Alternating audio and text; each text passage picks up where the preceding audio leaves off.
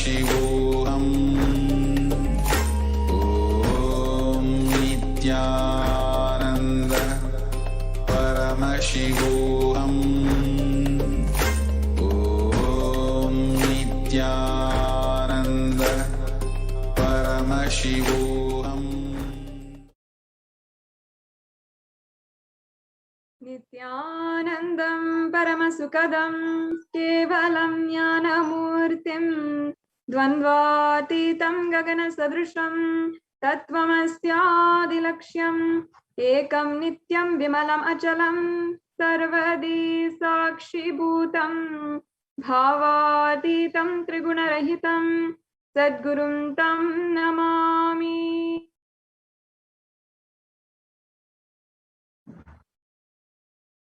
Nithyanandam, I offer my humble obeisance, my humble pranam at the divine lotus feet of the Supreme Pontiff of Hinduism, Jagadguru Mahasannidhanam, His Divine Holiness, Bhagavan Nithyananda.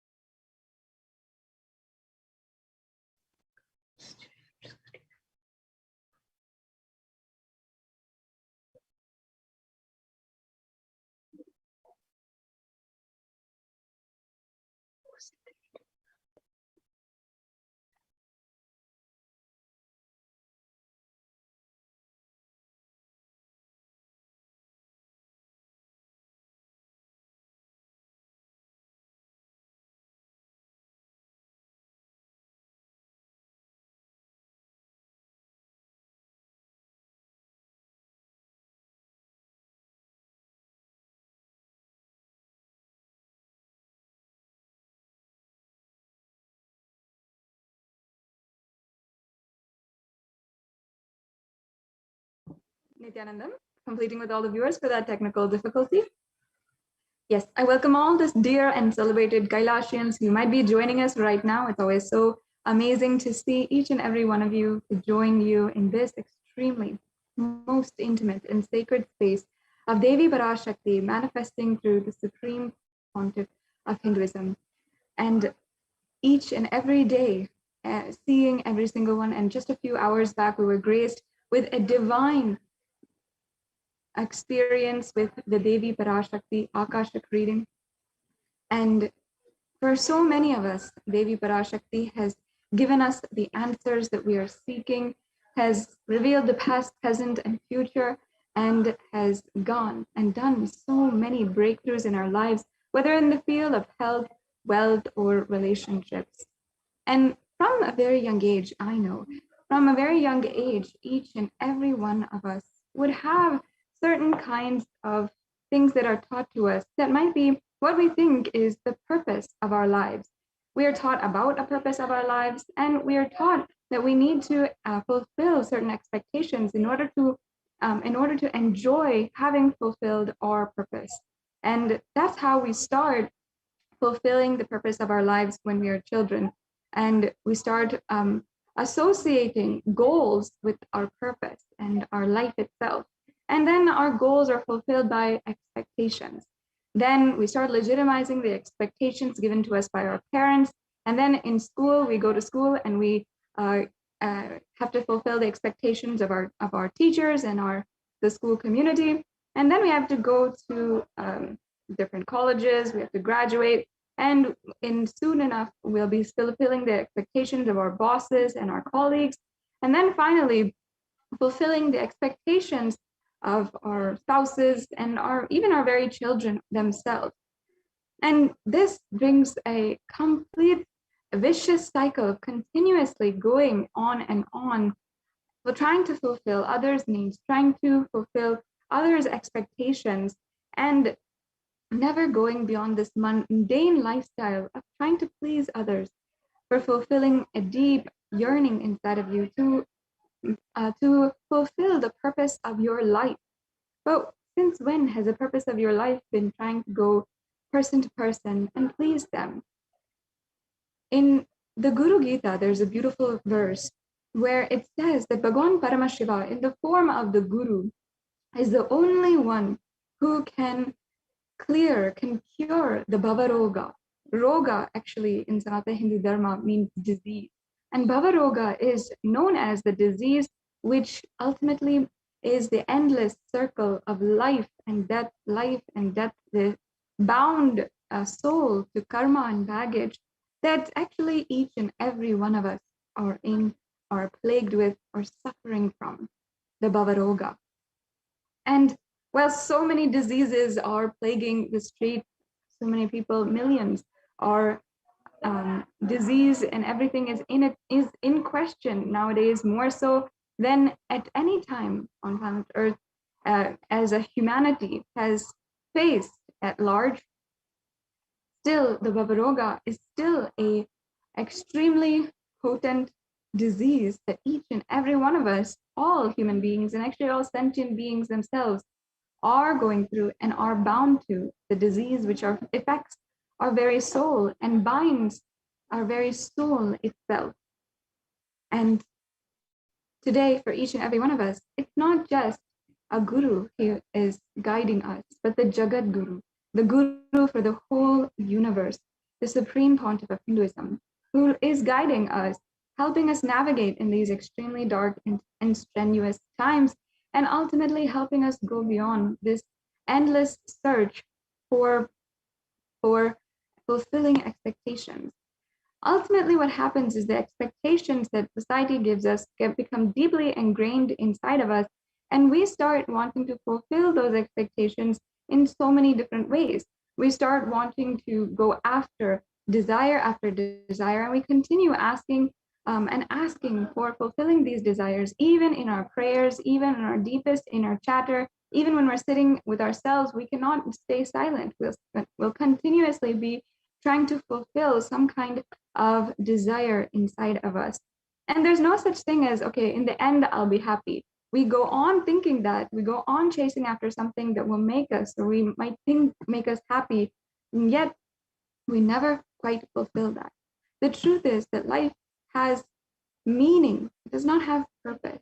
And we can continue to fulfill and enjoy our life, even if we are not directly going after our desires, asking continuously for desires, and going on trying to fulfill the expectations, standards, and impossible standards of others. There's a small story from the Guaranteed Solutions book that the Supreme Pontiff of Hinduism has authored. One day, a man was going to the doctor, and he asked the doctor, "Doctor, I really need some help. Can you please prescribe me some medicine? I've not been able to sleep. I really need to sleep, and I really feel I have insomnia. Can you please cure this?" And the doctor asked, "Oh, is that so? Can you please tell me more? Are you not able to sleep at night? What's going on?" And the man said, no, I'm able to sleep fine at night. It's just I'm not able to sleep in the mornings and the afternoons." Understand that just like this, we keep on going after. We're becoming deluded by some problem that we are making up, and we go on creating suffering inside of ourselves, and then forget that we ourselves created that, and then try going to search for a solution on the outside. Deep down, the truth is that we belong to existence, which is the ultimate, the all-pervading energy, and which is controlling the whole universe and ultimately running the whole show, without the need of us to have a purpose, without the need of us to go after a purpose of our lives. Just by its innate intelligence, the whole universe is running. And we can add no value just by running after what we think might be the purpose of our life. Our inherent nature is ultimately to be able to connect back with the ultimate, with the universe, with the existential energy. But somewhere we miss always, and we miss understanding that we need to connect ourselves and go on further disconnecting ourselves from existence and start running behind material thinking. In this program today, you will be able to experience a breakthrough in just this, connecting back with the existence in the form of the divine cosmic mother, Devi Parashakti. You will literally see how The connection with Devi Parashakti is the easiest, sweetest, smoothest, most beautiful way that you can connect with existence, with the universe. Because each and every one of us is familiar with that loving, beautiful feeling that comes with the feeling, with the connection with the mother. Because all of us, even if we don't know our mother physically, or we don't remember her, she is there in our lives, and she had existed in our lives, and even in the womb we had created a connection, physical connection to her through the umbilical cord. And that is something that you can't erase, that feeling, that relationship. And ultimately, whether or not we know our mother, whether or not we're even aware of it, that our relationship with our mother is reflected on others around us, on things, and as well on life and the universe. We always feel as if we're a child that is dealing with with our mother, with the whole universe, and with others. You'll see that much of your inherent traits of how you behave around your mother, how you unconsciously behave around your mother, goes to how that is reflected in your relationship with others, your relationship with your children, your spouse, your everyone, anyone whom you feel is someone you love or connect to deeply. You will always reflect the relationship that you had with your mother on them.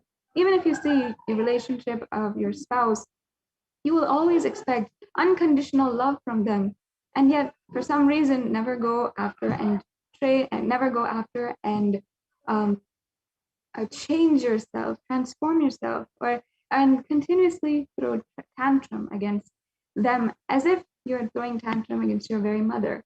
And in our lives, we can heal this just by connecting with the divine cosmic mother. That is why in this day and age, especially when so many of her children are crying out, desperate and even orphaned, the divine cosmic mother, Devi Parashakti, is manifesting through the supreme pontiff of Hinduism and guiding each and every one of us and helping each and every one of us. In this program, you will be able to experience that very Bhava Samadhi darshan and the Akashic reading, and you'll have the chance to have build your own deep, intimate connection with the divine. I'm very, very happy to be able to introduce you, guide, and hold your hand into this process as we are entering into one of the most sacred experiences, as you are becoming initiated into deeper and deeper experiences of life itself. So now, just before I go on and lead you on into the next segments of today's program, I'd like to first briefly, in my attempt to introduce the very being who is making this available for each and every one of us today, the Supreme Pontiff of Hinduism. The Supreme Pontiff of Hinduism is the incarnation of Paramashiva. He's literally the embodiment of the primordial Hindu divinity, Paramashiva. And he's a reviver of Kailasa, the ancient enlightened Hindu civilizational nation. And as well, the Supreme Pontiff of Hinduism has revived the science of power manifestation, the temple-based lifestyle, and yoga as well. The Supreme Pontiff of Hinduism has revived the 14 ancient indigenous kingdoms and has been recognized by each and every one of these kingdoms and the predecessors of these ancient epics governing bodies of Hinduism as the torch of Hinduism to carry on Sanatana Hindu Dharma to the future, even in this extremely dire, strenuous times for Hinduism and for the world at large. The Supreme Pontiff of Hinduism was ordained as the 233rd Guru Mahasanidhanam, or the spiritual head of the Tondai Mandalam Adinam, and the 293rd Jagat Guru Mahasanidhanam of the Shamalapita Sarvagnapitam, and the incumbent emperor of the Suryavamsa Surangi Samrajyam, as well as the 23rd Guru Mahasanidhanam of the Dharma Mukti Swargapuram Adinam, and the Mahamandaleshwar of the Mahanirvani Akada, as well as Supreme Pontiff of Hinduism is the Acharya Mahamandaleshwar of the Atal Akada, and the Supreme Pontiff of Hinduism was elected with that title, the Supreme Pontiff of Hinduism, in 2015 by a congregation of over 1,000 Hindu leaders. The Supreme Pontiff of Hinduism has contributed endlessly to the world with more than 300 books, which is authored by the Supreme Pontiff of Hinduism in English, Tamil, and Sanskrit. and the Supreme Pontiff of Hinduism has literally been able to reach out to 1 billion people with the knowledge that he's revived and even commented on the ancient sacred scriptures, including the Upanishad, the Bhagavad Gita, the Shiva Sutras, the Brahma Sutras, and so much more. And the Supreme Pontiff of Hinduism has also been able to revive more than 100 Sarvajnapitas and has been able to give the world the ancient enlightened Hindu lineages, including the Rudras and Rudrakanyas, the Rishis and Rishikas, the Bhairavas and Bhairavis, and even the Sannyasi Sampradaya. And the Supreme Pontiff of Hinduism has established the Kailasa's Nithyananda Hindu University, as well as Kailasa's Nithyananda Jnanalaya, with more than 1 million palm leaf scriptures collected and more than 20 million digital books. So with this, we're now coming to a conclusion of this segment in today's program, and we are going to be entering into the next segment, the demonstration of the power of Paramashiva. In this segment, you will be introduced to the most blessed beings on planet Earth, the Nithyananda Gurukul Balasan, who were trained, initiated, and reared from the very young age, some of them from very birth, to manifest Shaktis and forge the new enlightened civilization where a new species is literally evolved that can actually manifest powers, the innate superhuman capabilities of Paramashiva. Right now we have joining with us Ma Nitya Madhurananda, who is an initiated Nithyananda Gurukul Balasan, and together we are going to be introducing each and every one of you to manifesting extraordinary Shaktis in this next segment.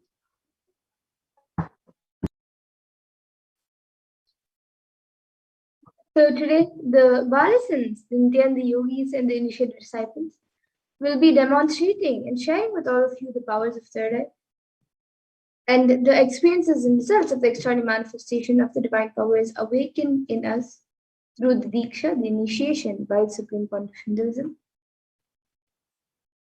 And in today's Bhava Samadhi version, all of you will also be receiving the initiations into the third eye awakening and various other powers with the blessings and grace of the Supreme Pontiff of Hinduism.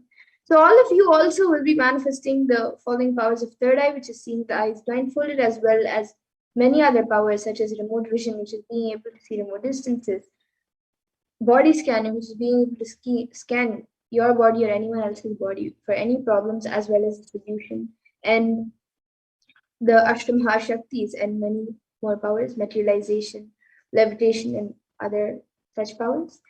And for those of you who might be wondering where exactly the third eye is located and how the third eye works.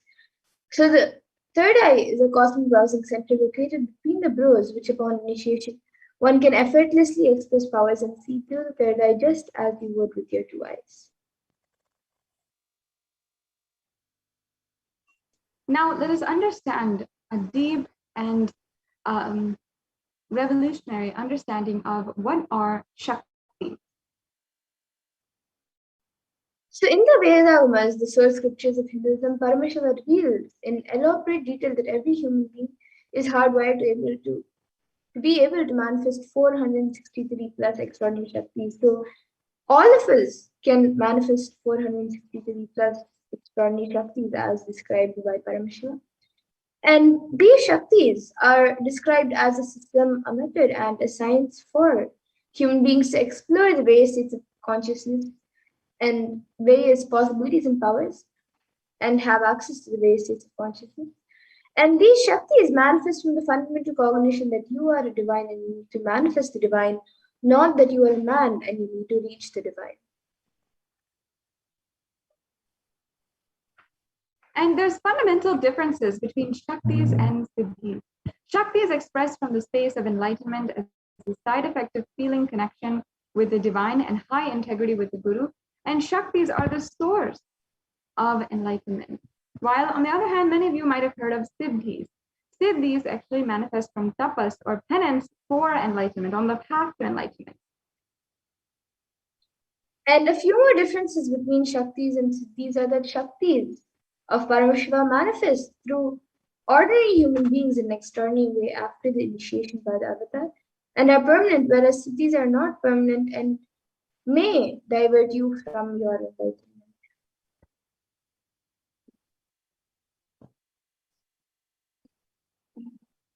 And the very source of all of these Shaktis is Paramashiva.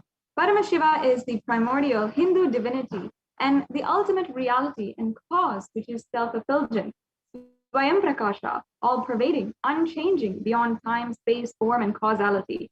As the fundamental base of Avyakta, the unmanifest, and Vyakta, the manifest existence, he performs the Panchakritya, or 5 cosmic acts of Srishti, creation, Sthiti, sovereign rulership and maintenance, Samhara, rejuvenation, Trobhava, pulling out of delusion, and Anugraha, liberating grace for all living entities. And now the avatar of Paramashivoham, who is none other than the Supreme Point of Hinduism, Jagat Guru Mahasannidhanam, His Divine Holiness Bhagavan Nithyananda Paramashivam, as the 1008th incarnation of Paramashiva and representative of Paramashiva, and as well as the reviver of Kailasa, which is the ancient enlightened Hindu civilization nation and the great cosmic worldless Hindu nation. So ever since the beginning of the civilization, the Sanatana Hindu Dharma has been a cradle of enlightened beings and highly advanced science. Then it was where the science of enlightenment and power manifestation was taught as a lifestyle. And for the first time in modern day, the supreme point of Hinduism is reviving these yogic powers and transmitting it to the world at a record-breaking pace which is never accomplished before.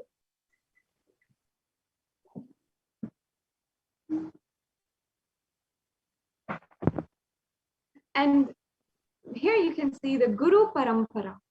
The knowledge and science of manifestation and manifesting these Shaktis are passed down one generation to the next through Diksha, initiation by the enlightened Guru. And the Supreme Pontiff of Hinduism was recognized from birth and trained and taught these as the sciences to revive the initiations and knowledge repositories for billions to manifest the science of power manifestation from the disciplines of Vedanta, Tantra, Sri Vidya, Yoga, and yogic powers, Mantra Shastra, Siddha Vidya, science of Aushadha, the Advaita, Bhakti Yoga, Paramashiva Jnana, and Paramashiva Vijnana. And in this photograph, you can see the, all of, not all, just but a few, a handful of the various esteemed enlightened beings that had been around, had been blessed to be around the avatar from a very young age, including very highly renowned names such as Yogi Ram Sarat Kumar, Pundi Mahan, Annamalai Swamigal, Isaki Swamigal, Jnanananda Puri, and even the 231st, the 230th Guru Mahasannidhanam of the Tonde Mallanam Adinam. We also have Sadhu Om and Pinnai Swami, all of whom are very, very renowned and established spiritual leaders, even in India itself. Yes, we can go on. And now let's see how we can awaken these divine Shaktis in us. How can you manifest these Shaktis yourself? So every ultimate truth, jnana, is mapped into your consciousness, prajna, and manifests as a possibility and power of every being, prajnana.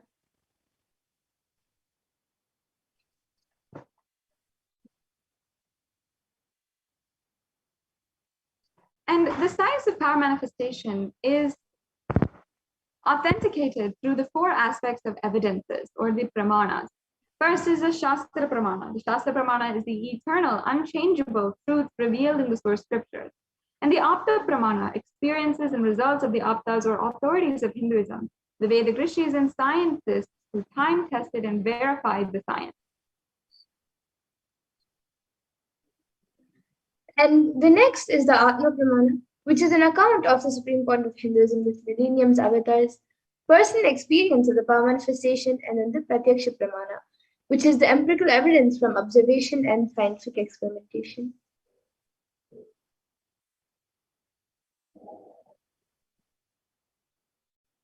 Vedas are the ultimate superior authority for Hindus. Vedas are the science where the ultimate truths are explained. And Akamas are the scriptures where the applied technology, the applied science is expanded. Vedas and Agamas, for those of you who may not know, are given the status of Shruti, as they are directly revealed by Paramashiva, and they are the ultimate, eternal, unchangeable truth. A reference cited from these Shastra or source scriptures is called a Shastra Pramana. And now let us all get ready to witness a very unique and very exciting demonstration of the powers of third eye after we go through the pramanas for each power. So we'll be first entering into the power of third eye, which is seeing with eyes blindfolded.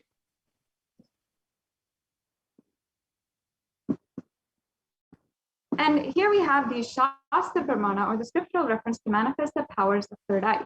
And I'll be chanting the Shastra Pramana for the scriptural reference or for the power of third eye. Kapalantarmano tannilitalochana kramena manaso dhardya lakshaye lakshamuttamam. By fixing the mind on the inner space within the crown center and sitting stably without any movement, having the eyes closed in succession, by that stability of the mind and inner space through the power of third eye, one directly sees the ultimate goal, the lakshyam, by having the vision beyond the sight that reveals any object or place, attaining the space of oneness with the source, Paramashiva. And the Apta Pramana for this power is where Krishna initiates Arjuna into the power of third eye. And it is mentioned in the 11th chapter of Bhagavad Gita, 8th verse. Natu mam shakyase drashtu manenaiva svachakshusha divyam dadami te chakshuhu pashyame yogamaishwaram.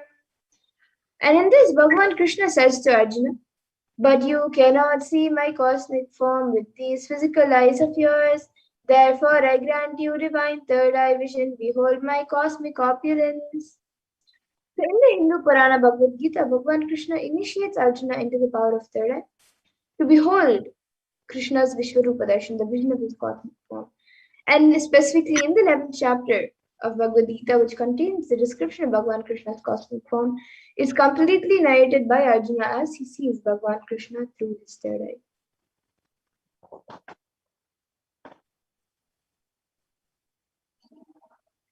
Then there is the Atma Pramana, the very life of the Supreme Pontiff of Hinduism himself, whose entire life was for the superconscious breakthrough of the whole humanity. And every single instant goes back to bringing this experience to each and every one of you who is even watching right now. In Swamiji's own words, Swamiji describes the experience of oneness, an ultimate experience which Swamiji had at the mere age of 12 years in Tiruvannamalai, in a place called Pavarkundru. And this experience was a breakthrough where Swamiji had, of course, been manifesting as the incarnation of Paramashiva from the very birth itself. But through this very profound experience, which the Avatar manifested from the space of intensity, he had literally manifested the breakthrough to begin initiating others into the power of third eye and into the experience of oneness. In Swamiji's own words, he describes the first experience that I was able to see everything around me, above me, the whole 360-degree, 10 direction, below me, everything. I realized not only I was able to see, I was able to feel, experience all of that as me.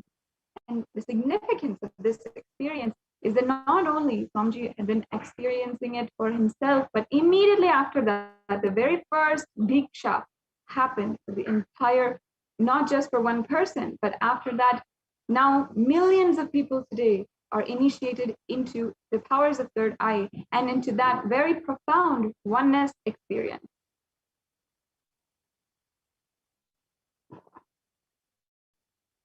The next here is the Pratyaksha Pramana, or the empirical evidence and observation and scientific experiment. As you can see here, the Supreme Pontiff of Hinduism gave the global scientific community a breakthrough in understanding into the glimpse inside the brain of a superconscious being, inside the avatar himself. And they conducted a study where they measured and compared the metabolic cell activity of the brain in conscious and meditative states using positron emission tomography. And when doing daily activities, high activity was measured in the brain when the third eye, where the third eye is located. And when in the deep samadhi state, only the third eye region is active, and almost 90% of the rest of the brain was at peace. This brings us so much profound knowledge on what is the third eye, even scientifically. And finally, we have the Sakshi Pramana, the experiences and the results of the extraordinary manifestation happening through the initiated disciples of the Supreme Pontiff of Hinduism. As you can see in the power of third eye and the powers of third eye, even there's so many number of initiated disciples, and this rare and sacred science of the third eye awakening is being made available to humanity for their ultimate enrichment and conscious evolution by the Supreme Pontiff of Hinduism. As a living incarnation of Paramashiva, the Supreme Pontiff of Hinduism embodies the most profound yogic states that surpass all bounds of time, space, and matter. And the Supreme Pontiff of Hinduism is gifting this pure, great science of the third eye awakening, along with many other spiritual sciences, through the initiation or Diksha. Millions of people have been initiated by the Supreme Pontiff of Hinduism and experiencing profound results as extraordinary powers in their everyday life. And today, with the Darshan and Diksha, Supreme Pontiff of Hinduism, you can be a part of these millions of people as well.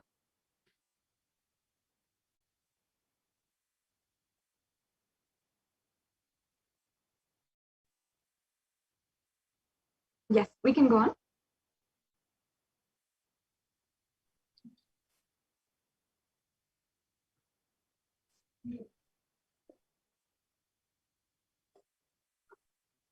Yes, so now we'll be getting into the live demonstration of these extraordinary Shaktis.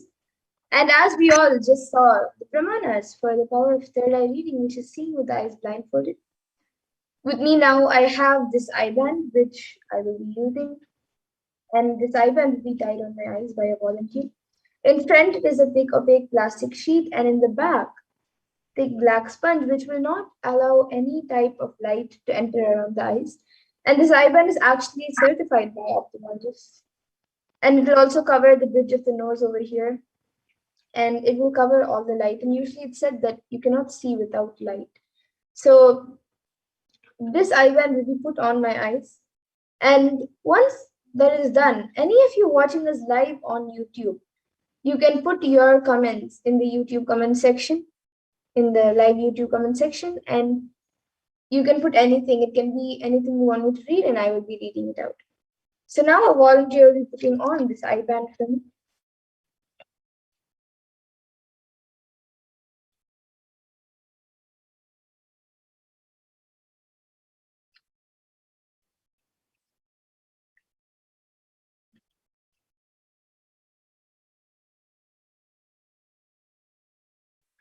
And put a little tighter.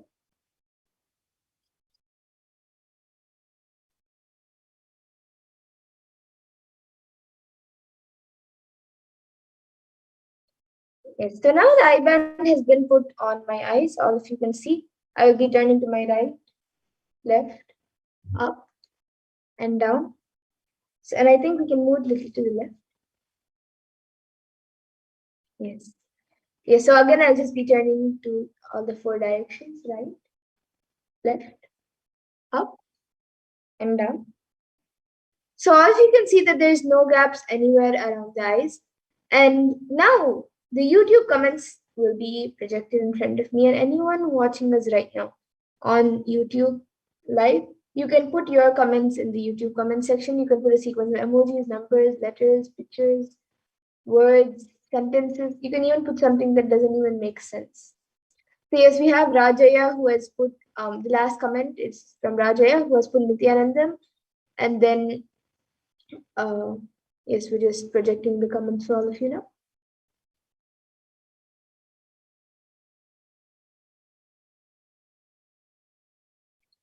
So we have Rajaya who has put Nithyanandam, and then 5 Namaskar emojis and a star emoji, and that emoji has 3 stars, 1 big one and then 2 small ones, stars with 4 tips.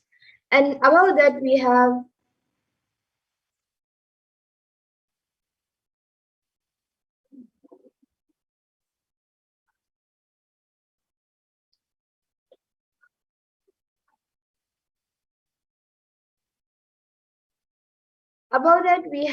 another comment. And yes, we just got a last comment from Matthew Pomerantz, who has put green apple. And the first comment which we have is, I think we can scroll up a little bit to see the full comment. So the first comment we have is from HSIG Musics, who has put, I got a job after praying to you. I still have a few offers and please guide me to pick the best choice. I am truly grateful, Nithyanandam. And the Nithyanandam has a DH for in the end. And yes, anyone else who would like to put your comments, you can put it. It can be anything. It can even be any scientific term that you think I may not be able to read, or you can even put a different language. It can be anything.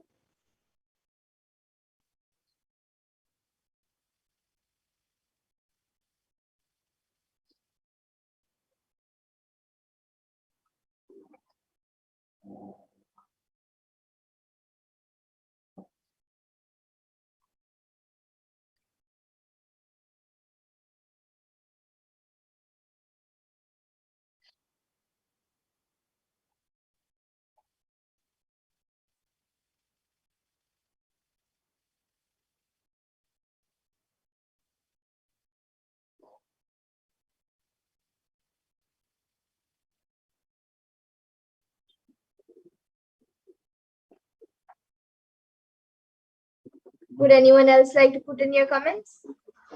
It can be anything. Yes, so we have another comment from Wallace, who has put hi.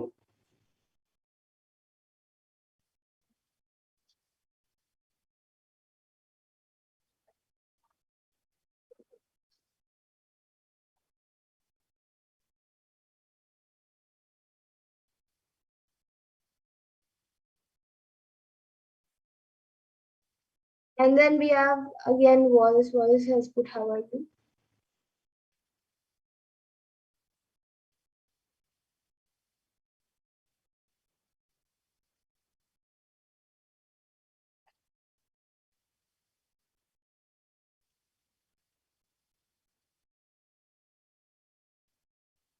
It's the Wallace.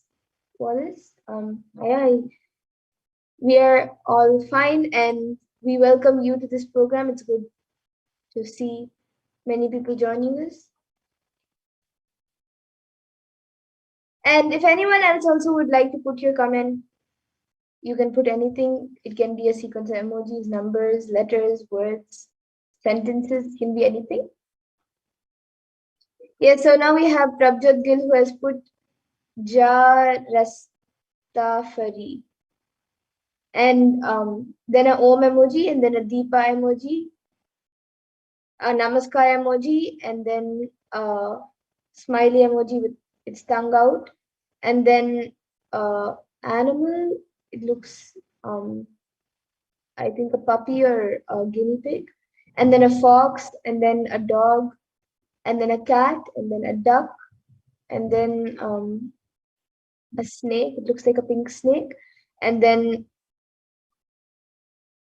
another snake, a green snake, and then a face on a rock, I guess, a rock which is carved like a face, and then a temple, and then a mala, and the next one, it looks like a cactus or a germ, and then another one is like candy, I guess.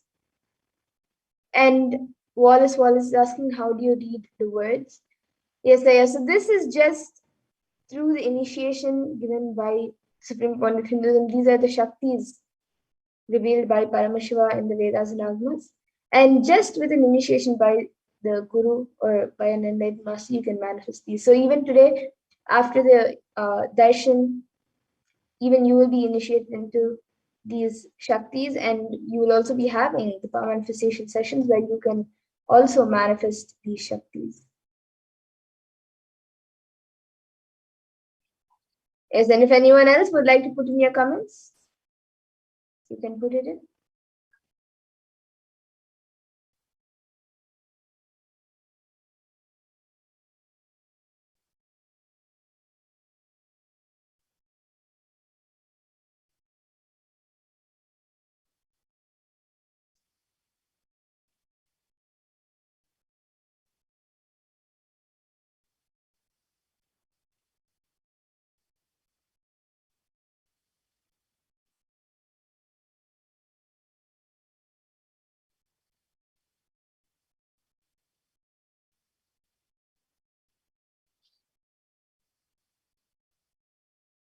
And I think Prabjot Gilaya has put a different language, like he has put Jar Astafel. He has put a different language, and I think it's a North Indian language. What Parameshwar revealed is it is a North Indian language. And yes, now Wallace has put two emojis, one smiling emoji with the hand, and then another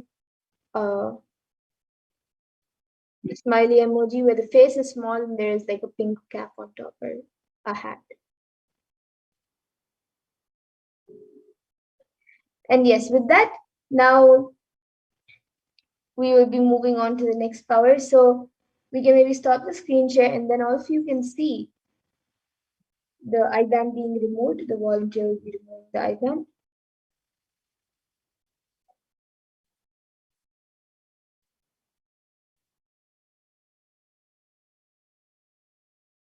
So all of you can see the IBAN being removed.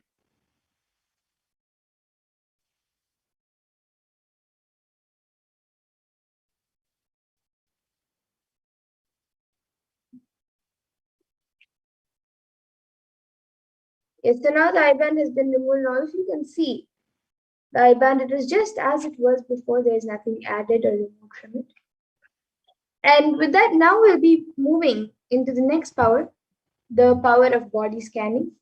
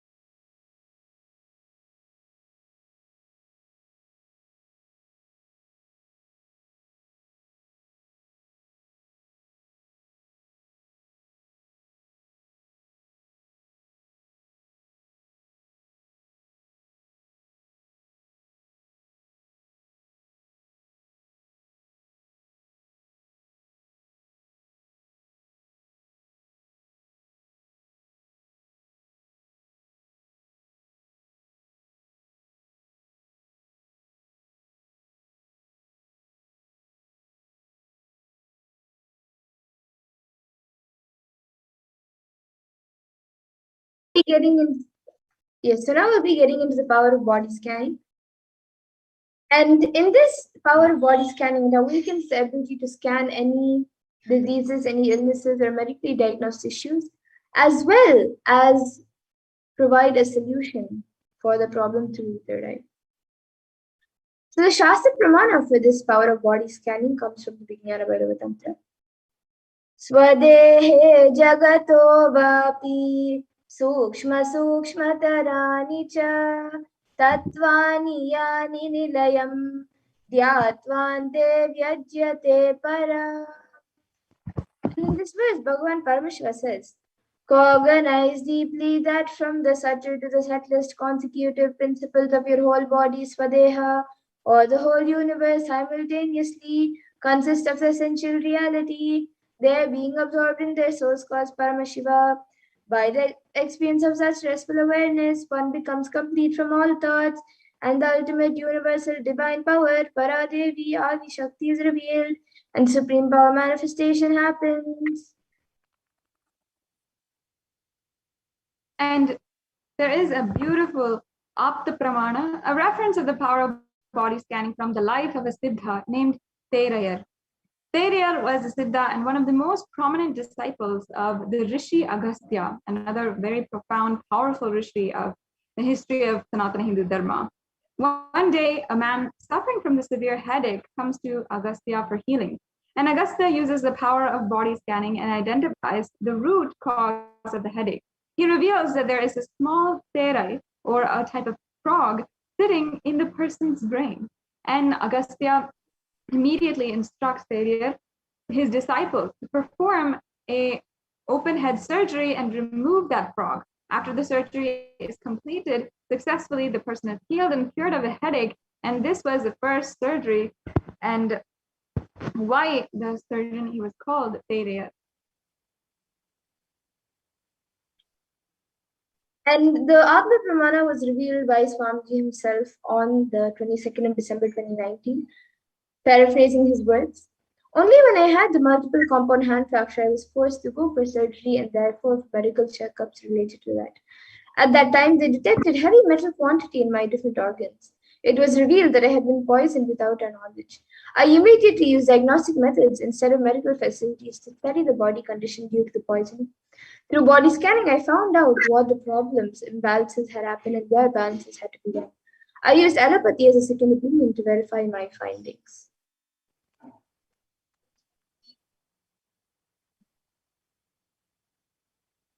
And of course, there's so many Sakshi Pramana where people have given their experiences of being on the body scanner, or the one who had their body scanned by a disciple of the initiated disciple of the Supreme Pontiff of Hinduism, where people had manifested this power and got so much of healing and so much of breakthrough just from the power of body scanning. And now we'll be entering into the live demonstration of this power of body scanning. So anyone who would like a body scan can put your comments in the YouTube comment section, and we will be doing a body scan for you. So you can put your comments in the YouTube comment section. Yes, so Sumi Muliaya has asked a scan for his wife and for a job too, and got consent. Yes. Now I'll be scanning Aya. I will be scanning the body. I will be scanning your wife's body. I will be doing the body scanning. About the job, you can register for the Akashic readings, which will be happening on Sunday. You can register for that, as that comes under the past, present, and future. So you can ask that in the Akashic readings that we will be doing on Sunday, or in the Venkateshwara readings that happen on Saturday. So now I'll be doing the body scan for your wife.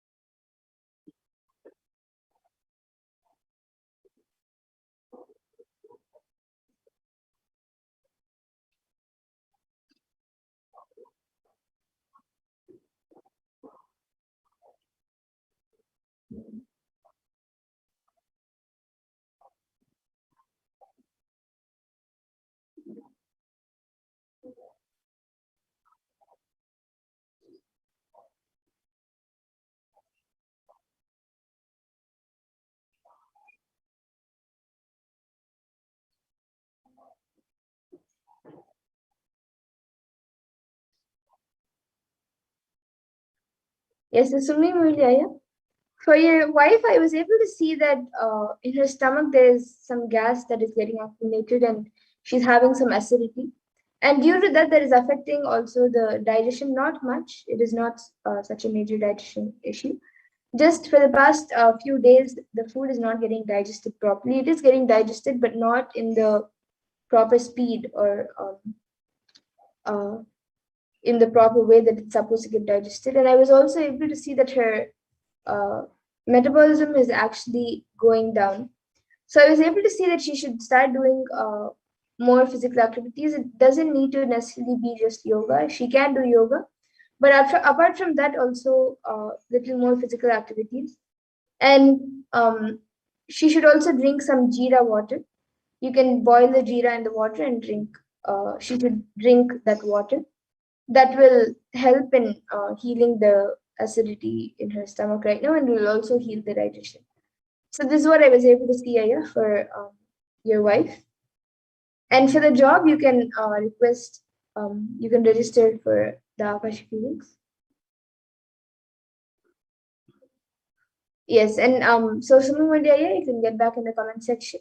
And Prabjot Gilaya has asked, Mom, may you do a body scan for me and my friend Oren, requesting healing, and if it's possible, requesting healing for the wealth dimension also. Thank you very much.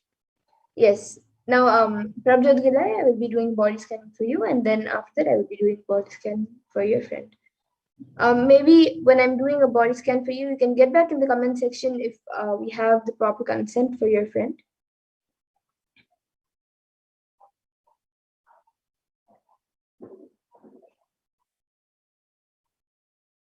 And now I'll be starting the scan for you.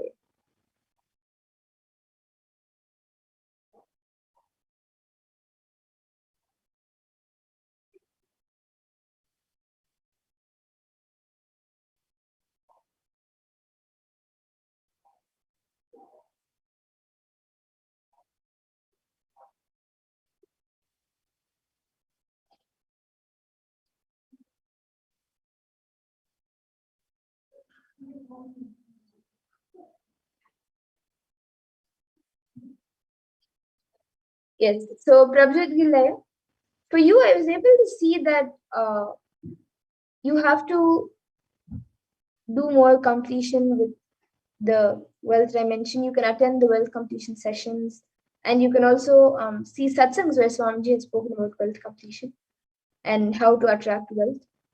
And just use those clicks, those teachings in your day-to-day life that will help you manifest wealth, as well as you will see that due to the wealth manifestation, not just money, not just physical money, but all the four aspects of wealth, which is money, currency, the money, then the physical activism and intensity, and everything else. So you will see all of that manifesting in your life. And yes, you have gotten back saying that we have your friend's consent. So now I'll be scanning for your friend Oren. And Prince Bansalaya, welcome to Kailasa Bronze. And yes, after I do a body scan for Prabjot Budaya's friend, I will be doing a body scan for you.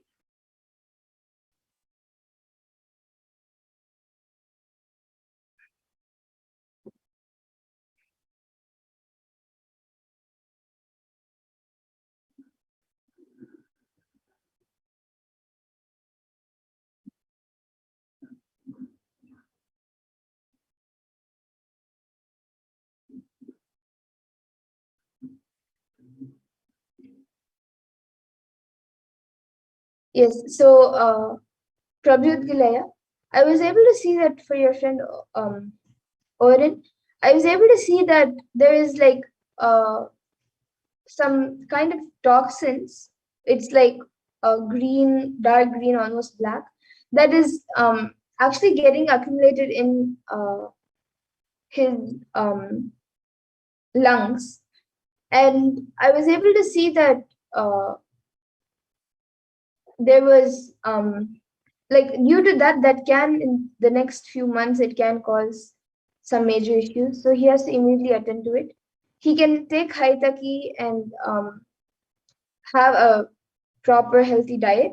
But apart from that, I was able to see that he should go to the doctor and get proper guidance and attend to that.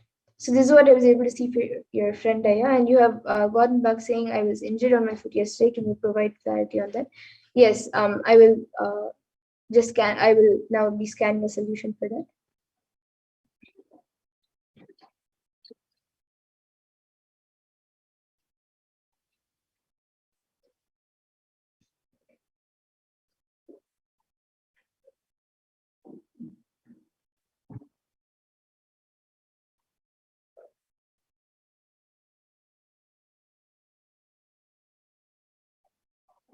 Okay, so Prabjot Gilaya, for your foot, I was able to see if you have an Atmalinga, you can don't keep it directly on your leg, but keep that Atmalinga for like 15 minutes in a bowl of turmeric, so that turmeric gets energized. You can do it even now.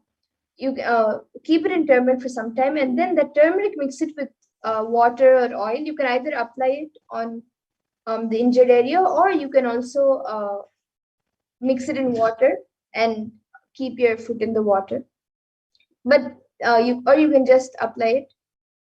But make sure that the turmeric, the energized turmeric, is put on the injured place, and you will see within the next 5 days you will be healed. 5-6 days you will be healed. So yes. And now Prince Vansalaya, now I'll be doing a scan for you.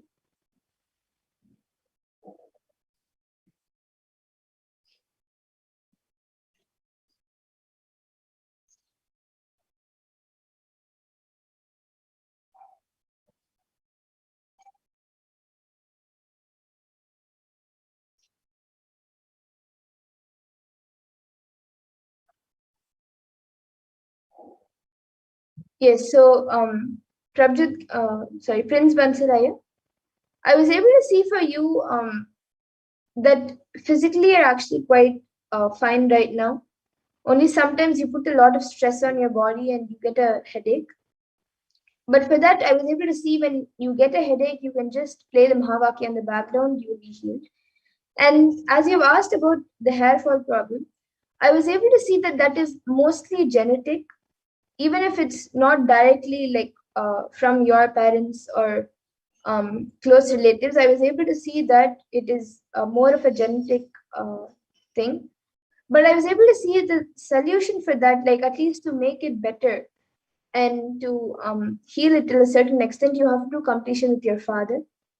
So you can go through the completion process, do completion with yourself and your father, and you will see that your hair fall problem reduces drastically. So this is what I was able to see for you, Aya. And Aina Zavutins has asked, Nithyananda, please do a body scan for me. Is there any issues that need to be attended? Yes, now I'll be doing a scan for you, Aya.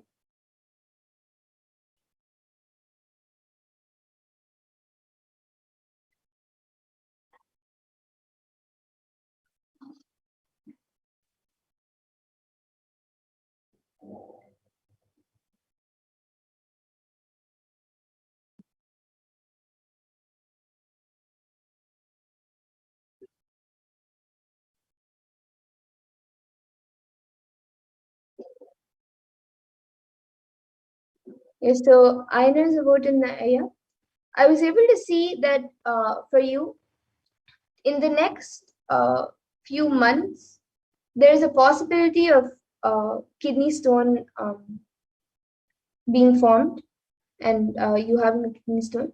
But I was able to see that you can prevent it by having a healthy diet, a very healthy diet, more fruits, and make sure that you take castor oil and haritaki every day.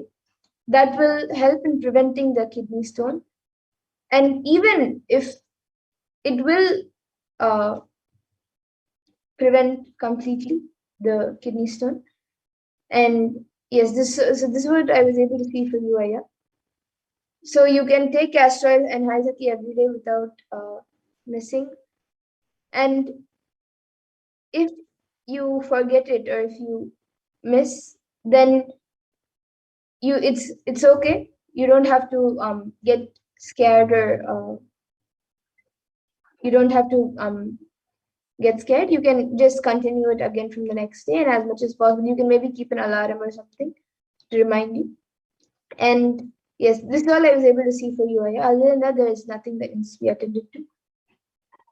And yes, so Prince Bantilaya, Prabhutilaya, and Aina Zavotinsaya, you can get back in the comment section if you are able to relate to what I said, and even Sumimoliaya.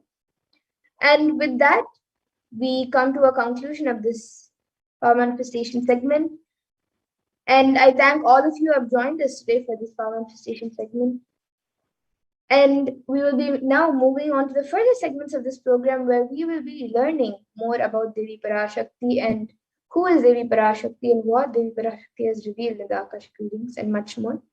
So please stay tuned and we will be starting now with the next segment. I request the NTV volunteer to project the next set of slides.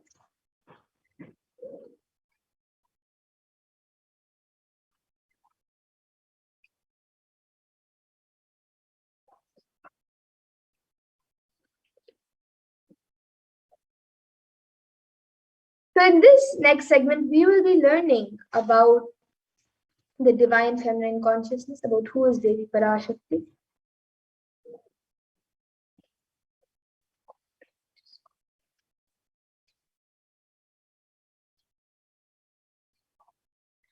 So we'll be first looking at the Dhyana Shloka of Devi Parashakti, which comes from the Lalita Sahasranama Dhyana Shloka. I will be chanting it for all of you now. सिन्दूरारुणविग्रहां त्रिनयनामाणिक्यमौलिस्फुरते तारानायकशेखरां स्मितमुखीं मापीनवक्षोरुहां पाणिभ्यामरिपूर्णरत्नचषकं रक्तोत्पलं बिभ्रतीं सौम्यां रत्नघटस्थरक्तचरणां ध्यायेत् परामम्बिकाम्. And the translation for this verse is, the Divine Mother is to be meditated upon as shining in a vermilion red body, with a triple eyes, sporting a crown of rubies studded with the crescent moon, a face all smiles, a splendid bust, one hand holding a jewel cup blue with mead, and the other twirling a red lotus.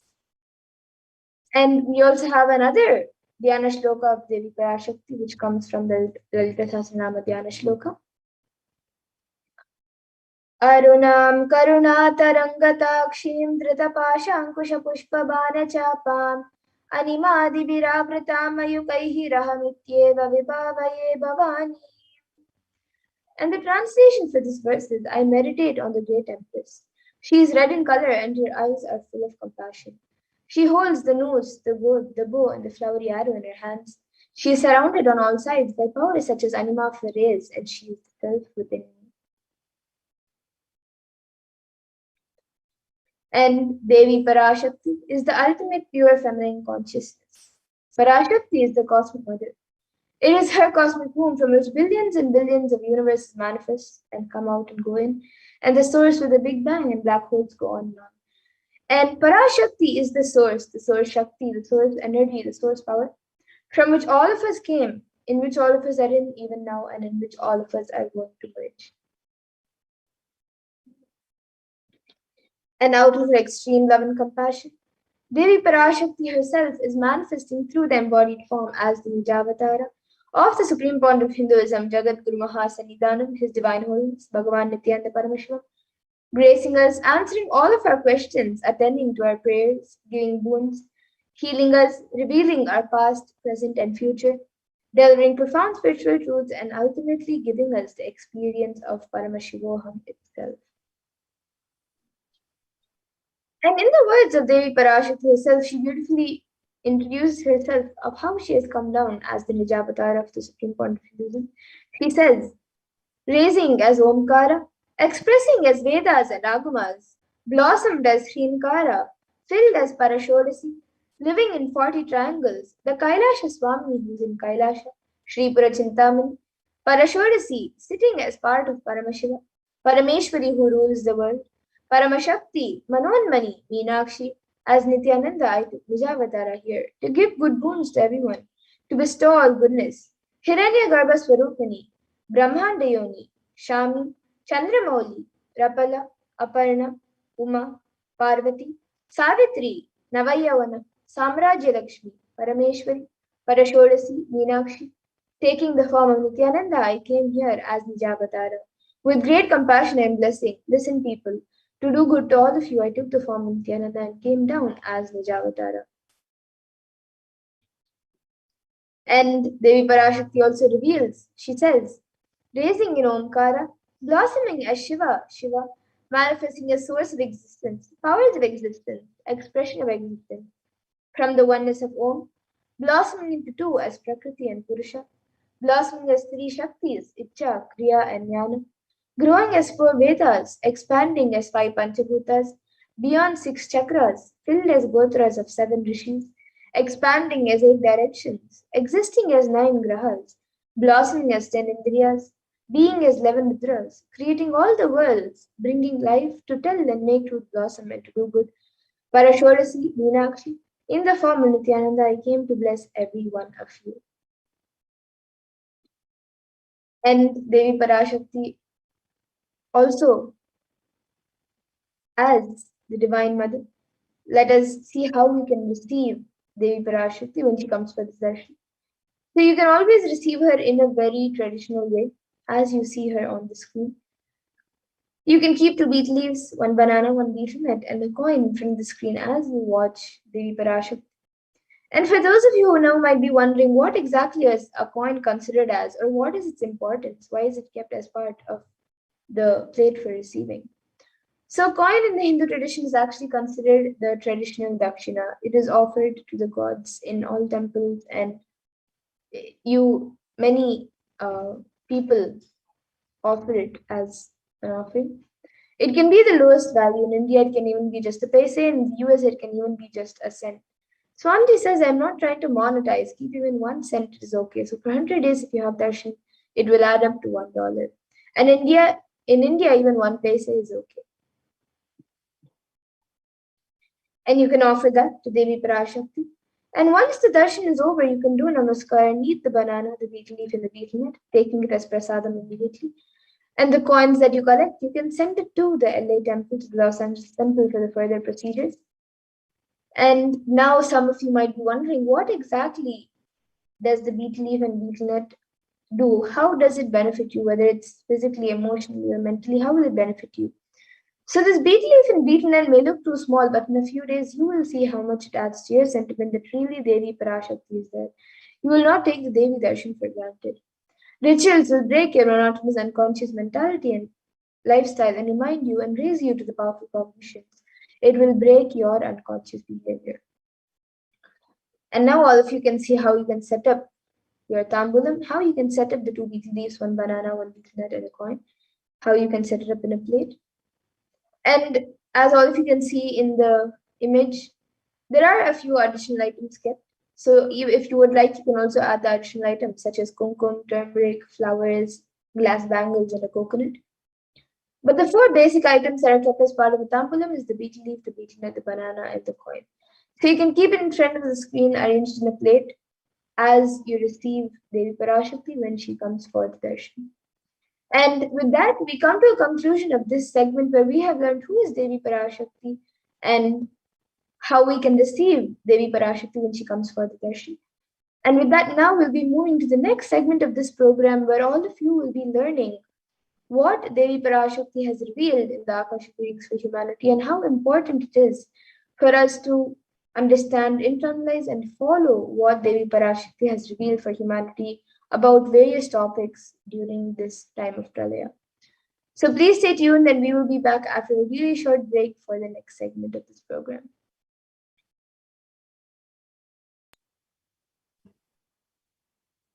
So let's get started with this next segment, where we will understand, as Mama Dara said, some of the various revelations made by Devi Parashakti for humanity during this time. And as we all know, Devi has been continuously manifesting for the sake of guiding us, for the sake of protecting us, for the sake of healing each and every single one of us. So today, let us go through some of the revelations Devi has given to humanity as a whole to guide us through this pralaya, to ensure that we are staying safe and protected during this time. So if I could request the volunteer to start the slide here, please, we can get started.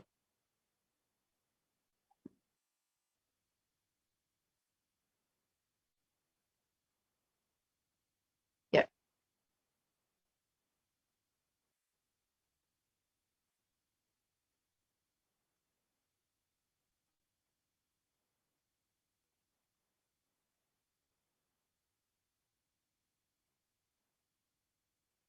So as all of us know, Devi has been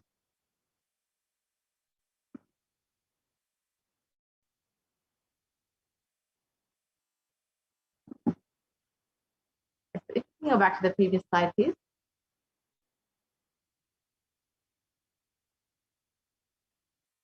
If we can go back to the first slide. So today we will understand some of the revelations Devi Parashakti has made on COVID-19 and how it will affect your immunity. So I could request a volunteer to project the slides, please, from the beginning.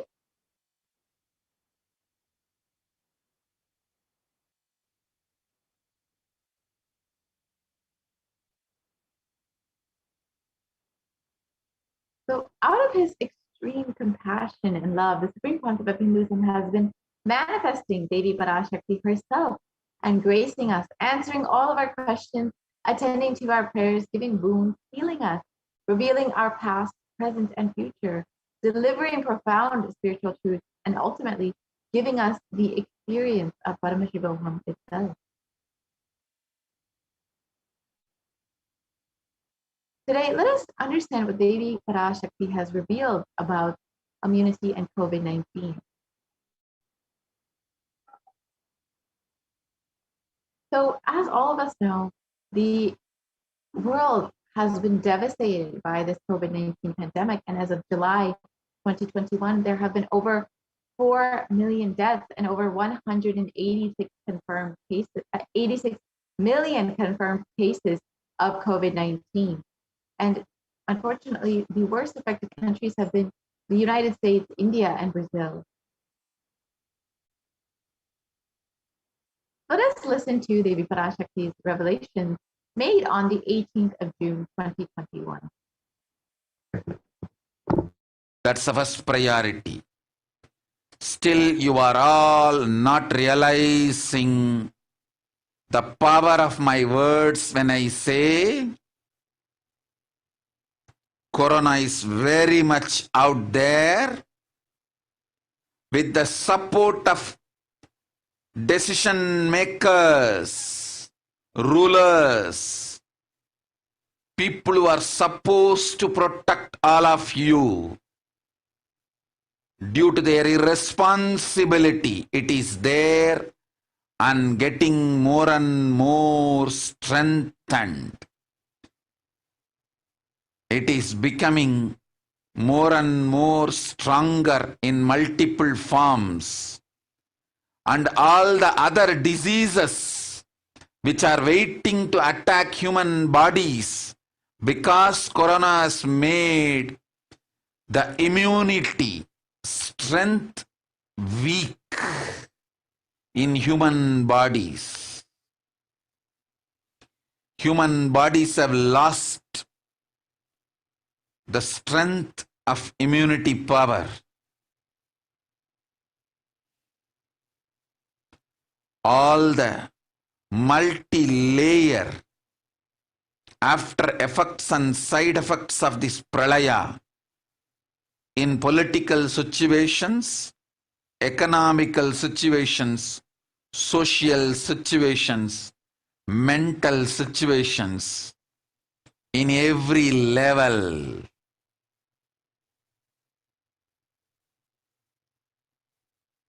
Cannot be described. Wait. This year, focus on keeping yourself alive. So let us reiterate Devi Parashakti's revelation.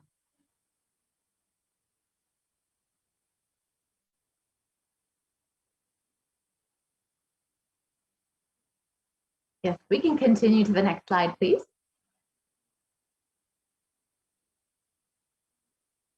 Devi revealed, still, you are not realizing the power of my words.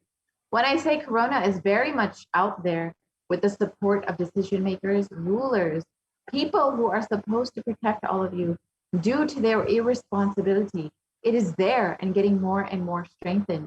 It is becoming more and more stronger in multiple forms. And all the other diseases which are waiting to attack human bodies, because Corona has made the immunity strength weak in human bodies have lost the strength of immunity power.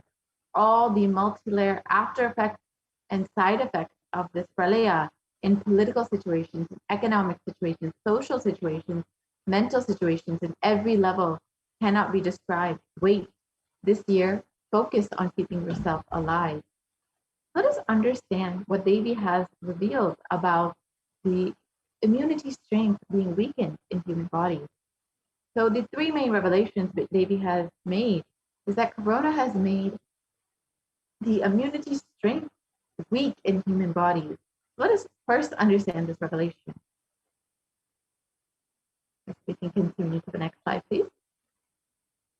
So Devi Parashakti revealed on the 18th of June 2021 that Corona has made the immunity strength weak in human bodies, and human bodies have lost the strength of immunity power. And in Science Daily, it was recently published that new research suggests a coronavirus infection actually alters the biomechanical properties of red and white blood cells, in some cases for months, a possible explanation for long COVID.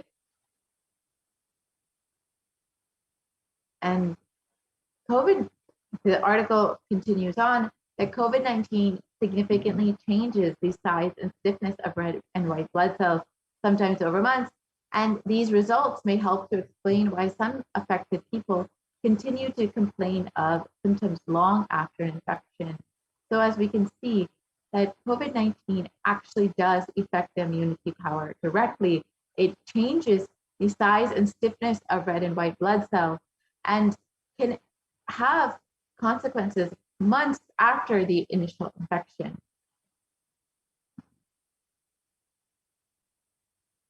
And in the Academy of Medical Sciences, it states that the way that the body defends against a virus is to recognize and neutralize it.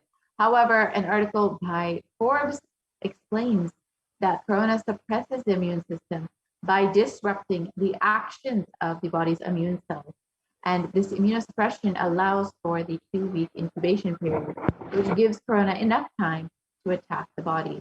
So as Devi has explained, that corona actually weakens the immune system, power of immunity. And as we can see, that research has also shown that it actually disrupts the actions of the body's immune cells. And here we can see in the graph below a typical timeline for someone infected with COVID-19. So the initial period of incubation is between around 0 to 5 days.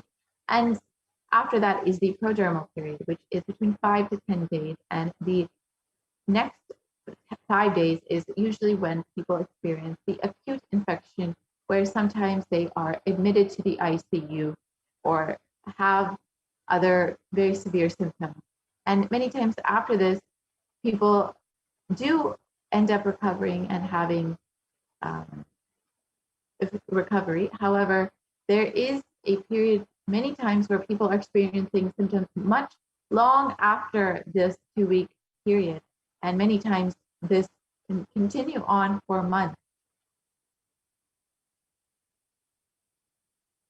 And let us understand the impact of COVID-19 in comparison with other deadly diseases in history. So the impact of COVID-19 cannot actually be dismissed. We can clearly see where COVID sits amidst other deadly diseases throughout history. And you can see on the far left, you can see the HIV, AIDS epidemic that affected millions of people over the course of 40 years.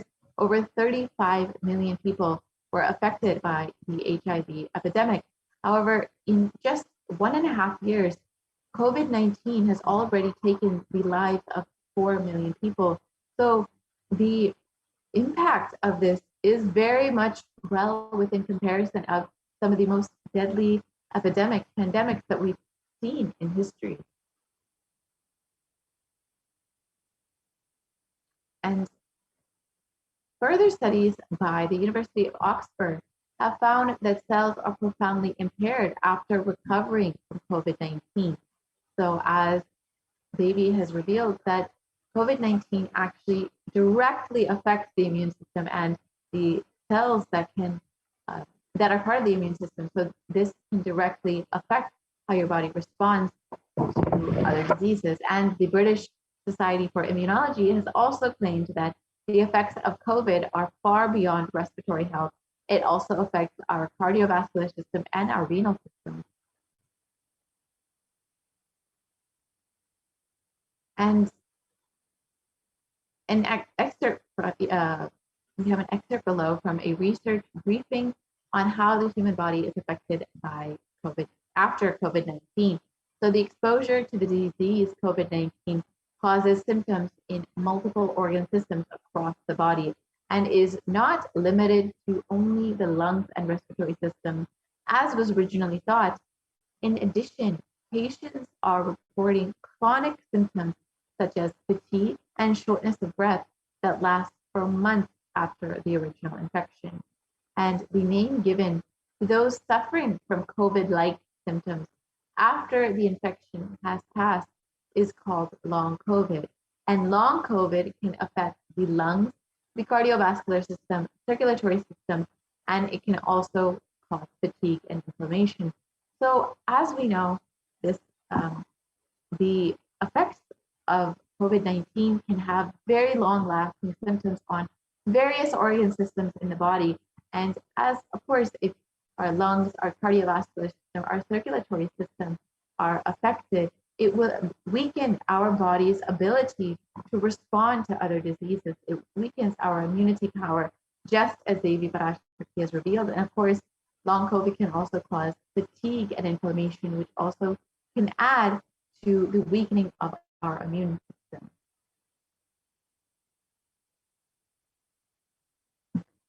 And here we can see an example of how the lungs can be affected in someone who has suffered with COVID-19. On the left, you can see the healthy lungs, and on the right, you can see the COVID-affected lungs, where there's far more scarring in the lungs on the right side. And you can see very clearly how the lungs are very severely damaged in the case of COVID-19 patients. And even after contracting corona, your immune system remains weakened and you are much more susceptible to other illnesses.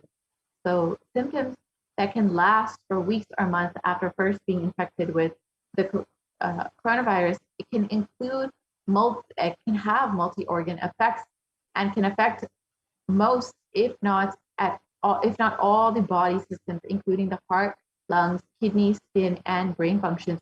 Literally, coronavirus has the ability to affect literally almost every body system, organ system in the body. And of course, when our other organ systems, our heart, our lung, our kidney, our skin, and our brain function are weakened, our immune strength is also weakened. And of course, COVID-19 also has a very direct effect on our immune strength as well, and our ability to respond to other diseases. And the second revelation that we'll look at today is that coronavirus has made the immune strength weak in human bodies, and all other diseases are waiting to attack human bodies. Let us understand what other diseases have been affecting COVID-19 patients. So the black fungal disease, white fungal disease, and other fungal diseases have been sweeping throughout India and affecting primarily COVID-19 patients, and specifically, unfortunately, even people who have recovered from COVID-19.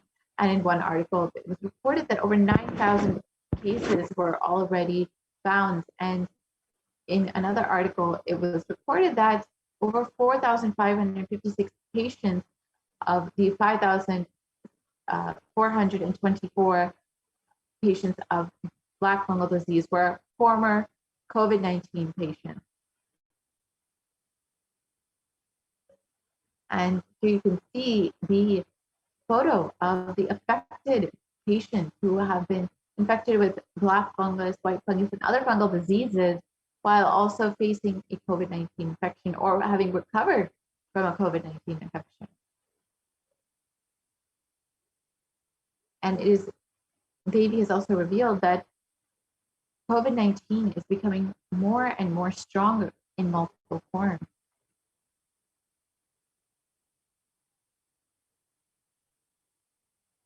So as we have all heard, there are several variants across the globe that have been affecting the many people across the world. And we've all heard of the variants coming out of India, Brazil, South Africa, and UK, and that have continuously been causing more and more waves of COVID-19. And the variants that have come out of each country, the Alpha variant has come out of Kent, UK, the Beta variant has come out of South Africa, the Gamma variant has come out of Brazil, and the Delta variant has come out of India. And in general, viruses mutate, but in the case of COVID-19, we have seen that they are becoming more dominant. And this is exactly as Devi has revealed. The coronavirus is becoming stronger in more and more multiple forms. And this is why, even after 1.5 years, we are continuing to face more and more waves of COVID-19. And the dangers of these variants was further highlighted when the World Health Organization categorized the Delta variant as the most highly transmissible variant of COVID-19. And in the article below, it states that it indicates that the Delta variant was the primary cause behind India's second wave of COVID-19. And of course, we are continuing to see more and more waves of COVID-19 coming up, unfortunately, and more variants arising from different countries, especially out of India.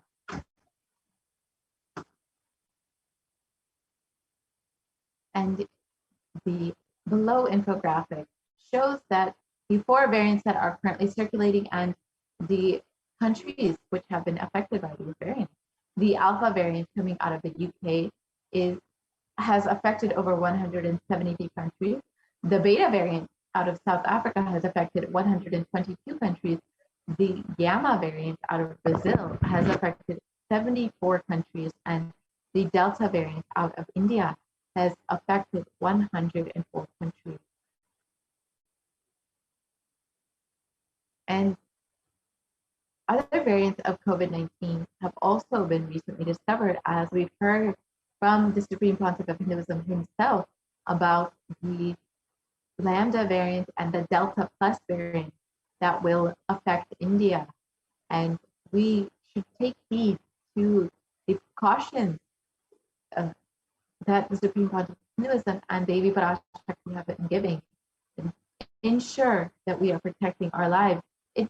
Studies suggest that the Delta variant is 60% more transmissible than the Alpha variant, which was more contagious than the original strain that emerged from China. So as Devi revealed, the COVID-19 is just becoming more and more strong in multiple forms.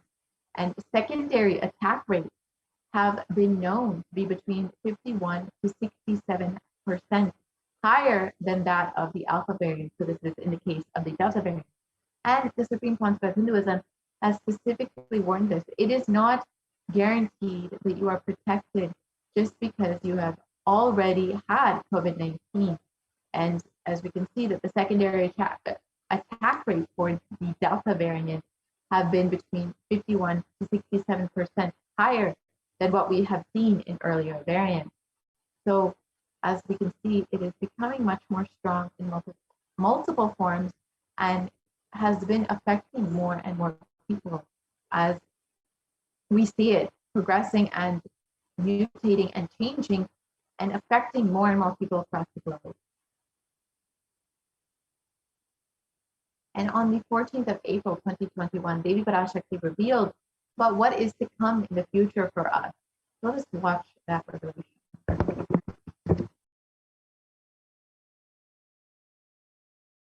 Sharmila, corona ஒழிந்தது.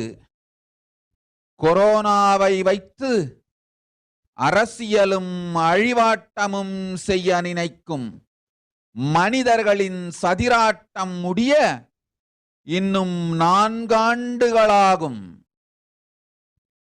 என் பக்தர்களையும் சீடர்களையும் கைலாய வாசிகளையும் நானே காத்துக் கொள்கின்றேன், நானே காக்கின்றேன். என் பக்தர்களுக்கு ஒரு துயரும் ஒரு துக்கமும் வாராது. ஆனால் உலகின் இந்த கொரோனாவின் சதியாட்டம் முடிய 4 ஆண்டுகள் ஆகும். 2025 தான் அடங்கும். இது சதியாட்டம், மனிதர்களின் சதியாட்டம்.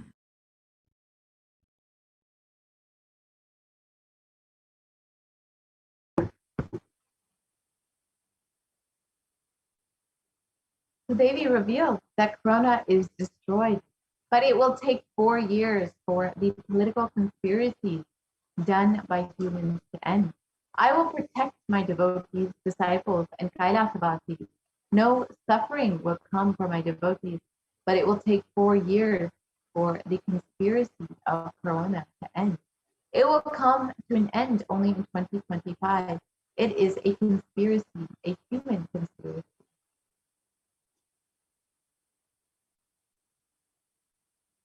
And as for Devi's revelations, we've already seen that COVID-19 is not going to be coming to an end anytime soon.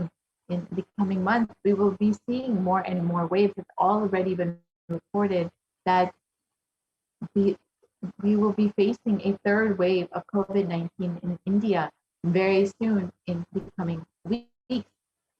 And it also has, in this article, it has stated that if a new variant is discovered, it would spread faster in this 3rd wave. So unfortunately, we are not seeing any sign of COVID-19 coming to a halt. It looks to be continuously going, and as Devi already revealed, we will not see an end to this till 2025, unfortunately. So with more and more waves of COVID-19 coming up and with no end in sight, what is the best way we can protect ourselves? Does anybody have a solution? Kailasa is the only place that is safe, and the Supreme Pontiff of Hinduism is the only hope. And the Supreme Pontiff of Hinduism has opened up the Kailasa COVID care centers for all those who are living in India and who have been devastated by this COVID-19 pandemic. And if you would like to avail this opportunity to protect yourself, protect your life, protect your loved one, you can sign up today at kailasa.org/kailasacare. The link is projected there. And you can protect your life.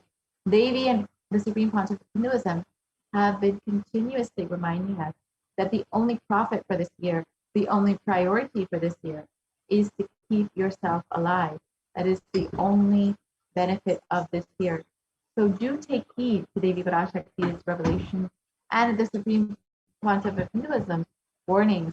Protect yourself, and if you're living in India especially, ensure that you are maintaining this multi-layer quarantine. You can sign up for this opportunity for the Kailasa COVID care centers, again, at kailasa.org/kailasacare.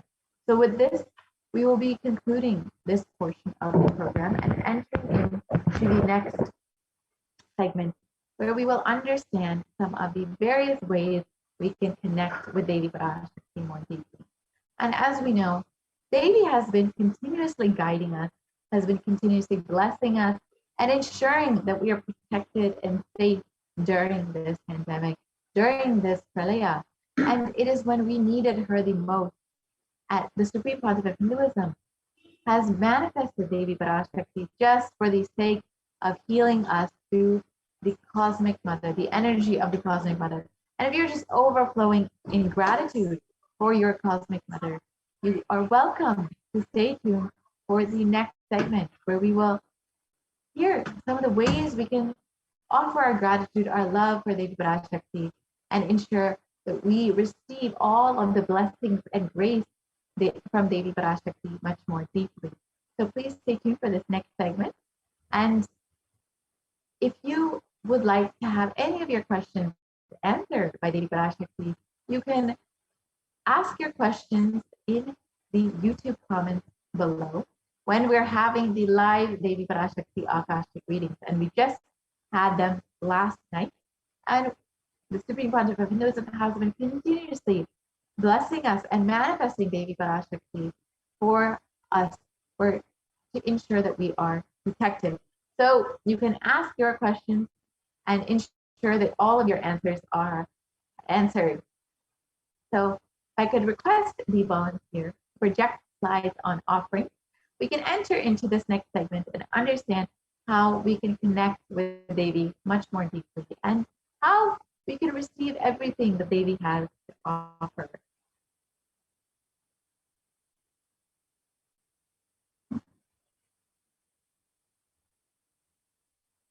If I could request the volunteer to project the slides on offering.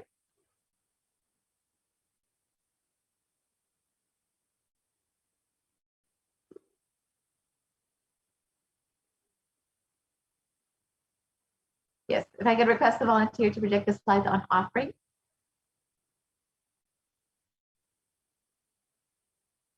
So as we get those slides ready, let us understand the concept of offering. The offering is not made out of any greed or fear, but is rather a offering of love and devotion. Yes, thank you so much, Ram. I think we've got the slide.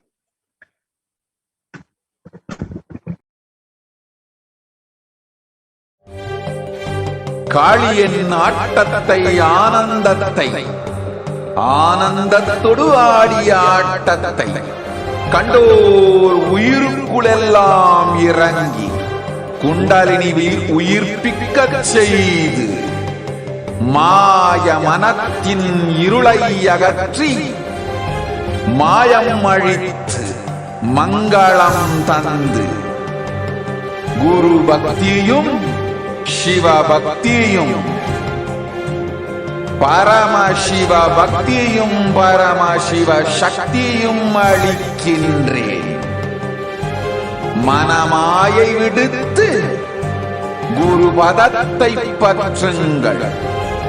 நித்யானந்தமாய் நிஜாவதாரமாய் வந்துதித்த என்னை பற்றி வாழ்வில் எல்லா நலமும் பெற்றிடுங்கள். ஓம் ஓம் ஓம். யாதுமாகி நின்றாய் காளியே, ஓம் காளி ஓம் சக்தி, ஓம் காளி ஓம் சக்தி, ஓம் சக்தி ஓம் சக்தி ஓம் சக்தி. ஓம் ஓம் ஓம் ஓம்.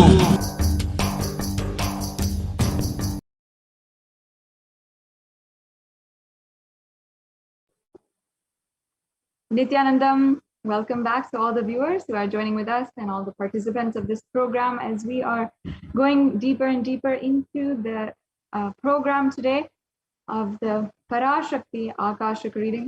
I welcome each and every one of you who is joining us once again. I hope you have been enjoying the program, and if you have any experiences that you'd like to share, or if you had witnessed and been a part of the exquisite spiritual feast, which was just yesterday's night darshan, you can really experience and you can really find yourself more and more deeper through this next segment, through the various offerings that you can make to Devi Parashakti. So let's begin by understanding the context of making an offering. Understand that masculine and feminine energy is present in every single one of us and is represented by the deity Ardhanarishwara, who expresses both the masculine and feminine energies. And in fact, both consciousness have to be expressed equally by every human being to be enlightened. It is a very, very intrinsic part of enlightenment itself, of course, because it's so related to our identity, our sexuality, and the expression of who we are. It's one of the core and fundamental parts of our identity. Until enlightenment, only the masculine dimension expresses more than the feminine dimension, irrespective of the male or female physical bodies. Yes, let's go on. And actually, there are 5 dimensions apart from the feminine energy itself that you have to complete with in order to achieve enlightenment. 1 is the Pitrus, the ancestors. 2 is Kula Devatas. 3 is the parents. 4 is nature itself. And the 5th is Guru.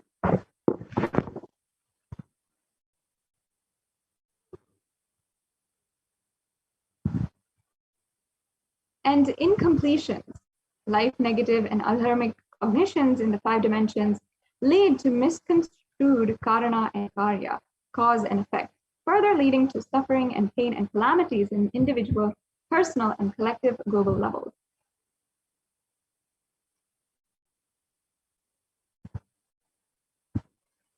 And one of the ways that you can completely jump from incompletion, from having burden in your life, from feeling pain and suffering, to completely being in oneness with existence, to completely experience enlightenment itself, is being grateful for everything in your life, including the air you breathe, the place you sit, the energy you feel to exist, the energy to celebrate that you exist, everything, to feel gratitude for that and becoming sensitive to that.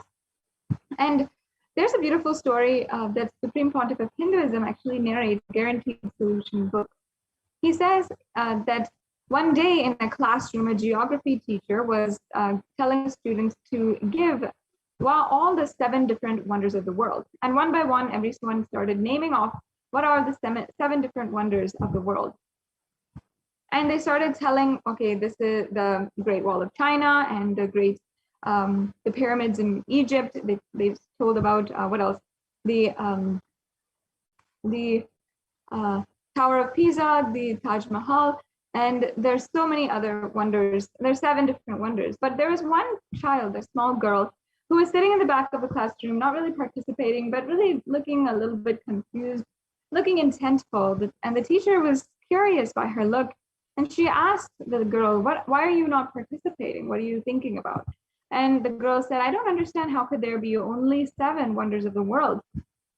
There's surely not 7. What wonders me is the ability that I can see, that I can hear, that I can speak, that I can dance, and that I can enjoy my life. That is the 7. That's the wonders of the world for me. And there are definitely more than just 7. The girl had just astounded, not just the teacher, but the whole classroom. In the same way, we often forget the immense amount of energies that are working, that are a part of the existence, that are independent existence themselves and are independent intelligence themselves, that work inside of us and work around us in order to make us happen, literally. Actually, even the chakshu, which is the ability of sight in Sanskrit, is worshipped as an energy, not just a ability or something that we have grown capable of doing. It is energy in itself. Yes. And actually, all of the energies of existence are considered as Devi Parashakti herself, or considered as an embodiment of Devi. And in fact, there are 43 energies that constitute our entire body, our human body. When all the 43 are integrated, it is worshipped as Devi Parashakti. And that is the integration of all the 43, the alignment of all 43 energies is actually represented by the Sri Chakra. And as you can see here in this picture, the Sri Meru is the three-dimensional representation of the Brahmanda Yoni, or Devi Parashakti herself. And the Sri Meru is worshipped literally as Sri Meru, as Devi Parashakti. Each corner of this three-dimensional figure is worshipped as a Devi, as a representation of Devi, and there are 43 triangles of this of the streaming. So that is each and every one of the 43 energies. And each one, like Siddhi, Buddhi, the powers, the intelligence, Bhukti, the intensity, and Mukti, the liberation itself, all of these are different energies and different forms of Devi Parashakti. So ultimately, the alignment of all these is Dharma and the representation of the cosmic motherly completion, which is the core principle of the cosmos.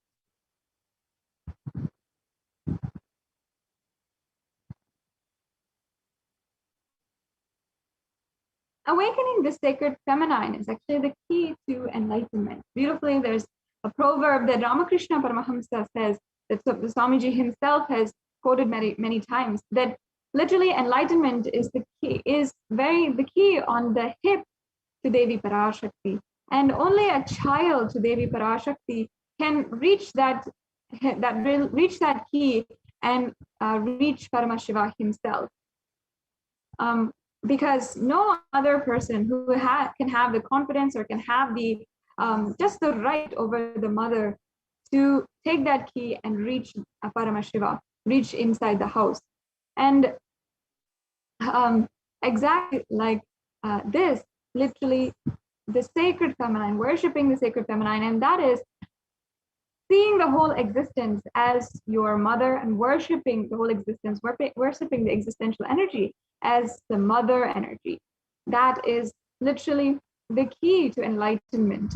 And when awakened in a man, the man expresses, he becomes a great revered leader. When awakened in a woman, when she expresses this sacred feminine energy, she literally becomes Devi Parashakti.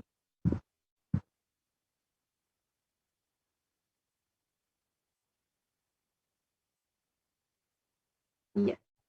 And conscious sovereignty is the key to awaken the sacred feminine consciousness.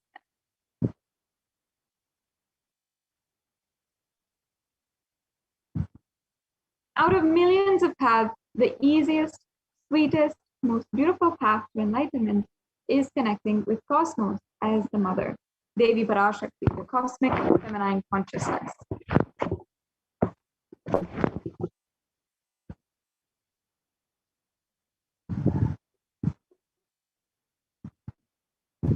She is the one who expresses as Guru all gods and all manifestations in the universe.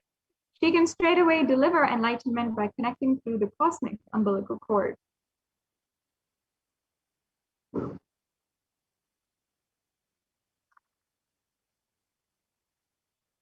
And understand that offerings is not to the benefit of the divine, but to close the gap with the divine consciousness. When we achieve completion with the Divine Mother, her infinite powers, with her sweet grace, starts nourishing all our dimensions through the cosmic umbilical cord. Another beautiful story from Guaranteed Solutions book is one day a man was asking God that he wanted $10 million desperately, and he was just really seeking this $10 million. And he said, he promised God, if you give me this $10 million, I will give you 2%, I'll offer it at your shrine. If you don't believe me, you can take $2 million and I will keep the rest, $8 million for myself. Understand, in this man, he was trying to convince himself that he was giving a benefit to the God with his 2% of donation that he was saying. But ultimately, understand that we are never in any way benefiting the God, or we're never able to add value to God. We have to understand that we belong to the existence. Existence is our very source. And the divine cosmic mother, when we connect to the existence as Parashakti, as our very source, our mother, and that motherly connection has a physical effect on us, a physical way, because even if you cognize that the universe as father, or even if you have a fatherly relationship, you feel that it is fatherly, you'll still feel a gap because you never physically had a connection with your father. It was not physical. Only with the mother, she created the ambience. She literally held us within our womb. She had created the physical umbilical cord. And that is the physical connection that we had with our mother. And that is exactly what is reflected in the whole cosmos itself. When we understand that it's not just mother, but literally our physical body that she had evolved over 5,000, over thousands and thousands of years, countless years, from the very amoeba to the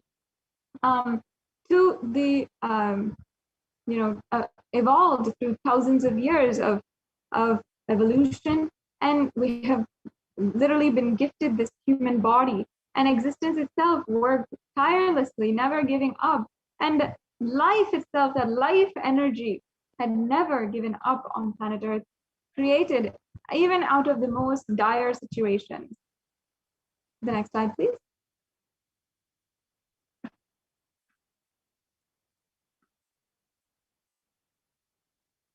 And there is nothing too small or too big that one can offer to connect with the Divine Mother.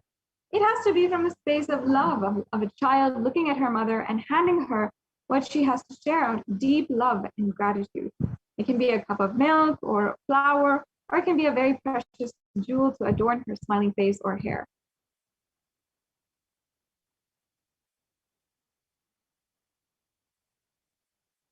And Vedic rishis have clearly stated the technique to connect with the sacred feminine consciousness to awaken the same qualities in us. One can connect with Paramashiva through oneness, but with the divine cosmic mother, it is only by worshipping her feet with devotion. Actually, understand this from the very life of the Supreme Pontiff of Hinduism himself. Beautifully, Swamiji has said that the science of Sri Vidya, of worshipping the sacred feminine consciousness, is what every incarnation of Paramashiva has always used in order to awaken that Paramashiva in them and literally manifest that experience of Paramashiva. Whether it is even the ancient rishis, Goraknathar, Nandikeshwar, or any of them, or even Nandikeshwar had offered the very first Kanya Puja to Kanya Kumari, or even Adi Shankaracharya, who worshipped Devi Parashakti out of so much of love, had even been the Guru Mahasannidhanam of the Madurai Adinam, or even the Supreme Pontiff of Hinduism himself, who had worshipped, has always worshipped, who had the very darshan of Devi Parashakti when he was 6 or 7 years old, and carved that deity of Devi Parashakti, which he had the darshan of, the physical darshan of, and carved that deity, and until today worship that deity. And it is the most beautiful, most profound way that you can literally be able to experience love, life, experience the ultimate in your life, and awaken Paramashiva, experience Paramashivoham. That is why today the Supreme Pontiff of Hinduism is manifesting as Devi Parashakti. And not only this, but the Supreme Pontiff of Hinduism himself is, through Devi Parashakti, empowering all women through this revival of the Shakta Sampradaya, empowering all women everywhere. And even today has been recognized as one of among the world's foremost leading advocates for ending violence against women, in violence against Hindu women specifically, and battling femicide and acts of femicide that are ongoing. And there is even a published UN report about this in the UN Human Rights Commission website on how the Supreme Pontiff of Hinduism has been continuously working towards ensuring each and every one of us, all women, Hindu women, are taken care, are empowered, as we are embodiments of Devi Parashakti herself, as it is written in the very lines of the Devi Mahatmyam and sung by all the rishis of Sanatana Hindu Dharma. So mother worship is, in conclusion, the most non-violent, most peace-centered, healing, soothing, and sweetest path to enlightenment among all traditions on planet Earth. Worshipping also includes contemplating, meditating through sacred offerings of mantras and oblation at her divine feet. Yes. We can go on.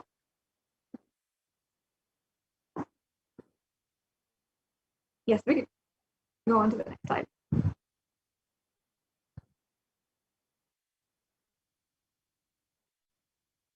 Now, as I had just hinted, we can understand why divine feminine, how it literally makes us experience the ultimate.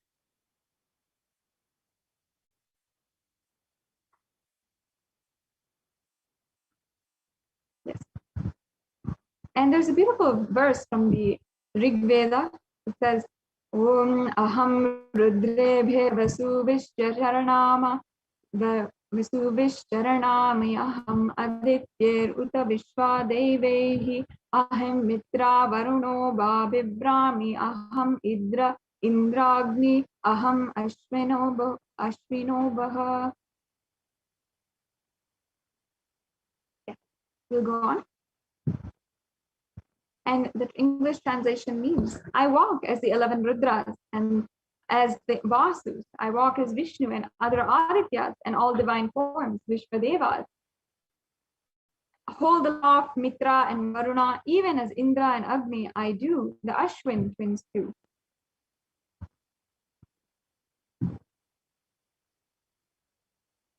And the translation goes on, Ekadasha Rudras, Maharudras, Ashtavasus, Dvadasha, Adityas, Vishvadevata, all of them are in my retinue. I move around them in my various forms with them as my retinue. I protect them, including Mitra, Varuna, Indra, Agni, and Ashwini Devatas as well.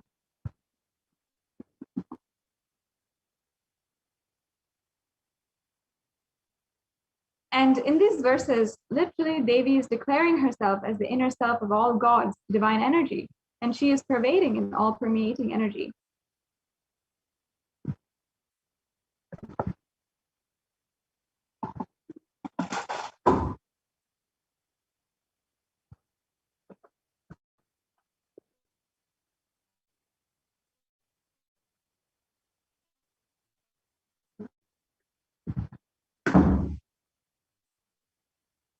I'm just bringing in all the questions.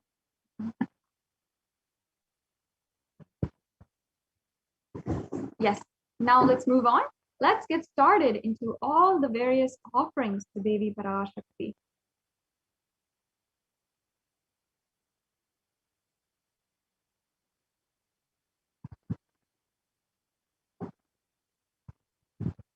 Oops, I think we're going back. If we can go forward into the next slide.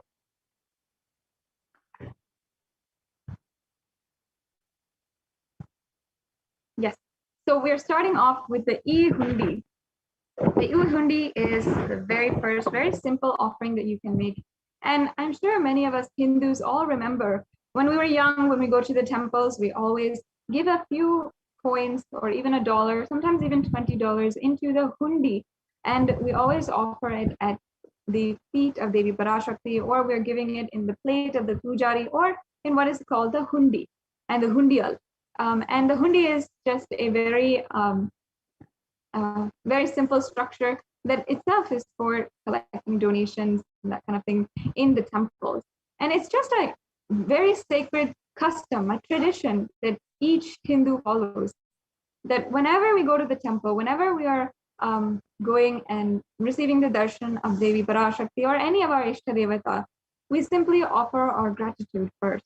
We offer our gratitude, we give our love, our respect in this very, very simple form, which would never be any way that we are, would never be any way that, you know, we never will feel, of course, that this is adding any value to Devi Parashakti, but simply that we are just offering our gratitude. There's a beautiful verse here where Devi Parashakti is described. Bhakti Priya, Bhakti Gamya, Bhakti Vashya Bhayapaha, Shambhavi Sharadaradhya, Sharvani Sharmadayini. Devi is fond of true devotion and is realized through true devotion. She can be won over through true devotion and she removes all fears. So in this verse, as you can see, Devi Parashakti is described as the one who is fond of true devotion, the lover of true devotion. She can be won over through this true devotion. Understand, even if it is just a small amount, how much ever negligible it might be to you, you can understand, you can just see that Devi Parashakti will accept and shower you with more and more blessings in your life. If you have any fears as well, if you feel that there's something in your heart burdening you, making your heart heavy, just drop it at the feet of Devi Parashakti through the form of this offering. And Devi Parashakti is sure to remove all of that fear. It is stated that Devi likes to be worshipped in autumn. Here it is meant that autumn of our lives, when thoughts turn more and more inwards, the role of the divine is known and understood clearly, and the need for Devi worship becomes stronger. Here, Shambhavi is the consort of Shambhu or Lord Shiva. Sharadharadhya means worship by Sharadha or Saraswati. Charvani is the wife of Lord Shiva, and the Linga Purana says that Lord Shiva is called Sarva in his form. Sharmadhayani is Devi who bestows happiness on devotees. You can offer your gratitude and devotion to Devi Parashakti by offering anything, any amount that you'd like to do through this e-hundi offering.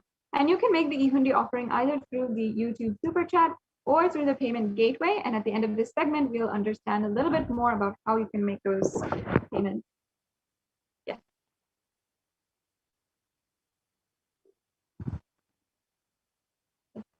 And the next offering here is the Sankalpa offering. And there is a verse from the Saundarya Lahari. Saundarya Lahari is basically an ecstatic expression of Sri Adi Shankaracharya, one of the great incarnations of Paramashiva, who had happened on planet Earth, I think around 2000 years ago.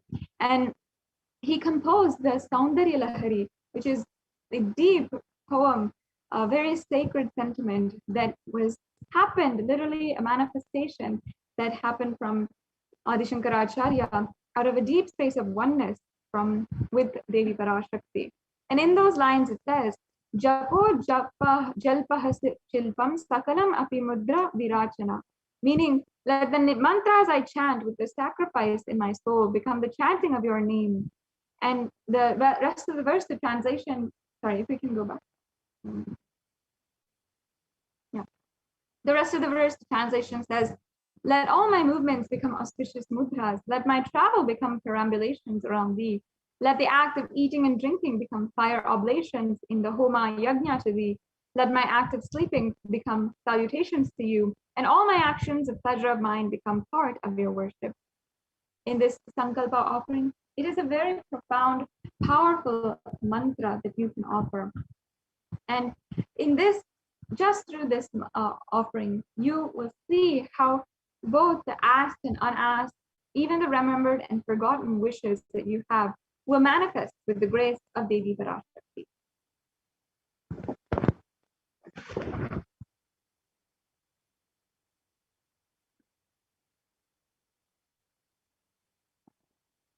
Yes. And next we have the Devi Sahasranama Swarnakasu. And in this, you can literally offer basically the offering of the 1008 names. That's the Sahasranama. And you'll be offering a gold coin inscribed with all of the 1008 names. And in this offering, it is basically an archana done to the Sri Meru, which is a very, very special offering. And you will see how it manifests and awakens the multiple divine feminine conscious attributes and powers. And when we are chanting these various names, the powers of Devi Parashakti, the descriptions of Devi Parashakti, we're literally cherishing that in our inner space. We are continuously invoking her presence. When we do that, we make it manifest outside of us. When we deeply sit and we simply just do that japa of her name, the Sahasranama, we are literally being in oneness with her, and we are worshiping her and also giving the oblations at her feet. And therefore manifesting the mother and manifesting the deep healing connection towards Devi Parashakti. Yeah. The next offering we have is the Mukta Anguti.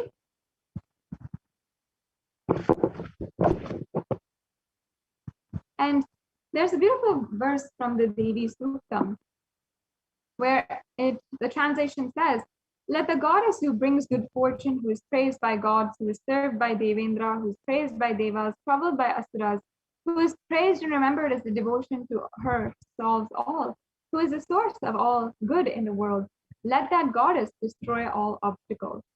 And this offering, the Mukta Anguti, is literally the offering of the pearl ring to the very one who is the ocean of compassion. We are offering a symbol of compassion here.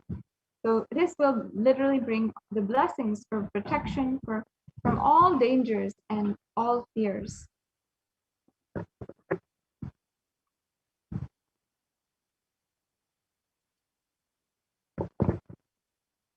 The next offering here is the Swarna Padma Pushpa.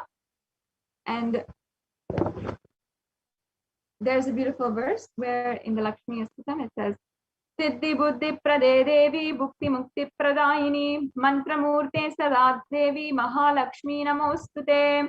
The English translation means, Devi who bestows accomplishments and intellect, who showers worldly prosperity, Devi who powers the subtle mantra of the cosmos, I bow down to you, O Devi Mahalakshmi. And through this offering of the Padma Pushpa, there are hundreds of scriptural references for the Padma Pushpa, the lotus flower, being used in the worship. And it's also in Sanatana Hindu Dharma considered as a divine flower. Because it is considered as a divine flower, that's why it is offered and considered as one of the best offerings that you can make to Devi Parashakti. Among all of the flowers, among all of the various different flowers, this is considered as a divine flower that you can literally make this offering, and you'll receive the blessings for attracting positive relationships in your personal life as well as the business dimension.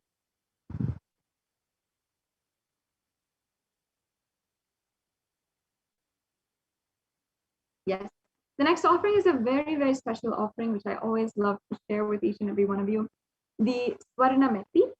And the Swarna Metti has another reference from that very same beautiful composition by Sri Adi Shankaracharya, the Saundarya Lahari.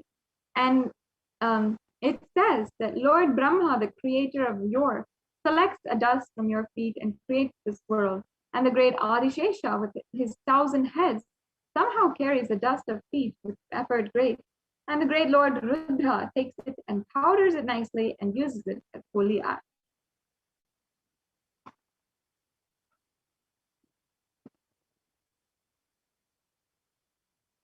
And through this offering of the Swarna Metti, you will literally be blessed to have a life of leadership qualities by offering worship to the divine lotus feet of Devi Parashakti, and achieved by even worshipping a tiny grain of dust from her feet. That is how gracious, how immense, how compassionate Devi Parashakti is. By just if you worship the dust which falls from her feet, you will attain so much. And beautifully, there's so many sweet stories of the feet dust of the divine being, how it can give so much of breakthrough. In fact, even until today, Swamiji himself narrates a story from his own life where he had served the great Swami Vairagyananda, who was a devotee, a direct devotee of Sri Saradha Devi. Saradha Devi being the divine consort of Sri Ramakrishna Paramahamsa. And Saradha Devi had literally had outlived Sri Ramakrishna Paramahamsa, and after he had attained oneness or attained Samadhi, he had Saradha Devi had been running the mission. And it's at this time that Vairagyananda Swami had been serving Saradha Devi. And he at one point had such a beautiful darshan of Saradha Devi as Devi Parashakti herself, Jagadhatri. And when he was offering the worship to Devi Parashakti once, there's a tradition of making a clay deity in Sanatana Hindu Dharma. And the deity of Devi Parashakti was made out of clay. And suddenly it started raining intensely. And this worship, Sharada Devi and Swami Vairagyananda were both witness to, and they were both conducting. And Sharada Devi was, of course, offering her divine presence, and Swami Vairagyananda was offering the worship. And the deity of Devi started to melt, because often in the rain, the clay deities are just become clay once again, and it literally melts. So, and And so when that happened, it was reported to Sharada Devi, and Sharada Devi just said, okay, I'll come and sit, you worship, or finish the worship with me, and we'll finish the worship. So then Swami Vairagyananda had the opportunity, had the grace to literally worship Sharada Devi's feet. And she literally had given him darshan as the Jagadhatri herself, Devi Parashakti. And Swami Vairagyananda had shared that he had this darshan to Swamiji, the Supreme Pontiff of Hinduism, in around 1998, 1999, when the Supreme Pontiff of Hinduism had been taking care of Swami Vairagyananda in Haridwar, in the Ramakrishna Hospital of Haridwar.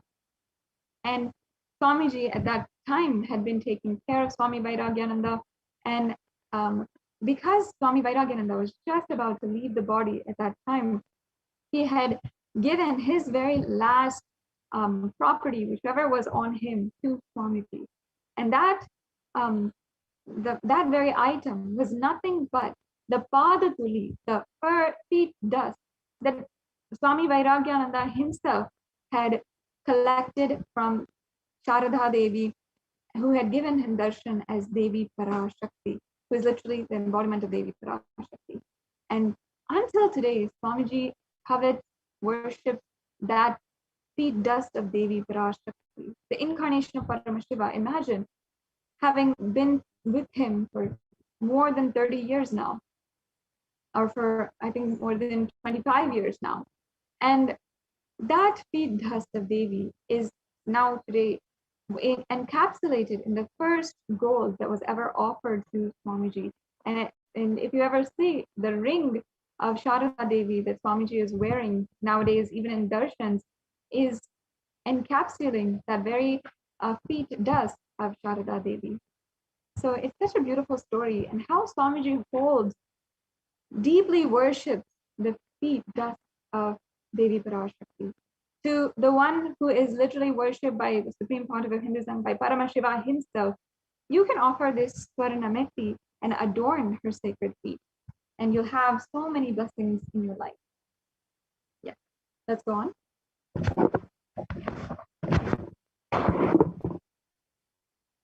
The next offering we have is the Mangtika. And in the Lalita Sahasranama Stotram and verse 106, there's a beautiful verse called where Devi Parashakti is described as Shuddha Sarvi Varshini, meaning she who makes the nectar flow from the Sahasrara Chakra, the crown center, to the Agnya Chakra, the brow center, and permeates through all our 72,000 nadis, the energy centers, to give us the ultimate experience of the cosmos. And the Mangtika is a traditional piece of jewelry that goes usually across the forehead or from the crown center to the forehead. And it is literally represented as a chain, or sometimes a line of chains, or sometimes a very intricate headdress on top of us. And it is actually nothing but literally representing the golden nectar which is overflowing from the head, the crown center, when the Sahasrara Chakra, the crown center, is completely open. So this offering literally gives you the blessings to live an enlightened lifestyle, live enlightenment, actually, literally. Yes. And the next offering we have is the Pratyaksha Pada Puja. And there is a beautiful verse from another composition of Sri Adi Shankaracharya. And I'll just be chanting that verse. Let's all remember, deeply remember the grace of the Guru and the grace of Guru happening in our lives as we chant this verse. Yaso me gatam dikshu dhana pratapa Jagadvastu sarvam kare yat prasadhat Guroragni padme manaschanna lagmam Tatakyam tatakyam tatakyam tatakyam. And the English translation says, my repute has traveled in all directions through my philanthropy and prowess. All the things of this world are in my hands as rewards of my virtues. Yet if one's mind cannot be centered upon the lotus feet of the Guru, what then? What then? What then? And another beautiful verse of the Guru Paduka Stotram, which it says, Ananta samsara samsara dhara nauka yutabhyam Sri Guru Bhakti Kavyam Vairagya Samraja Sri Guru Bhakti Kavyam Namo Namah Sri Guru Padukavyam.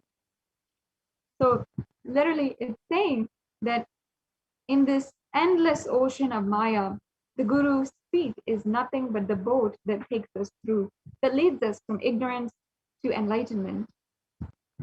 And I bow down to the feet of the Guru. And there's so many verses like this where it is literally telling us how beautifully the Guru's feet, the Guru's grace is in our life. And especially here in this verse where Adi Shankaracharya himself is singing the praises of his Guru. And understand, Paramashiva himself, his Guru, of course, being very well renowned, did not actually, was only his own Guru. He is the incarnation of him. Paramashiva himself is singing the praises of his own Guru. And he's literally saying, Tatakyam, Tatakyam, Tatakyam. He's unable to stop repeating that two words, Tatakyam. What then? What's the purpose? Why should we go after anything else in this world? If we cannot align ourselves, if we are not centered upon our Guru, especially in a world where, darkness is pervading in every direction, we do not know, and we surely should not be under any delusion that we know the answers to everything in our lives. But the Guru, who is manifested in our lives with so much of grace, compassion, has been guiding us continuously, non-stop, tirelessly, with so much of patience and passion. He is the one who has literally been manifesting, and you can offer this Pratyaksha Pada Puja to the Guru. And especially with Ganesha Chaturthi, the very day when Ganesha himself manifested, it is a very, very profound and powerful day when you can offer the Pratyaksha Pada Puja. I invite each and every one of you, if you are interested in making these offerings, you can stay tuned. We'll go over how you can make a payment, how you can register. But just take a few minutes and contemplate as well. And ensure that you are never taking for granted the presence of Guru in your life. Many Kailashayans offer the Guru Puja, the Pratyaksha Pada Puja, even once or twice, even 3 or 4 times a year for every great festival, because we never take for granted that literally Paramashiva himself has descended, is acting in our lives as Guru and guiding each and every one of us personally. Each and every one of us has that deep feeling connection to Guru. And with this Pratyaksha Pada Puja, you can deepen it and literally experience so much more breakthroughs in your life. So this is one of the most powerful offerings that you can do. And also, once again, with Ganesha Chaturthi coming up, there's an occasion for you to offer this and you to plan on a very auspicious day. Yes, we can go on now to the next offering, the Vastra Seva. Once again, Devi Parashakti is manifesting in our life as Guru as well, the feminine consciousness, who is the beyond both male and female, and offering the Vastram, the clothes, to the Guru, the dimension of the Cosmic Mother, during the Pratyaksha Pada Puja, bestows one with the sweetest path to enlightenment and complete perfection. So this brings us to a conclusion of all the different offerings that we have today. And as you can see, we have the Inkundi offering, the Sankalpa offering, the Devi Sahasranama Swarna Kasu, the Mukta Anguti, the Swarna Padma Pushpa, the Swarna Metti, the Mangtika, and the Pratyaksha Pada Puja, and the Vastra Seva. As you can see, we have several different offerings and levels of offerings. So you don't have to feel as though you want to make an offering, but perhaps you can't, perhaps there's some obstacle. If you feel that you want to make an offering, you can go ahead and make any of these offerings Either it be an e-hundi offering you can make for any amount, or the Sankalpa offering, which is just $1, or even the Pratyaksha Pada Puja. And perhaps you do want to make an offering for later, or you don't want to say right away you want to make an offering, or you're not able to make an offering right away. We of course understand that. I invite you to register for this program at tiny.cc/bhavasamadhi, and you will be able to register. The links for registration are in the are below, and this will basically create your intention. Creating an intention for making an offering is as powerful as making the offering itself, because it is that first step that you do. Before you put the payment, before you take the steps, before you even sit down and set up for your puja, before you have the darshan, before everything, you make an intention and you work from that intention. So you can make an intention today for offering any one of these offerings and simply take that first step. When you make an intention, you submit that to the cosmos. The cosmos takes 1,000 steps towards you in order to fulfill and make this offering in your lifetime. This is how you consciously build gratitude, and you can see yourself surrounded by so much of love, pure love, and actually have that pure love, that gratitude be the jumping board into oneness, an experience of oneness in your life. Yes, let's go on. Let's now understand how exactly you can make any one of these payments. We have the last few minutes of this segment before we move on into the next segments of today's program. So at this link, gateway.nithyanandeshwara.hindutemple.org, and then you can use the rest of the keywords here. Please make sure you go to this link and you can start making an offering, filling out the steps to make an offering. It's just 3 easy steps to make an offering today. You don't have to feel as though it is an elaborate process. It's a very straightforward way. And in the next couple of slides, I'll be showing you exactly what you have in store for you and what to expect once you're making a payment. Yes, we can go on. So once you hit that link and you are entering the link in your browser, you will see a page that this is. If you're not seeing this page, please check the link that you have put in, and perhaps you need to fix the typo or ensure you have that link properly entered in. So as you can see here, this is the main landing page for any Parashakti Bhavasamadhi Darshan donation. The next slide, please. And as you can see, you can just select in the drop-down menu any one of the offerings that you'd like to make. So if you, we can go on to the next slide. So you can see you can offer any one of these offerings, and all the offerings are in the drop-down menu. You can select the offering that you'd like to make and then add that to your cart. The next slide, please.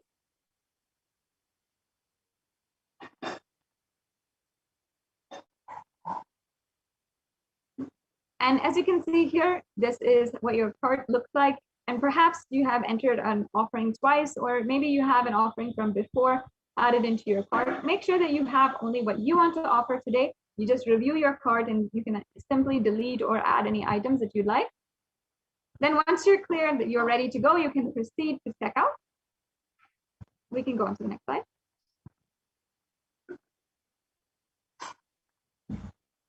And then you can fill out your billing details and your payment details.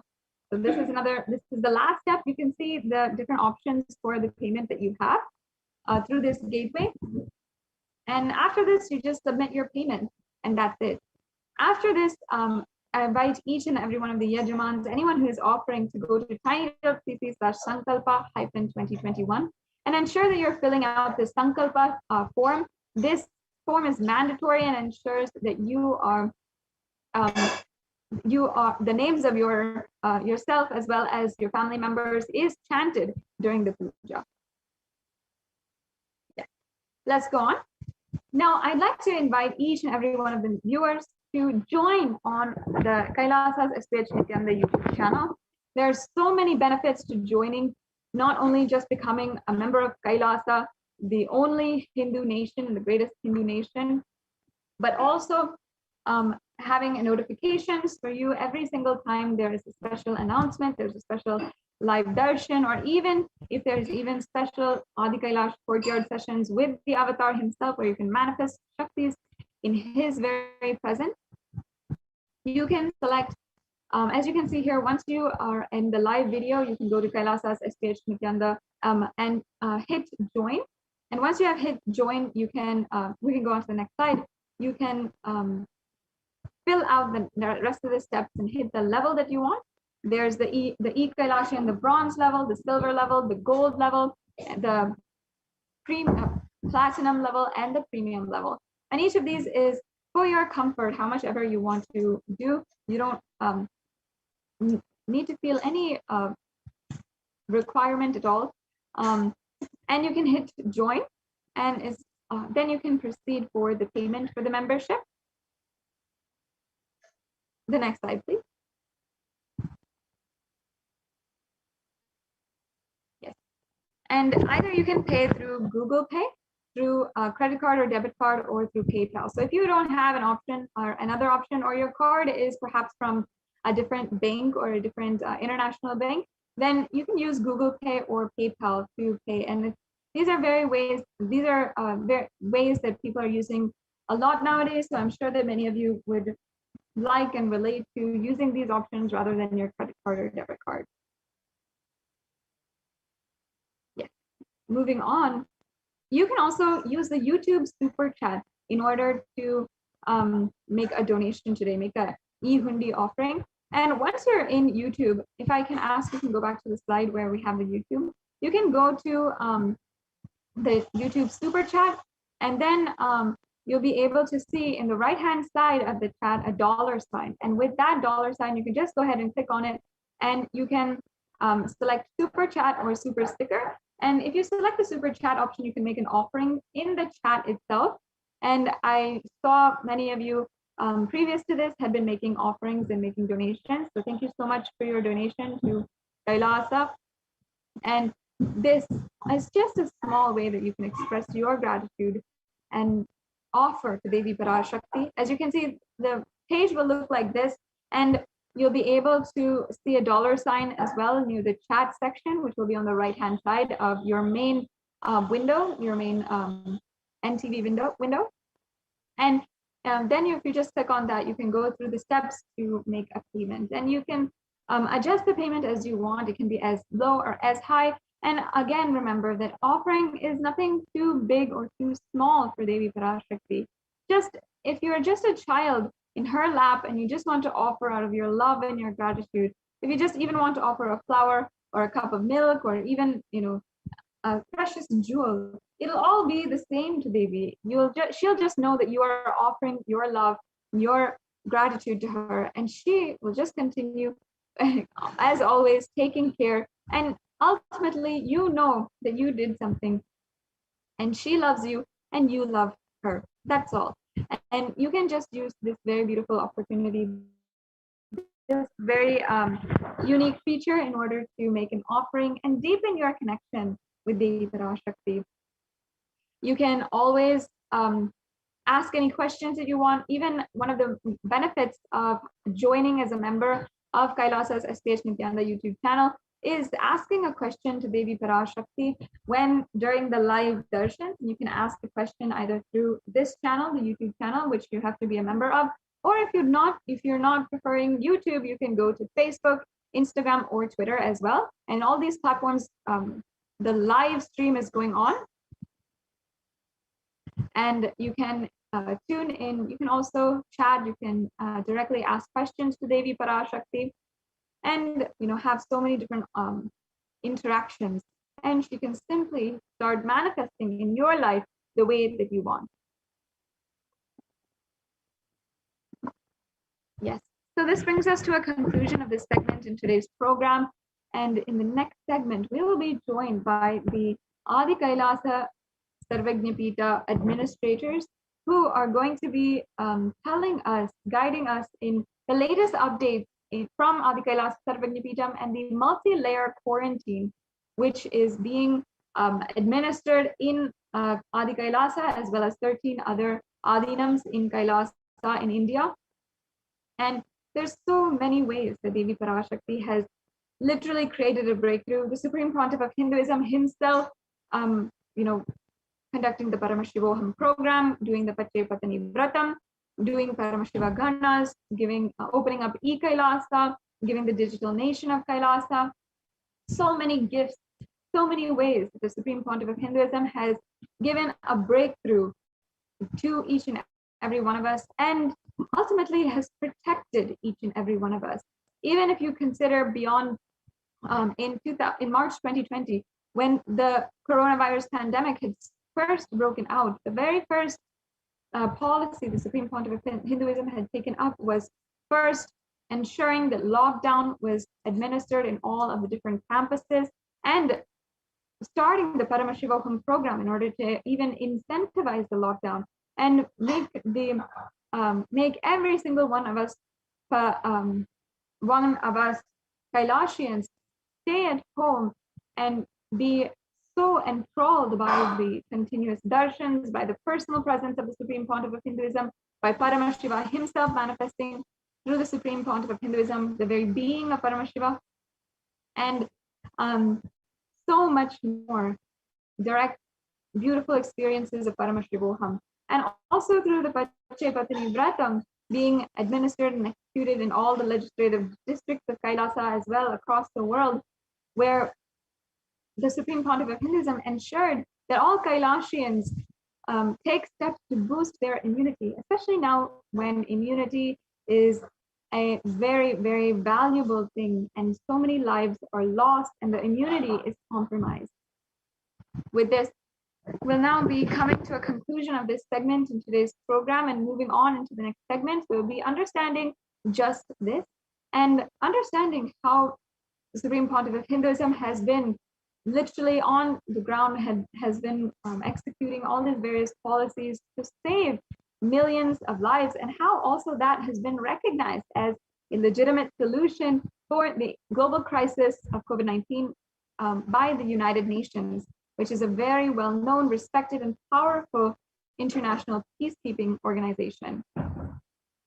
So with this, we're now coming to a conclusion of this segment in today's program, and we will be moving on into the next segments after a quick break.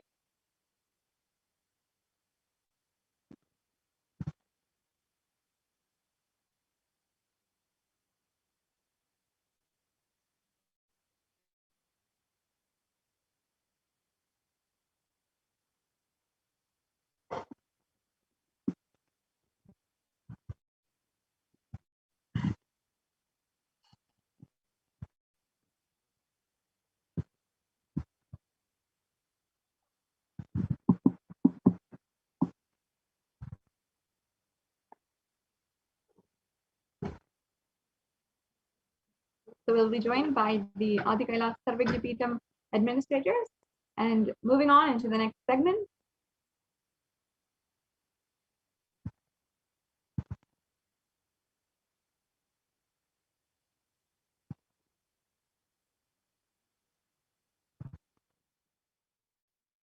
This is Nandini and I'm from Seattle. I wanted to share my experience on why I follow Nithyananda. I've been volunteering at Nithyanandeshwara Hindu Temple, and I've been doing a lot of seva here. Back in India, usually only men are allowed to touch the deities and do the Abhishekam, Alankaram, and several other deity activities, whereas women are restricted only to certain things. Whereas here in Nithyanandeshwara Hindu Temple, people are allowed to do seva, irrespective of whether they are men or women. Anybody who gets Shiva Diksha is allowed to touch the deities, do Abhishekam to them, and do Alankaram to them, and enjoy that space. I've been doing a lot of activities like Suprabhadam, Abhishekams, Alankarams, and Palliyarai, a lot of other processes, and I've been feeling really blissful when I do it. So I would like to thank Swamiji for giving such a wonderful opportunity for me to take part in the temple activities and be so close to the deities. Thank you so much.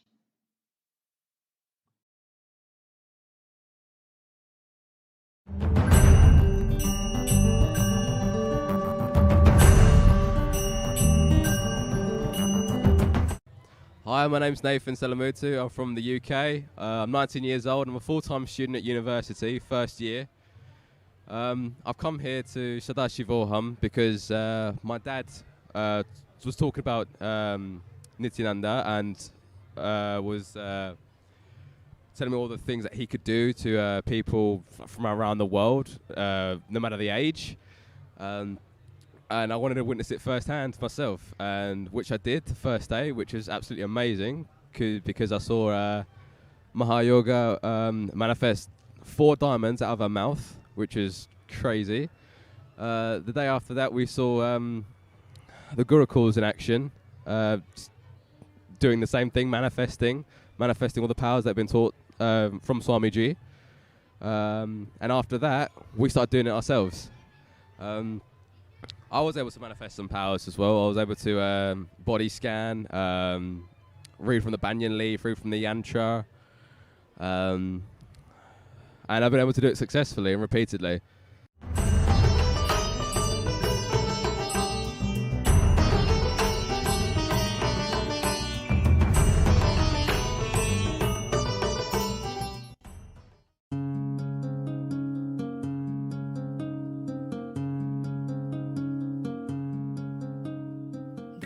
My name is Debbie, and I'm from St. Louis, Missouri, and I just want to talk to you about a Pradikshapata Puja experience that I had. Actually, it was my very first Pradikshapata Puja. I was in Varanasi in October of 2015 for an Inner Awakening program, so I actually wasn't too far from Swamiji's feet during this puja. I just remember being really excited. Yay, I get to do my first Pradikshapata Puja. This is awesome. They give us all the puja items and get us ready, and we're sitting there, and Swamiji's sitting there on the chair. Ankles are crossed.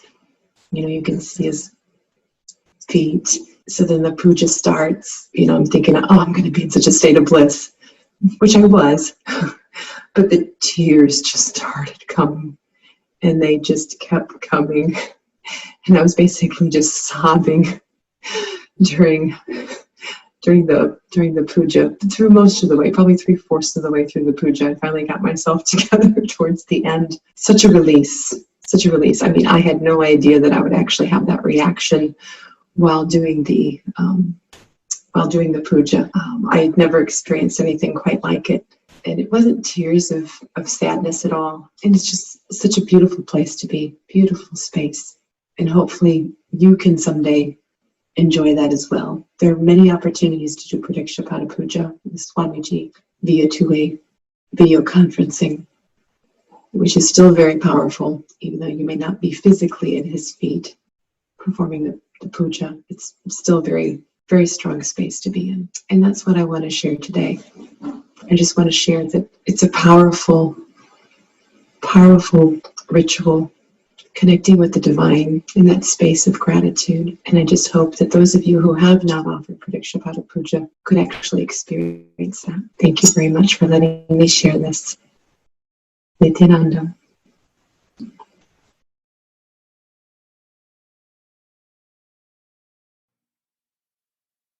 Hi, my name is Deva Ananda, and I live in Seattle, Washington, USA. And one of the reasons that I follow Nithyananda, who we lovingly refer to as Swamiji, is because he's taught me so many different things that I can apply to my life on a daily basis. And my life is so much different than it was when I first met Swamiji. It's like I'm not the same person at all. And one of the things is, one of my hidden beliefs before was life is a cruel, harsh place. I really believe that because of different experiences I had growing up, and I thought you had to fight to get ahead. And anyway, after spending time with Swamiji, he reinforced what I had already learned, that we're not our body and we're not our mind, but we're a being having a spiritual experience in a body. And he also has taught us that we're divine, we're sparks of divinity. And to actually wrap your head around that, it takes some time. It took some time for me anyway, because I don't think I had really high feelings of myself. And So, just constantly rethinking the way you think about life, the way you think about yourself takes some time. But once you start thinking about things in a different way, you create a different life. And another thing Swamiji taught me is that existence is showering on us every moment. And that's another thing that was really profound. I was like, existence is showering on us every moment? And I had to actually walk around and think about that for some time and start thinking about it every day and applying it in my life. And then when I started believing, existence is showering on us every moment, then I started seeing different synchronicities and miracles in my life, because it's true. Existence is showing us every moment. But when we have limited beliefs that keep us in a lower frequency, that's the life we end up creating, a lower frequency life. But when we start embracing these higher cognitions, that Swamiji, he's always like several steps ahead of us, but we have so much to learn, keep learning from him, then you create a different life. Thank you. Nithyananda. Hi, my name is Bharat. My wife is Kalpana. We are from Seattle, Washington. So one of the beautiful technique which Swamiji talked about, I'll tell you my exact feeling. We went in 2012. I went in 2012 for one of the inner awakenings. Swamiji brought up this new concept called completion. At the time, I was really, Swamiji, what is this theory, Swamiji? I want some meditation, something like that. I felt myself, okay? I couldn't really experience what exactly is completion. So then afterwards, when I came to Dallas, I was actually trying to contemplate, and one of my colleagues, Bhagwan Reddy, he helped me in understanding the completion. So then I actually helped a few people in trying to understand completion. When they really complete, they really feel very gratitude. So from that space, understand that space and see how the things are, that actually helps us in the family also. So basically, when someone is going through a little bit of highs and lows, we understand from which space they are coming from. So we know that they need to be complete, but we also need to be caring and trying to understand from which context they are coming. So for kids, in case of kids, we need to listen to the kids, what they are talking, and also give them the right cognitions. For example, if I have been in the outside world, I wouldn't have told my kid, come to temple, all these things. Maybe once in a while I would have told them, but because I am going, she sees me that I am going every day. She sees me, I am putting basma. She is seeing that I am putting rudraksha. So she has some cognition about, unknowingly or knowingly, cognition will be there in the chain. And for example, today I was doing some yoga. So she sees me that I am doing yoga. And when I do it, automatically they will also catch the thread. And one day, maybe not today or tomorrow, but one day they will catch it and they will implement that in their life. So that's how only when we do ourselves, kids also catch that, try to explain. And also I will try to guide her whenever she is going through different situations. I'll ask her, I'll make sure she understands what I'm talking. I'll tell in terms of examples so that she understands the concept of completion and integrity, authenticity, responsibility, and energy. So, they really help us and move us in a great way towards achieving to higher states of consciousness. Yes. On the same topic, completion, and how being in the Sangha, being with Swamiji, Paramahamsa Nithyananda, how it is helping her also. We have an 8-year-old daughter. Completion helped me reduce my anger. As when she was like 2.5 years old, I used to get upset with my expectations, and she is not behaving the same way. That learning the completion process helped me understand and catch my anger before I really burst out on her, very young child. That helped me, and I could resolve my issues. And additionally, she also attended IA Inner Awakening with Swamiji, and she was 4 years old. I am really surprised how the blessings of the divine, right? So she was able to be there when she was 4 years old. That is definitely a big blessing. And we also saw that how she was very shy and calm before, and after that she kind of in all her dimensions she started developing, growing, and we feel happy for that. And growing, she's growing in the sangha, definitely. And a lot of other parents tell me, saying that she is so good, so patient, so understanding and accommodating. And I really feel all these is coming up along with the ambience we are in. So yeah, thank you. Thank you. My name is Ma Nithyananda, and I'm from Seattle. I'm a Tanadar at the temple and a volunteer. I want to express my gratitude for Nithyananda. He has led me to a place where I can express his teachings in my being, and I can now assist humanity to raise themselves to their highest level of consciousness as I continue to evolve through his teachings. Thank you.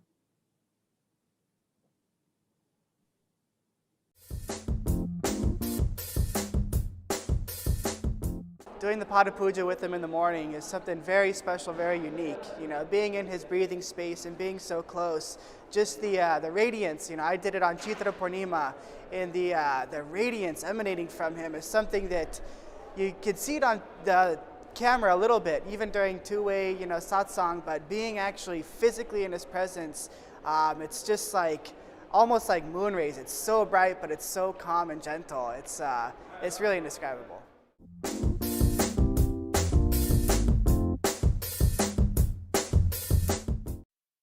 Hello everyone, this is Nandini and I'm from Seattle, Washington.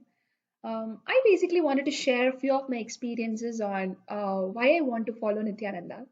One such experience is when I did Pratyaksha Pada Puja at Bangalore Viditi to Swamiji.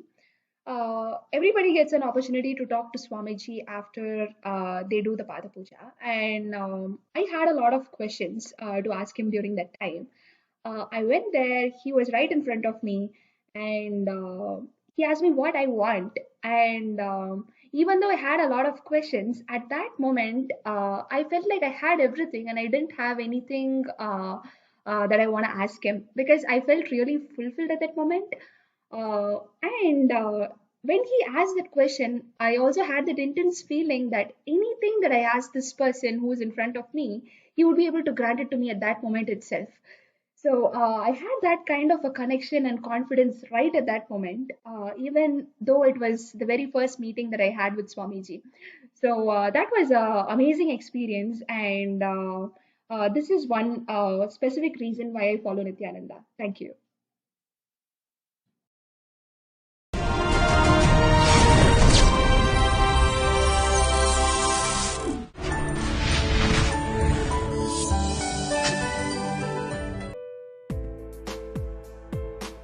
But I wanted to share this amazing miracle that happened yesterday.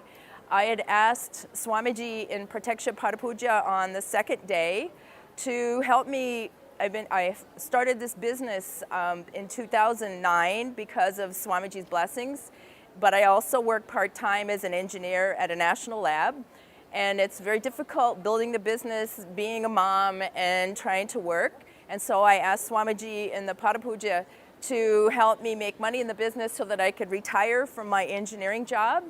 And then two days ago in the morning, I got a text from work that they offered an early retirement package, and I qualify, and so I found out I could have 17 days of pay, 17 weeks of pay, so I could take early retirement. And so I'm going to retire June 13th. So Swamiji works really fast. And then I'm going to work full-time on my business, and I'm going to start with doing an internet radio program, and my goal is to enrich 100,000 people on the Vedic principles and talking about yoga and Ayurveda. And so I can do this full-time because Swamiji created this huge banquet for me to just, how could I say no to early retirement and getting paid. And it's an amazing blessing, and I'm still in shock, so I know it's a miracle. This is what I wanted to.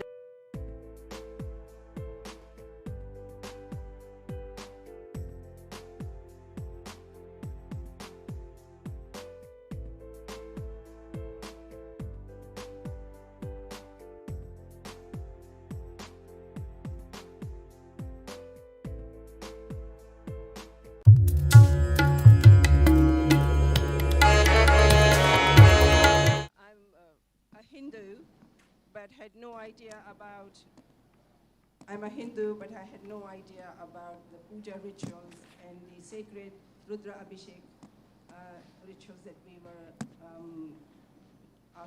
requested to do in the mornings.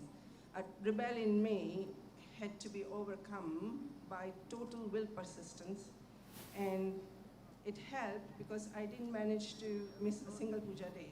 However, what I noticed was that it's not a routine puja.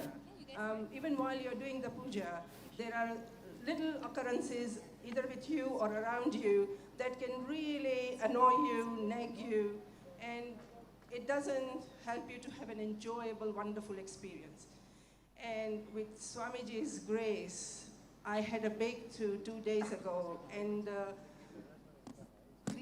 managed to create a space within me about Sadashivatvam where I said to myself, no matter what, I am going to have a wonderful puja experience every single day with integrity, with deep reverence and devotion to Swamiji, our Guru, and Sadashiva himself.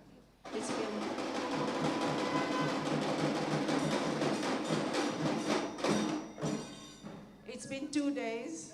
Everything has unfolded so beautifully, and I would love to continue this magical entangle of puja every single day.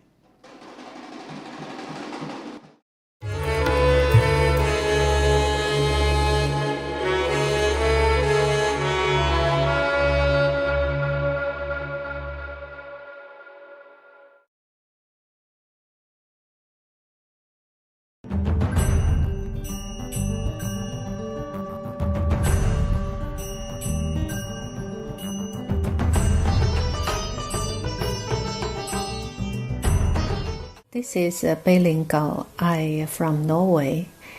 27th of July, I did group puja. In this puja, we allowed to write 4 family members. So I write down my husband's name and my parents to pray healthy. Around 2 o'clock in the morning, puja is finished in Norwegian time. Then after 5 hours, we eating breakfast and we go to work. But before we eating breakfast, my husband used to take some medicines and using spray to his nose and drop his eyes because he is very seriously for allergy. He is nearly 30 years. And if he don't use that, he is painful. His eyes couldn't open, and nose is bleeding sometimes. Using this medicine also over 1 year and couldn't stop. But just the same days, in that morning before breakfast, he didn't doing the same action. I'm very surprised in that time because he is a Norwegian. I didn't tell him I did puja for him, and I also didn't ask. So we just go to job. After we go back home, and in the evening we have a free talking. I asked him, today you forgot using your medicine for your allergy for your nose and eyes. He said yes. Today morning, when I wake up, I suddenly decided myself I don't want using my medicine. So whole day I didn't feeling unwell. It's quite well. So I quit it. In my mind, I think, wow, this must be Swamiji did, and strongly recommend everybody to participate in the ritual in the Swamiji of us to get blessing. Nithyananda.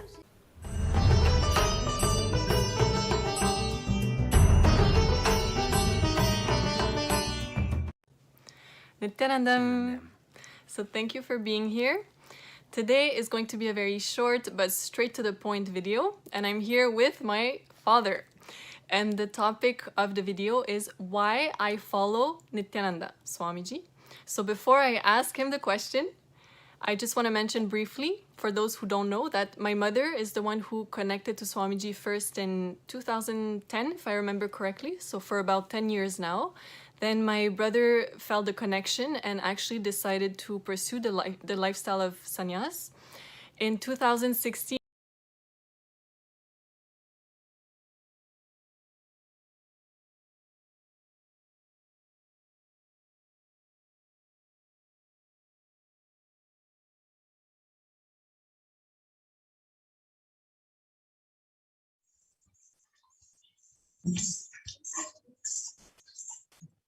Nithyananda, welcome back with the blessings of the Supreme Pontiff of Hinduism.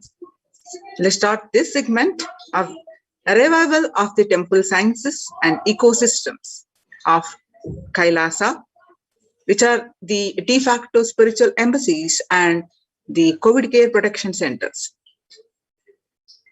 Nithyanandam Paramasugadam Kevalam Jnanamurtim Dvandvatitam Gagana Sadrusham Tattvamasya Dilaksham Ekam Nityam Vimalamachalam Sarvadi Sakshibhutam Bhavatitam Triguna Rahitam Sadgurum Tam Namami. Nithyanandam. So with the blessings of the Supreme Pontiff of Hinduism, Jagat Guru Mahasannidhanam, His Divine Holiness, Bhagwan Nithyananda Paramashivam's blessings, what are the Kailasa's temple-based ecosystems?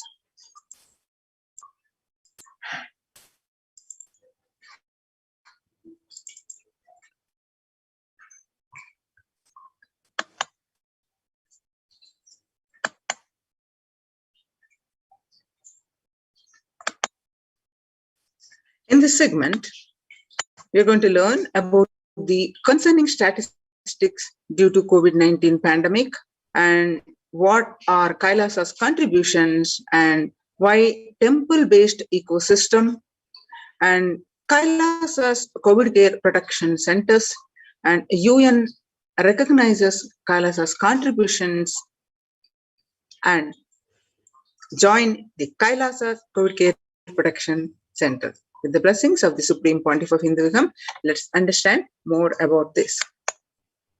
So what are the concerning statistics of this pandemic? Out of the statistics of 21st August 2021, COVID-19 cases raises to 209 million and USA leading with 37.16 cases and 624,000 deaths. Coronavirus tally, the global cases of COVID-19 tops 209 million. US daily average of deaths rises to 4-month high.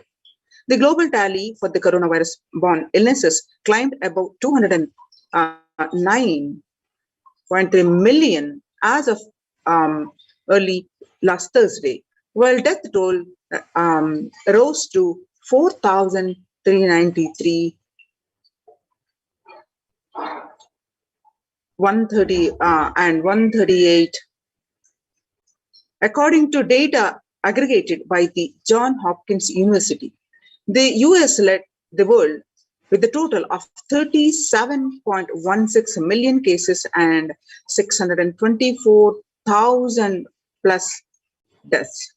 The daily average of new cases over the past 7 days tripped back above. You can see this, some of the statistics of the United States leading and then followed by India, Brazil, Russia, France, and United Kingdom and Turkey showing in the graph. USA, India, and Brazil leading in the COVID cases and COVID-related deaths.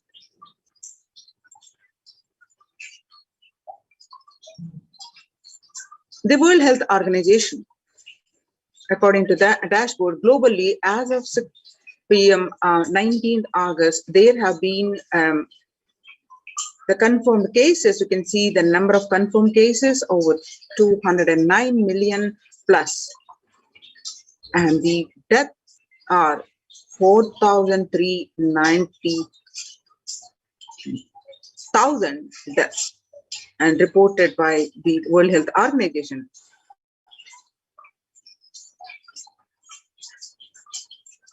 And the statistics in USA, the Delta variant spreading USA due to its ability to spread via asymptomatic people. The Delta rise is fueled by rampant spread from people who feel fine. People infected with the Delta variant globally do not have COVID-19 symptoms until 2 days after they start studying the coronavirus. The Delta variant spreading in USA, children are now getting infected. A record Delta wave hits kids, raises fear as US schools open. The day before he was supposed to start 4th grade, Francisco Rosales was admitted to a Dallas hospital with COVID-19, struggling to breathe with dangerously low oxygen levels and an uncertain outcome.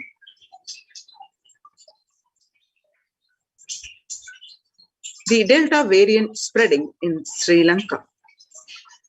Sri Lanka announced a 10-day lockdown starting on Friday night in an effort to curb the spread of the coronavirus as surging infections and deaths overwhelm the Iceland health system. The Indian Ocean nation recorded its highest single-day death toll of 187 and 3,793 cases recently. The statistics in India, 36,401 new cases found in India as on 18th August. Death toll in Maharashtra alone has crossed 1,35,000. You can see the statistics graph, how the sharp spike in increasing the wave. And some more statistics from India. The Jawaharlal Nehru University CSSE published on 19th of August 2021, there are 3.23 crore cases and 4.33 lakh deaths. You can see the statistics in India across the states, Maharashtra, Kerala, Karnataka, Tamil Nadu, Andhra Pradesh, Uttar Pradesh, West Bengal, Delhi, Chhattisgarh, and various other states, the cases and the deaths in the respective states.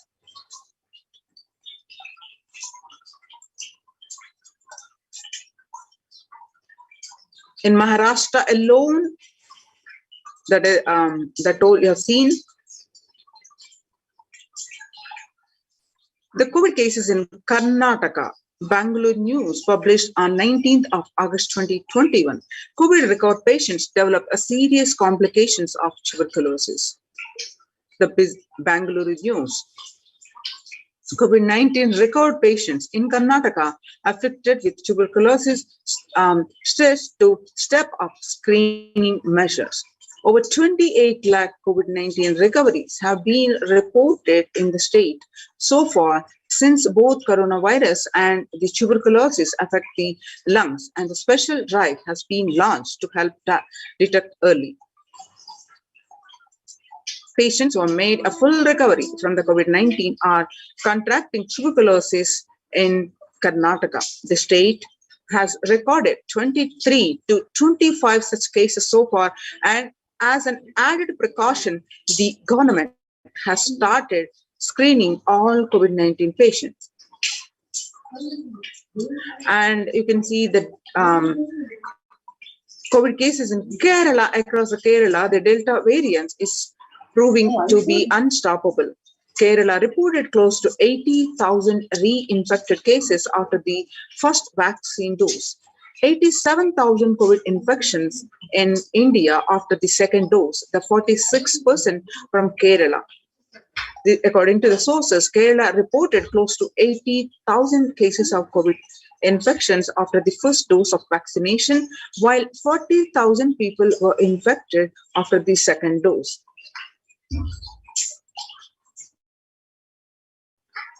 The Times of India published on 20th of August 2021, COVID-19 Bangalore takes over Mumbai, becomes the district with the second highest. COVID-19 Bangalore takes over Mumbai, become the district with the second highest death. Bangalore urban has now overtaken Mumbai to become the district with the second highest COVID death in the country. While Pune continues to lead the table, as of August 18, Bangalore has 15,953 virus-related deaths compared to 15,930 in Mumbai and 18,779 in Pune, Bangalore, which are the highest overall COVID-19 cases for a single day.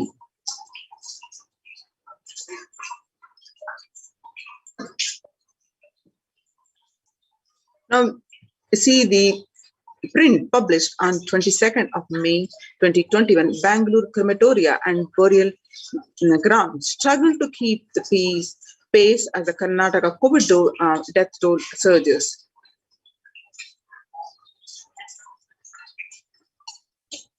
Subscribe to our YouTube channel and press the bell icon to get the latest updates. Over the last 2 weeks, Karnataka has witnessed a devastating COVID-19 surge, recording the highest COVID-19 related deaths and a number of new cases. Bengaluru has emerged as a new COVID-19 hotspot due to the positivity rate and an increase in the deaths. With the surge in COVID casualties in the second wave of the pandemic, crematoriums in Bengaluru, as in the rest of the country, are finding it difficult to handle the daily burden of bodies being brought in. Battling shortage of space and other infrastructure crunch, many have constructed new sheds to ensure last rites can be carried out even during the rains, and burial sites. Some burial sites are also reusing their space. The print visited a crematorium on the outskirts of Bengaluru. We are 25 kilometers in a place called Tavarekere, where at least around 60 to 80 bodies are being brought every day and final rites are being performed. They are saying that the numbers has been increasing constantly for the past few days. Bangalore especially, the number is rising every single day. At the same time, in Karnataka itself, the number of COVID-19 cases have been rising constantly for the past few days, and the positivity rate is also a major concern. At the same time, the vaccination drive is not progressing as smoothly as it should be. If you can see just behind, this is where the bodies are being brought, and they're trying to ensure that everything is done in a proper manner. Bangalore is facing shortage of places, burial places, and there are certain organizations who are helping people give a dignified last rites to COVID patients. We have with us Akhtar Sharif from the Popular Front. Sir, आप थोड़ा बताएंगे आप लोग किस तरह से मदद कर रहे हैं और किस तरह का दिक्कत अभी आ रहा है ये जो सेकेंड वेव आया है कोविड का? तो जैसा कि आप लोग जानते हैं कि पॉपुलर फ्रंट ऑफ इंडिया जो है हर हमेशा से पब्लिक के लिए सर्विस देने के लिए हर हमेशा ज़मीनी सतह पर हर हमेशा काम करती है। तो ऐसे ही सेकेंड वेव में भी पॉपुलर फ्रंट ऑफ इंडिया जैसे ही लोगों का रिक्वायरमेंट बढ़ना शुरू हुआ तो एक्टिव होकर जो है हर हमारा जो पॉपुलर फ्रंट का वॉलंटियर है उस जगह पर जो है काम करना स्टार्ट किए हैं। तो जैसे कि हमारा अभी तक तकरीबन हम लोगों ने पॉपुलर फ्रंट ऑफ इंडिया ने 426 तक हमने ब्यूरियल किए हैं, प्लस क्रीमेशन भी किए हैं। इसमें अप्रैल से लेकर कल तक का हमारा ये रिकॉर्ड है। तकरीबन 426 हमने ब्यूरियल और क्रीमेशन, जिसमें आकर जो है 24 हिंदूज के बॉडी भी मिले थे और उसमें आकर 4 आकर।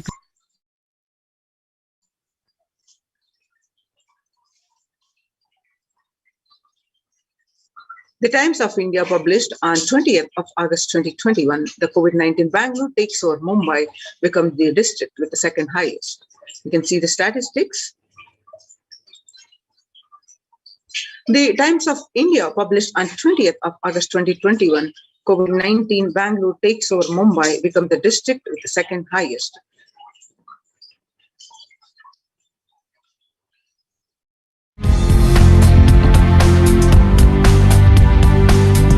Bengaluru Urban has now taken Mumbai to become the district with the second highest COVID deaths in the country, while Pune continues to lead the table.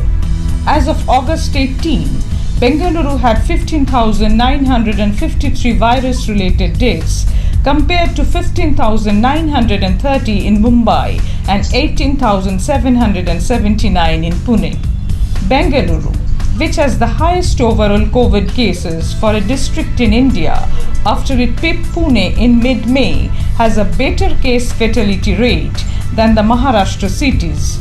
As of August 18, Pune's CFR stood at 1.7% and Mumbai's at 2.1% compared to Bengaluru's 1.3%. Data shows 8 states or UTs, Maharashtra, Kerala, Karnataka, Tamil Nadu, Uttar Pradesh, West Bengal, Delhi and Punjab have reported more than 15,000 deaths. Among these, no single district has more than 10,000 deaths. TOI online report.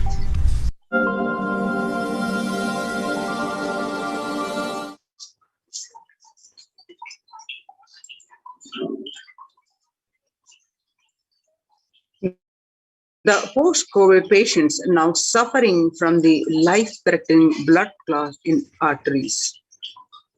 Steep rise in cases of arterial thrombosis in post-COVID patients, say the doctors.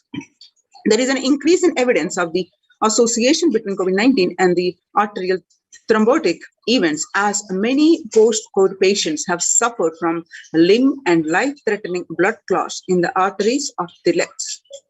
Doctors say Dr. Rahul Singh, interventional radiologist, revealed recently.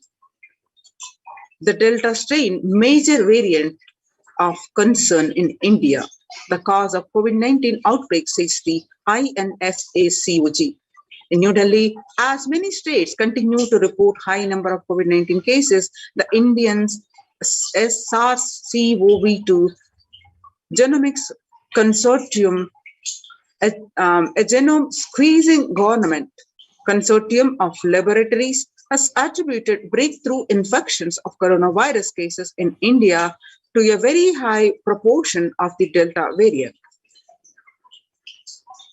Now, let us understand more on this, how the Supreme Pontiff of Hinduism, establishing the various ecosystems of Kailasa and reviving the temple-based ecosystems, which are now not only Kailasa's de facto spiritual embassies, are protecting the one and all and adding joy, peace, bliss to everyone. How the Supreme Pontiff of Hinduism reviving the temple-based ecosystems, which are providing the world, which are contributing to the world peace. And as a Kailasa's de facto spiritual embassies are also saving the lives. So let us understand more. As you see, due to this pandemic that we have seen the statistics, due to the concerning statistics, the temples have shut down, the famous temples like Puri Jagannath, and not only the famous temples, all the places where people gather, the religious or non-religious gurudwaras, temples, mosques, churches, every place have been shut down due to the concerning statistics. And the famous Gujarat temple also shut down. And as now in the times when the COVID-19 is rampant and the ancient temples are in a lockdown because of the risk of the widespread corona disease, the devotees of these temples were visiting and having darshan of their gods and goddesses for thousands of years. At all these ancient sacred sentiments have come to a humming halt after the lockdowns have taken place. The religion's fervor of the devotees is being lost due to the pandemic. The Supreme Pontiff of Hinduism is reviving the Kailasa ecosystem and bringing all the ancient traditions of the online platforms on Kailasa TV, YouTube, and Facebook. Now let us understand some of the basics of the temple revival of the ecosystem of Kailasa.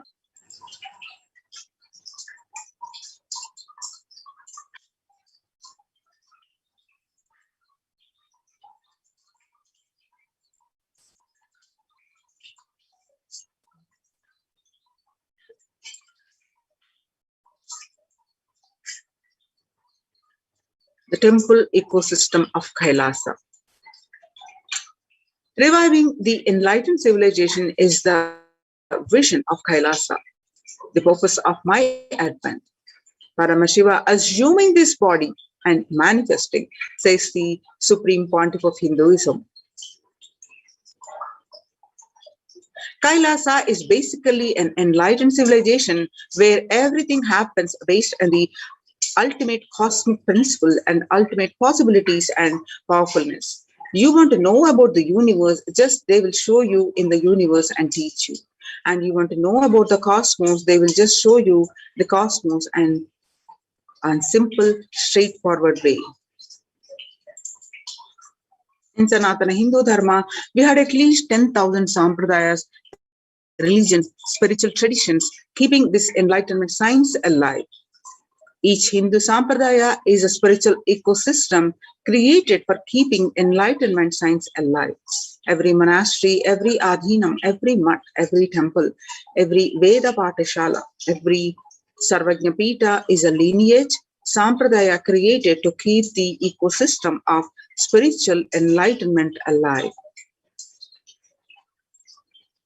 Some may be Shakta, some may be Yoga, some may be Vedanta, some may be Tantra. Some may be Yoga Vedanta, some may be Yoga Shaiva, some may be Vaidika Shaiva. All kinds of permutation and combination, each temple, each mutt, each monastery, each adhinam, each Veda Patashala, each sannyasa sampradaya is a spiritual ecosystem created to keep the enlightened ecosystem, enlightenment science alive of that sampradaya. Hindu temples are not just worship altars or religious congregation places, or just memorial for certain legendary person or incident. Hindu temples are residences of God. That's why in Chidambaram, Nataraja is one of the Dikshita, and Srirangam, Ranganatha is one of the Bhaktar who are doing the puja. The temples are residences of God in Hindu tradition, in reality, not just in Hinduism, in reality in every tradition, every religion. So there are a time Hinduism has 56 nations, 200 states, 1,700 provinces, and 10,000 sampradayas. Almost 95% of the population of those days were Hindus. Slowly, the brutal terrorists invading life negative gangs enter, destroy, rob, plunder the temples, and destroy the spiritual ecosystem, the enlightenment ecosystem.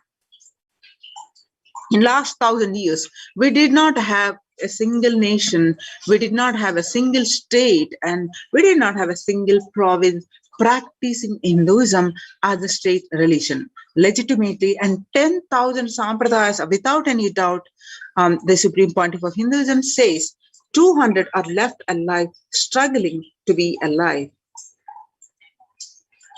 Three unique things of Hinduism. One is the ability to make the divine land and get rooted on the deity.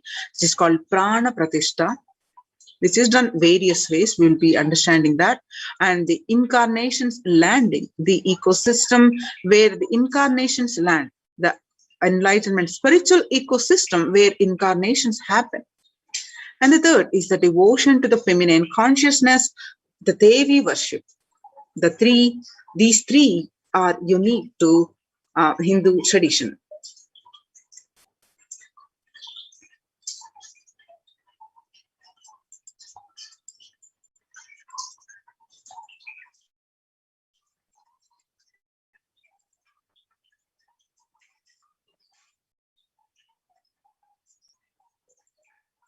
A person who can make enlightenment as a source for energy and excitement for anyone is an incarnation. Fortunately, we are successful in making enlightenment as the source for energy and excitement to millions of people all over the world. This whole Kailasa is the revival of that enlightenment civilization. The temple is a place where an intense cosmic energy is available for everyone to experience.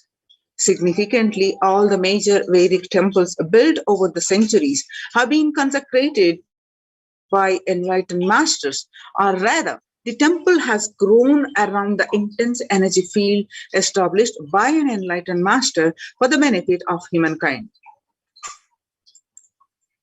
Just as a rich man leaves behind his wealth for the next generation after he leaves the body, enlightened masters leave behind the huge energy that they bring with them in the form of temples. For instance, the four main Shankara Peetams were established by the 8th century master Adi Shankara, the Chidambaram temple by Patanjali, the Palani temple by the Siddha Bhogar, the Arunachaleshwara temple by the Saint Idaikadar, Tirupati by Kunga Navar, and Tanjore by Guru Varu. The powerful spiritual vibrations present in these places are so palpable that even the most casual visitor can feel its effect in the form of peace, bliss, or clarity. When maintained properly using the subtle powers of mantras, the rituals and meditation, temples can hold and radiate this precious energy for thousands of years. The temple structures. In Hinduism, temples are designed as energy centers, energized by the great enlightened masters to radiate the enlightened masters present even when they leave their body. Temples are found deliberately at a place where the positive energy is available abundantly from the magnetic and electric waves conveyances of north and south poles push. The idol of God is set in the core center of the temple, known as Garbhagruha, the sanctorium. This is the area where the Earth's magnetic field is discovered to the most extreme. Therefore, it is the energy source. The Dvajastambha, the flagpole, behaves as a transformer. The huge domes are for amplifying the energy. The temples were systematically built for the transmission of energy on the large scale. Temples and the enlightened beings. When the rich man dies, he leaves behind his wealth to his wife, daughters, and sons. When the enlightened masters leave the body, they leave their wealth of energy, penance, and goodness to humanity at large. Temples are built on these energy fields left behind by them.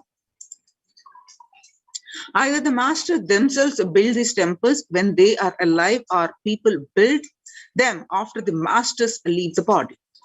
These temples are further sanctified through the rituals that harness the divine cosmic energy. The famous temple at Kedarnath in the Himalayan range was built by the great master Shankara. The Arunachaleshwara temple of Tiruvannamalai, South India, is ascribed to a great saint called Idaikadar. These temples are divine gifts of these great masters to humanity. There are two types of people. The first type generate energy from their own system, and they are like solar system. Wherever they are, they produce energy, they radiate energy, and wherever they go, they excel in it. Whatever they touch flourishes. They are the one who nourish the world. They are the enlightened masters. The second type of people are those who have forgotten the art of producing energy from their inner source. These people may flourish, but may be only in one or two fields. And that too out of the superficial energy source called mind. Since their source is superficial, the multidimensional flourishing remains a dream for them.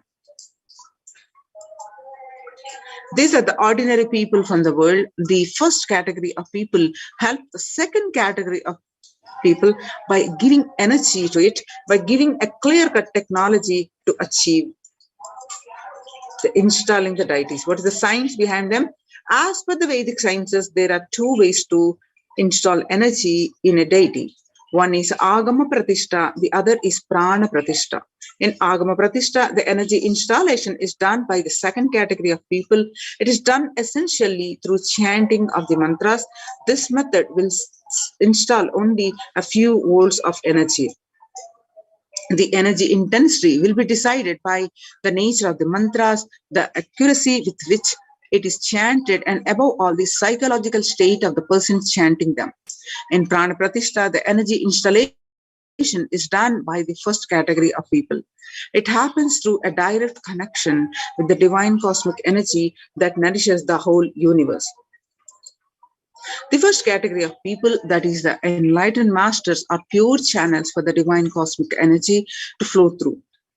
They can choose what manifestation of the energy they wish to install, and for the goodwill of society, masters have worked on the science of the inner world and have installed the various aspects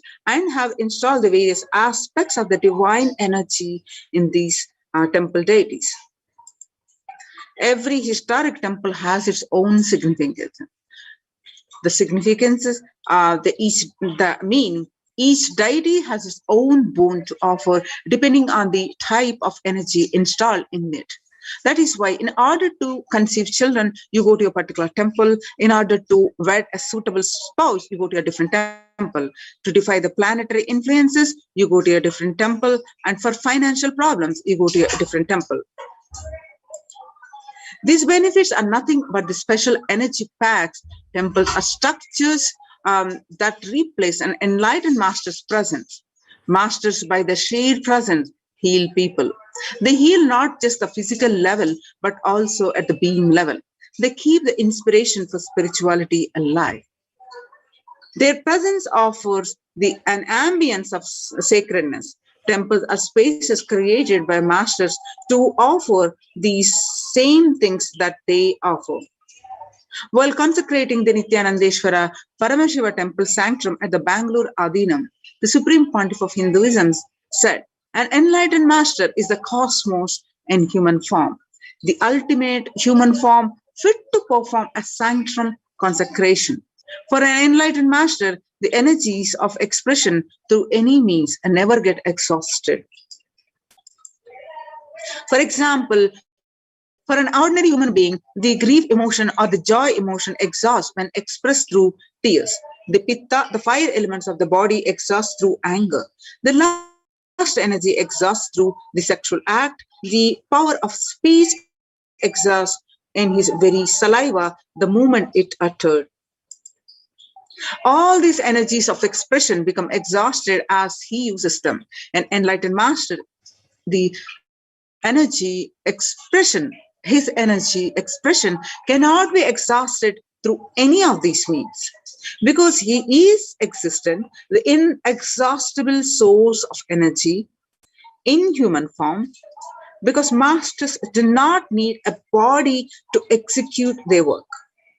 They can continue to do the things they do even after they have left their physical body. The sanctum created and energized by them will radiate inexhaustible energy and nurture energy being that seeks it. Only a master who can function without the help of his body is capable of creating a true sanctum, one that will materialize things exactly the way he does. And there are some more things if we understand why the temple ecosystem, the Supreme Pontiff of Hinduism, is establishing all over the world.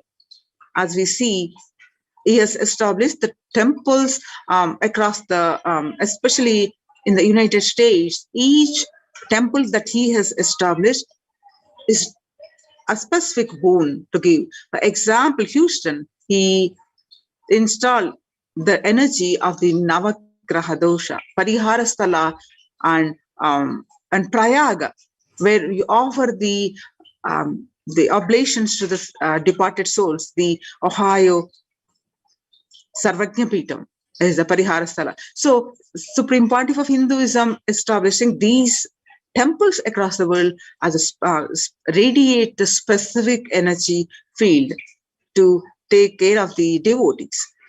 And one more question we always wonder is, if God is everywhere, why go to a temple?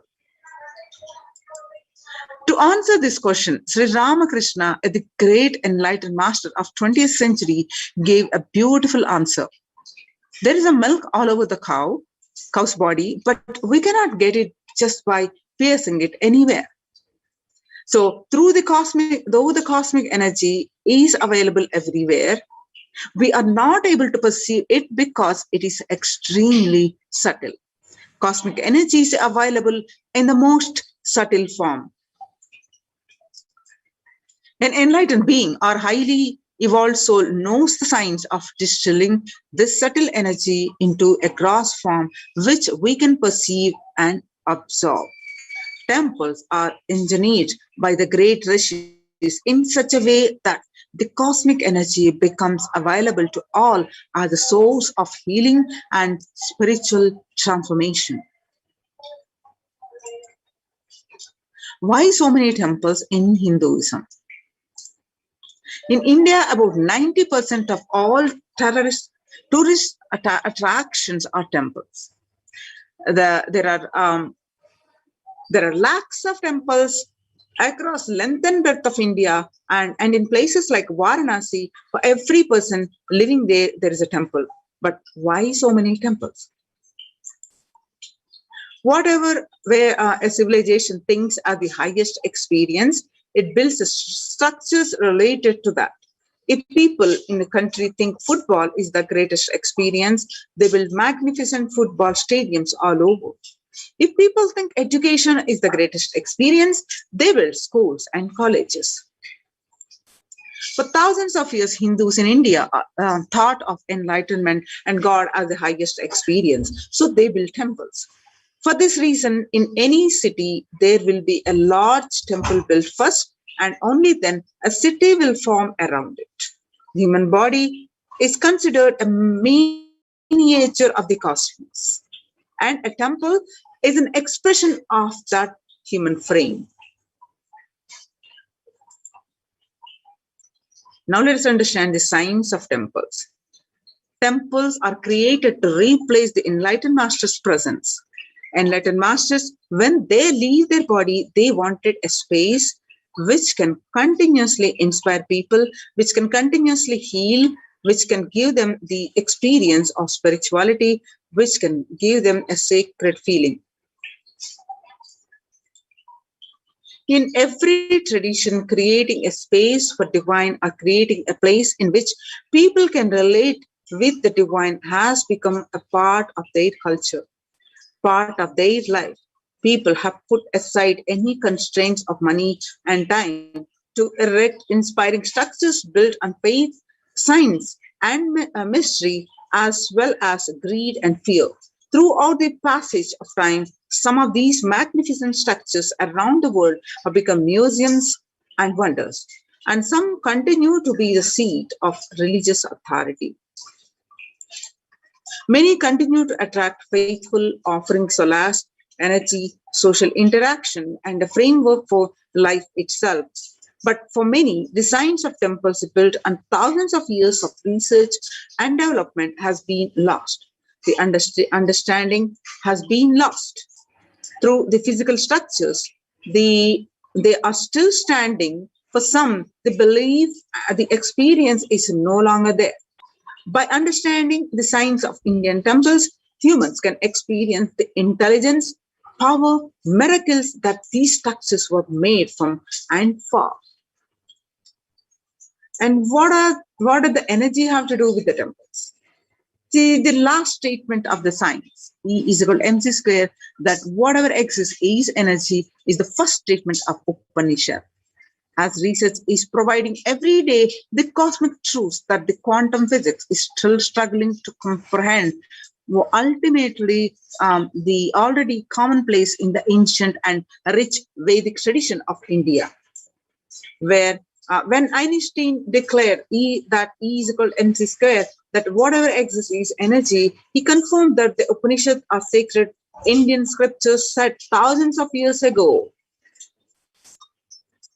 With an enlightened insight into the play of matter and energy that makes up the universe, the Vedic seers have declared more than 10,000 years ago that whatever exists is nothing but energy. Isha Vasham Idam Sarvam. That means Isha Vasha Upanishad. The last statement of science is equal to mc squared. That whatever exists is energy is the first statement of Upanishad. Isha Vasham Idam Sarvam. Whatever exists is energy. So the last statement of science is the first statement of Upanishad. Whatever exists is energy. In modern times, temples are truly the oxygen baths for the soul. With an enlightened insight into the play of matter and energy that makes up the universe, the Vedic seers had declared more than 10,000 years ago that whatever exists is nothing but the energy. The Ishavasham Idam Sarvam from the Ishavasha Upanishad, the last statement of science is equal to mc square, that whatever exists is energy, the first statement of Upanishad. Ishavasham Idam Sarvam, whatever exists is energy. So the last statement of the science is the first statement of the Upanishad. Whatever exists is energy. In modern times, temples are truly the oxygen bath for the soul.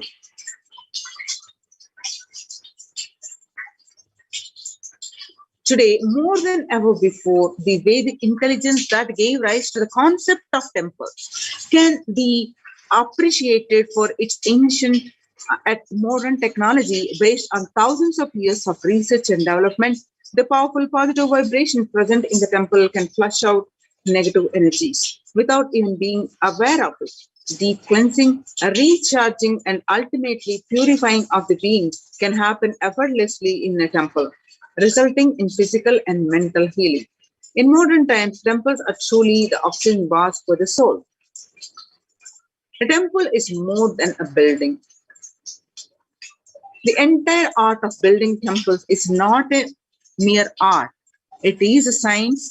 Temple architecture is a highly developed science. Every single facet of it, from the size of the idols to the size of the rooms, the courtyard, the direction in which each has to be situated,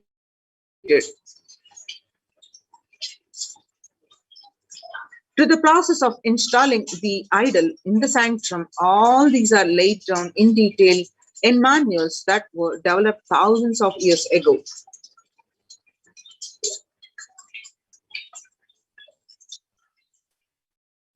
An Indian temple is more than just a building or a structure. It is the image and energy of the divine. A temple is a miniature cosmos comprised of the 5 elements and a presiding deity. A temple is an outgrowth of the deity which has its own independent intelligence and from which energy is constantly radiating. Temples are also used for social interactions, spiritual education, cultural events, and economic exchange. Temples provide the opportunity for transformation towards a higher consciousness. Now let's watch the Supreme Pontiff of Hinduism energizing, doing the prana pratishtha of a temple.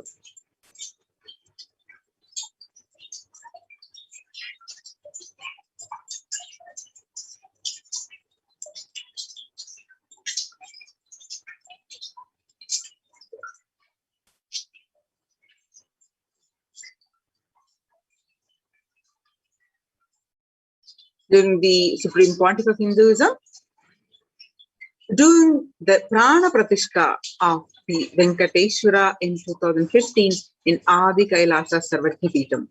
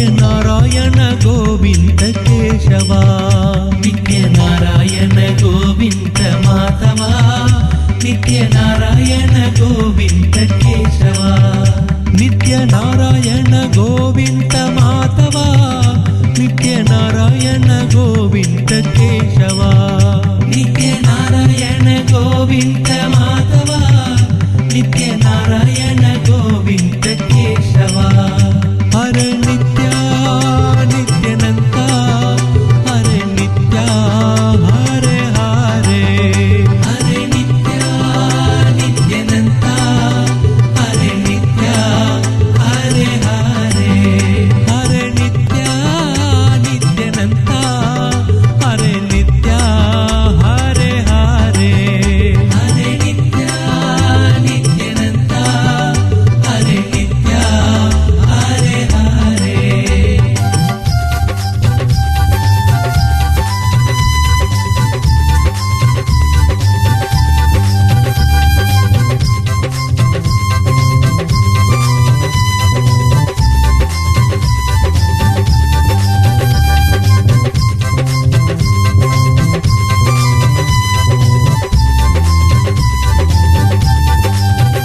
नित्यनारायण Govind Madhava नित्यनारायण Govind Keshwa नित्यनारायण Govind Madhava नित्यनारायण Govind Keshwa नित्यनारायण Govind Madhava नित्यनारायण Govind Keshwa नित्यनारायण Govind Madhava नित्यनारायण Govind Keshwa Hare Nitya Nityananda Hare Nitya Hare Hare Hare Nitya Nityananda Hare Nitya Hare Hare Hare Nitya Nityananda Hare Nitya Hare Hare Hare Nitya Nityananda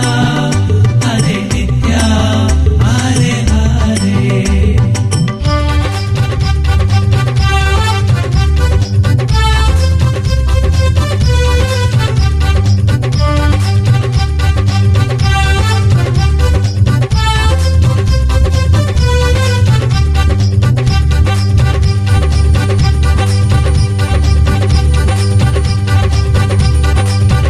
नित्यनारायण Govind Madhava नित्यनारायण Govind Keshwa नित्यनारायण Govind Madhava नित्यनारायण Govind Keshwa नित्यनारायण Govind Madhava नित्यनारायण Govind Keshwa नित्यनारायण Govind Madhava नित्यनारायण Govind Keshwa नित्यनारायण Govind Madhava नित्यनारायण Govind Keshwa नित्यनारायण Govind Madhava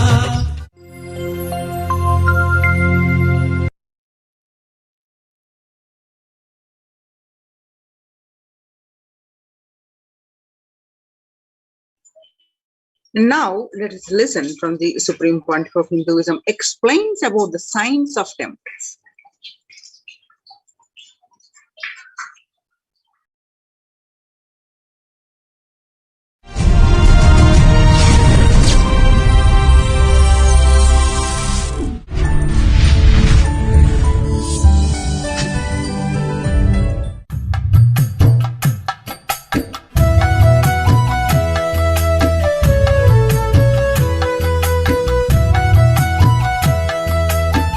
We'll enter today's subject. It is such a vast ocean. Meenakshi's history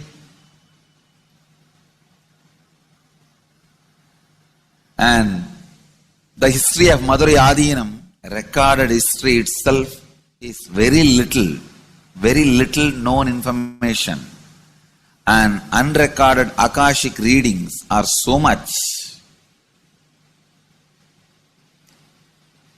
I have to sync the whole thing in tune. It is still taking time for me to comprehend, especially to present it in your language, the language in which all of you can understand. I can see literally so much of cosmic information from the Akashic reading, Akashic recordings are getting downloaded and getting ground, processed to get expressed in the language in which you all can grasp, you all can understand, you all can receive, you all can enjoy.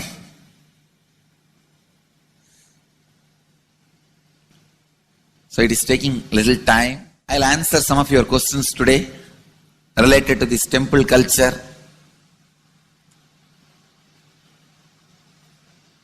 As part of this Satsang series, Madurai Adinam series. This is a question from Rajiv, India. Beloved Master, people not belonging to this culture knows little about this particular Meenakshi temple. Please tell us who is Devi Meenakshi and her husband. Why this grand temple? What are the visible and invisible functions of this temple? Please tell us, Swamiji. Read the next question also. As we see in our present time, towers of mobile, TV or dish TV antennas everywhere connecting invisibility to satellites, doing an incredible function for individuals and for society. My question is, there is and was everywhere temples and deities in this culture. Anybody coming from outside just wonder, is this just sentimental carved stones, worshipping culture or just artistic sculpture? What is the invisible function of temples, deities? See, both questions, same answer. That is the reason I wanted to answer both the questions together. Modern day dish TVs, antennas, mobile towers, all of them work in the level of certain frequency where the words, pictures, visuals can be transmitted. See, the verbalization and visualization, names and forms can be transmitted from one place to another place through these mobile towers, dish TV antennas. But the temple towers are created to transmit super consciousness from one place to another place. Please understand, in Meenakshi's time there was television, conscious television. It used to be in stone slab, and if you just sit in front of that stone TV, meditate, connect with Meenakshi, she will appear live and answer whatever you want. So each of the stone slabs only slowly later on became deities. You can see in our temples this happening. The TVs in which I am appearing and speaking are slowly becoming deities. They are receiving worship. Flowers are offered to it. Aarti is done to it. Incense is given to it. Now, all our temples are planning to have a separate throne for this TV. In Los Angeles, already I am on the throne. The TV is in the throne. The TV, in which people are seeing me, have already become deity. Same way, please understand, the stones through which people were able to connect with the super consciousness have become deities. Same way, all our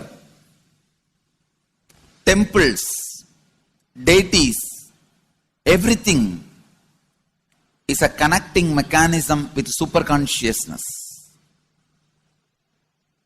The mechanism which connects with the super consciousness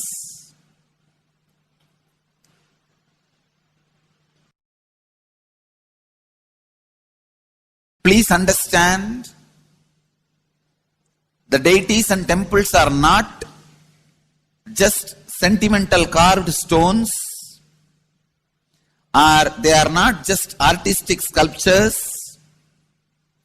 They are conscious transmitters. They raise you to the superconsciousness. In each house in Vedic tradition, we have a puja room. All the puja rooms are your private conscious airport, are conscious transmission centers. The main temple is a place from where continuous superconsciousness is radiating. So if you just sit and connect with a deep feeling connection, see, in those days human beings were so beautiful and simple. Just remembering the name of the deity is enough. They are already in connection with the deity. That feeling connection. When I read Patanjali's Yoga Sutra, it says, sit in Siddhasana and be in Samadhi. That's all. So the human beings were so simple in those days. Just if you sit in Siddhasana, you are already in Samadhi. If you sit, your mind sits. Now, if you sit, your mind sits. Mind is completely away from the body. In those days, human beings were so simple and intelligent. All the non-mechanical parts of their brain were awakened. It is Western culture which killed the non-mechanical parts of the brain, the functions of the non-mechanical parts of the brain. Please understand, in the Vedic civilization, always human beings were brought up in such a way that non-mechanical parts of the brain was fully alive and awakened. It is a cultural invasion, destroyed the greatest possibility of the human being when the non-mechanical parts of the brain is not functioning anymore. The temples, deities, all these are looking useless. Otherwise, they are a huge conscious infrastructure. Please understand. So, an example, suddenly, if we find some method to travel just 20 feet above the air, or 30 feet above the air, without petrol or diesel, all our automobiles, roads, everything will become useless. Then you will wonder, why so many automobile industries are established? Why so many cars are produced? Why this huge road waste? I think our ancestors are fools. You don't understand. At one period, it was used. It was being useful. Our temples, our deities, all these are useful if all your non-mechanical parts of the brain is awakened.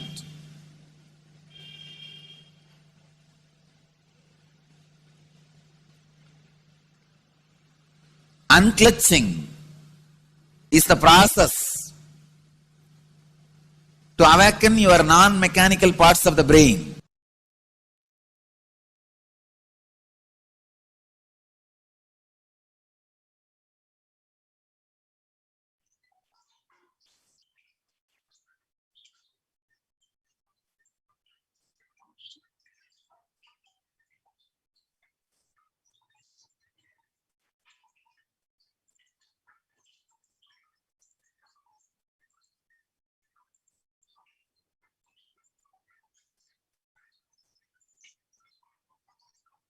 Now, with this understanding, we have in detail understood about why the temples, ecosystems, and how they are protecting from this huge pandemic. And not only that, they add to our joy, bliss, and all aspects in our life, the growth. So join in the COVID care protection centers, the Kailasa's de facto spiritual embassies. Register now through the link below, https://kailasa.org/Kailasa care. Kailasa's temple ecosystems are the place where everything related to super consciousness is revived. All the sampradayas, that means the multiple sects of the Hinduism, are each exploring the signs of awakening, the individual peak possibility in a unique, time-tested, foolproof way. The spiritual ecosystems created for the enlightenment will be revived and established in such a way that it never gets lost again. They are there serving the humanity. Revival of Hinduism temple ecosystems.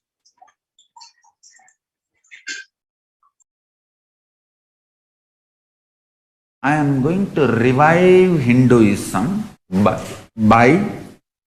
setting up a model community, enlightenment ecosystem. I am going to create absolutely from the scratch newly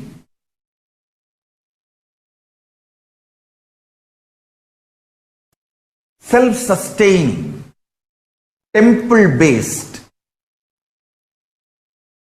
Hindu ancient enlightenment ecosystem and civilization based on that. Understand? Kailasa is reviving the ancient Hindu enlightened civilization.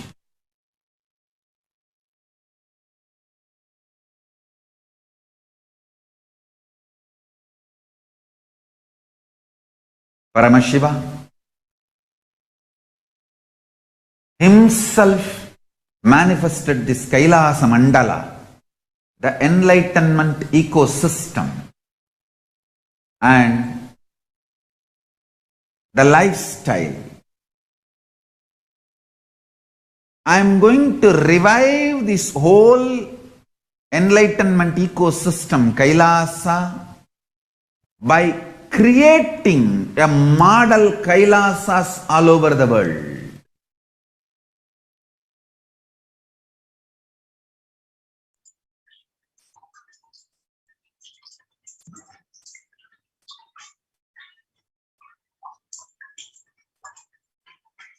So beginning from 1994 to this date, the Supreme Pontiff of Hinduism has worked tirelessly in the revival of the temple ecosystems.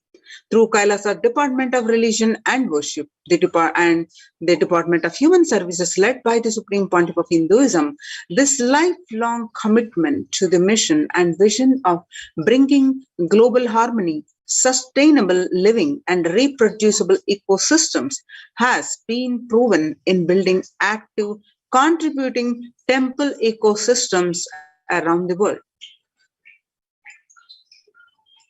You can see the glimpses how the Supreme Pontiff of Hinduism has established the temple-based ecosystems, the various glimpses, conducting the various programs, conducting the, doing the Fi Annadan, doing the Karaseva, leading by example, and participating in the famine, various service activities, medical camps. He has established the Kailasa's ecosystems around the world, starting from 1994 and continuing to work to establish these temples, not only in India, but in the Western Hemisphere also, and in other places. You can see the various glimpses where the Supreme Pontiff of Hinduism tirelessly worked. So Kailasa's Department of Religion and Worship, Department of Human Services, and each of Kailasa's temple ecosystems consider the right of happiness to be the highest fundamental right of all human beings. In fact, all beings. The ultimate goal for Hinduism and Kailasa, led by the Supreme Pontiff of Hinduism, Jagadguru Mahasannidhanam, His Divine Holiness Bhagwan Nithyananda Paramashivam, is the material and spiritual well-being and prosperity of humanity. To join the Kailasa's COVID care protection centers, register now through the link below, https://kailasa.org/Kailasa care.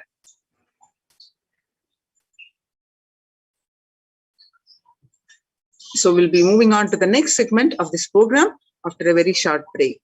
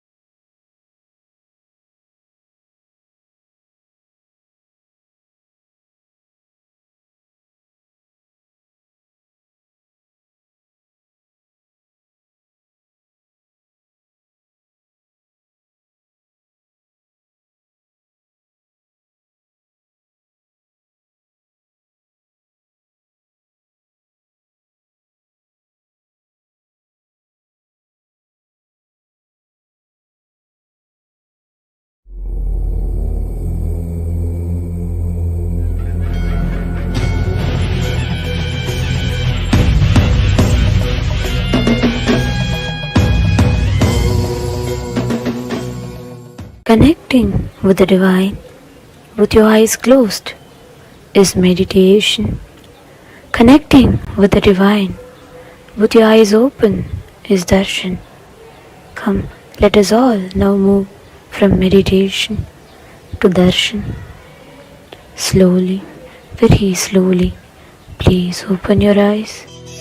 சுண்ணாம்பு போல சுருச்ச மோகத்துக்கு எங்க சூரிய நர்வமோசம் எங்கெங்கே வச்சிச்சோ வெத்தல போல விரிச்ச மோகத்துக்கு எங்க சந்திர நர்வமோசம் எங்கெங்கே வச்சிச்சோ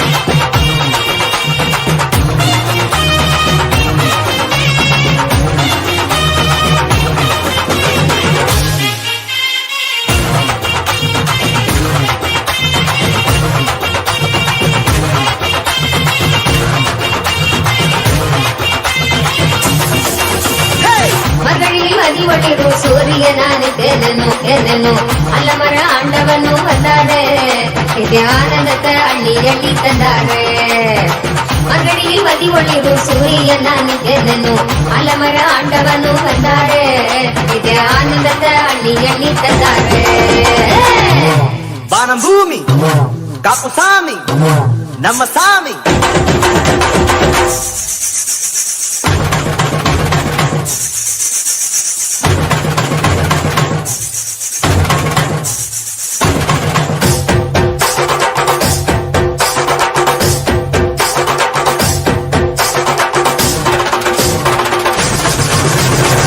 முத்துரவரத்தினமே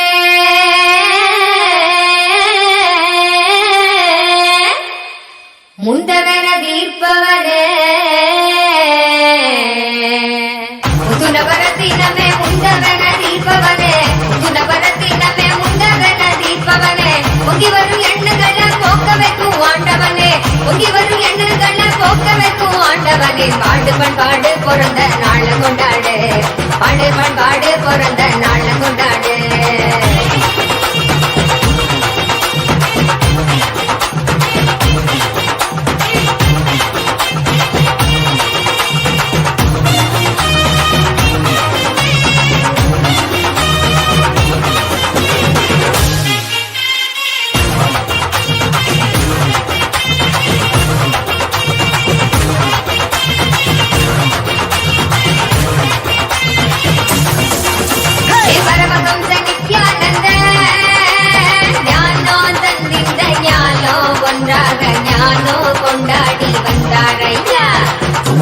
Cinca, cinca, cinca, dai bol passe.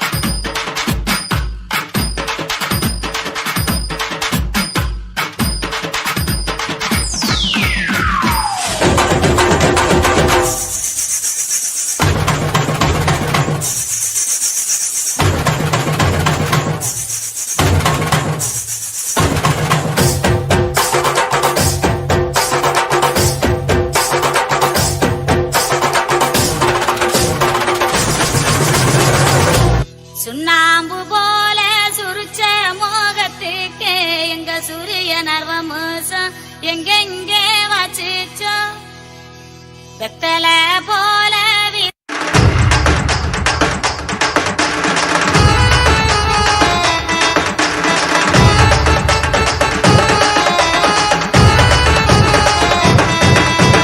அண்ணாமலையில் பிறந்தான் புவி எண்ணாத யோகமே கொண்டிட நித்யன் ஈரேழு லோகத்திற்கெட்டா ஈசன் முக்தி நேரி அருளவே நித்யனாய் ஊரகிற்கு வந்தம்மை ஆட்கொள்ள தேவர்களை காத்திட வைத்தான் தாயாய் பேரருள் புரிய உடல் ரோமம் சிலிர்த்திட நித்யனாய் வந்து அண்ணாமலையில் பிறந்தான் புவி எண்ணாத யோகமே கொண்டிட நித்யன் ஈரேழு லோகத்திற்கெட்டா ஈசன் முக்தி நேரி அருளவே நித்யனாய் அண்ணாமலையில் பிறந்தான் திருவண்ணாமலையில் பிறந்தான் பிறந்தான்.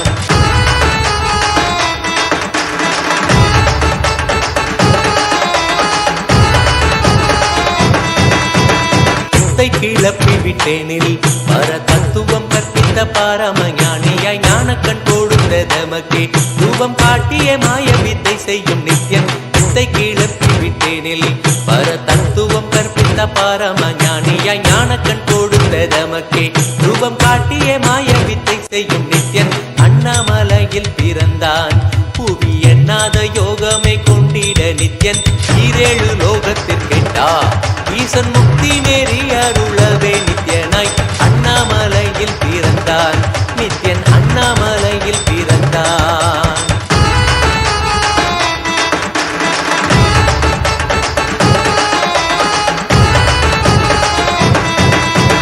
மெய்ப்பொருளான நித்யனை ஆழ்ந்து சிந்திக்க ஐயனின் ரூபம் விளங்கும். தாண்டும் சிவசக்தியாக ஐம்பொறிகளுக்கும் புலனாகின்ற நித்யன். மெய்ப்பொருளான நித்யனை ஆழ்ந்து சிந்திக்க ஐயனின் ரூபம் விளங்கும். யாண்டும் சிவசக்தியாக ஐம்பொறிகளுக்கும் புலனாகின்ற நித்யன். அண்ணாமலையில் பிறந்தான் புவி எண்ணாத யோகமே கொண்டிட நித்யன்.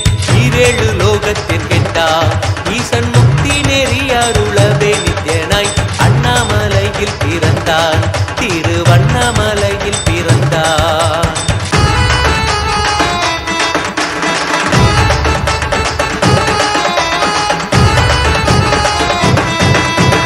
உள்ளும் புறமும் இருந்து உயிர் பக்குவமாக்கிடும் பரமனாம் நித்யன். ஞானப்பாடித்தங்கள் ஏழும் கொண்ட ஞானமும் ஆகியே ஆண்டிடும் நித்யன். உள்ளும் புறமும் இருந்து உயிர் பக்குவமாக்கிடும் பரமனாம் நித்யன். ஞானப்பாடித்தங்கள் ஏழும் கொண்ட ஞானமும் ஆகியே ஆண்டிடும் நித்யன். அண்ணாமலையில் பிறந்தான் புவி எண்ணாத யோகமே கொண்டிட நித்யன். ஈரேழு லோகத்திற்கெட்டா ஈசன் முக்தி நெறி அருளவே நித்யனாய் அண்ணாமலையில் பிறந்தான். நித்யன் அண்ணாமலையில் பிறந்தான்.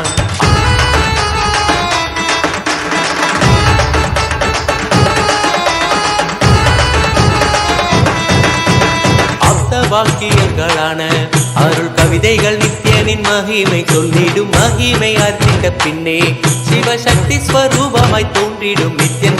அப்த வாக்கியங்களான அருள் கவிதைகள் நித்யனின் மகிமை சொல்லிடும். மகிமை அர்த்தித்த பின்னே சிவசக்தி ஸ்வரூபமாய் தோன்றிடும் நித்யன். அண்ணாமலையில் பிறந்தான் புவி எண்ணாத யோகமே கொண்டிட நித்யன். ஈரேழு லோகத்திற்கெட்டா ஈசன் முக்தி நெறி அருளவே நித்யனாய் அண்ணாமலையில் பிறந்தான். திருவண்ணாமலையில் பிறந்தான்.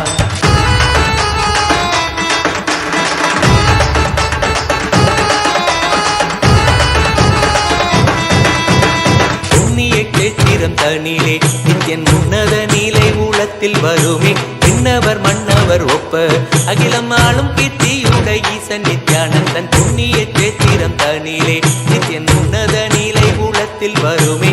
விண்ணவர் மன்னவர் ஒப்ப அகிலம் ஆளும் கீர்த்தியுட ஈசன் நித்யானந்தன். அண்ணாமலையில் பிறந்தான் புவி எண்ணாத யோகமே கொண்டிட நித்யன். ஈரேழு லோகத்திற்கெட்டா ஈசன் முக்தி நெறி அருளவே நித்யனாய் அண்ணாமலையில் பிறந்தான். நித்யன் அண்ணாமலையில் பிறந்தான்.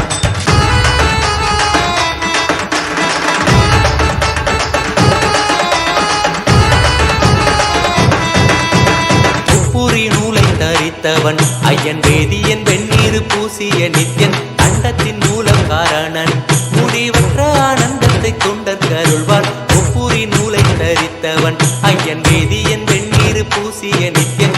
அண்டத்தின் மூலம் காரணன் முடிவற்ற ஆனந்தத்தை தொண்டற்கருள்வான். அண்ணாமலையில் பிறந்தான் புவி எண்ணாத யோகமே கொண்டிட நித்யன். ஈரேழு லோகத்திற்கெட்டா ஈசன் முக்தி நெறி அருளவே நித்யனாய் அண்ணாமலையில் பிறந்தான். நித்யன் அண்ணாமலையில் பிறந்தான்.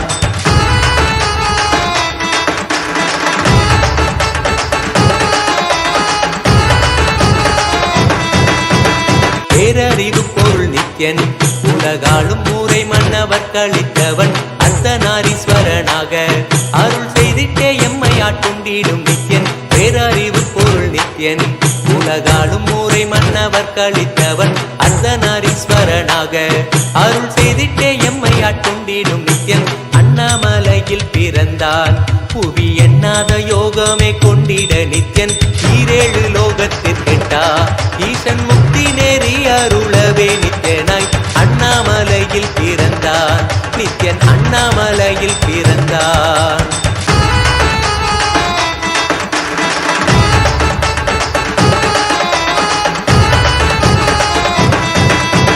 பிறவி பிறவியாய் தேவர்கள் பரம்பொருளான பரமனையை தேட ஈசன் பிறவாமல் ஆட்கொண்டு எம்மை ஒரு தத்துவம் தன்னை உரைத்திட நித்யனாய் பிறவி பிறவியாய் தேவர்கள் பரம்பொருளான பரமனையை தேட ஈசன் பிறவாமல் ஆட்கொண்டு எம்மை ஒரு தத்துவம் தன்னை உரைத்திட நித்யனாய் அண்ணாமலையில் பிறந்தான் புவி எண்ணாத யோகமே கொண்டிட நித்யன் ஈரேழு லோகத்திற்கெட்டா ஈசன் முக்தி நெறி அருளவே நித்யனாய் அண்ணாமலையில் பிறந்தான் திருவண்ணாமலையில் பிறந்தான்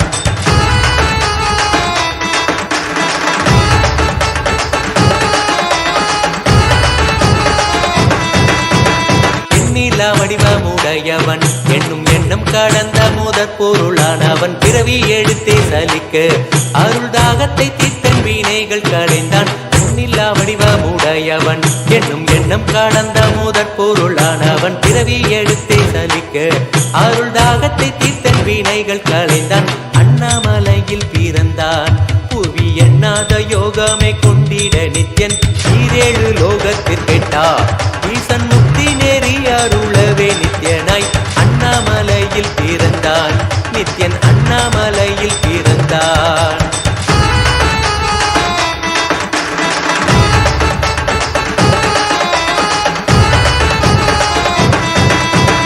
ஆனந்தமாயனுள் நித்யன் முக்தி மார்க்கத்தை காட்டி விட்டிருந்தருள்வான் மாலையன் காணாத சோதியன் தெளித்தேனாயே நித்திட ஞானம் அருள்வான் ஆனந்தமாயனுள் நித்யன் முக்தி மார்க்கத்தை காட்டி விட்டிருந்தருள்வான் மாலையன் காணாத சோதியன் தெளித்தேனாயே நித்திட ஞானம் அருள்வான் அண்ணாமலையில் பிறந்தான் புவி எண்ணாத யோகமே கொண்டிட நித்யன் ஈரேழு லோகத்திற்கெட்டா ஈசன் முக்தி நெறி அருளவே நித்யனாய் அண்ணாமலையில் பிறந்தான் நித்யன் அண்ணாமலையில் பிறந்தான்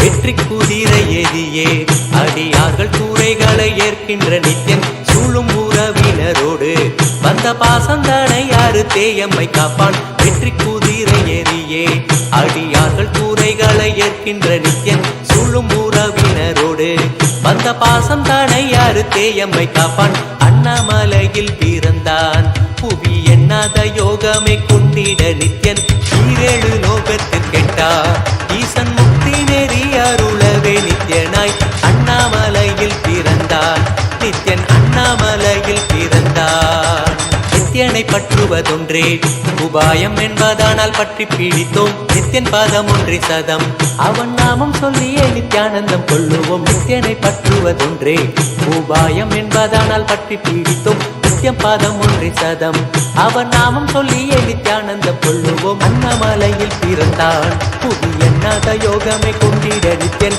ஈரேழு லோகத்திற்கெட்டா ஈசன் முக்தி நெறி அருளவே நித்யனாய் அண்ணாமலையில் பிறந்தான் ஓம் நித்யானந்தேஸ்வர பரமசிவ சமாரம்பாம் நித்யானந்தேஸ்வரி பரமசக்தி மத்யமாம் அஸ்மதாச்சார்ய பர்யந்தாம் வந்தே குரு பரம்பராம்.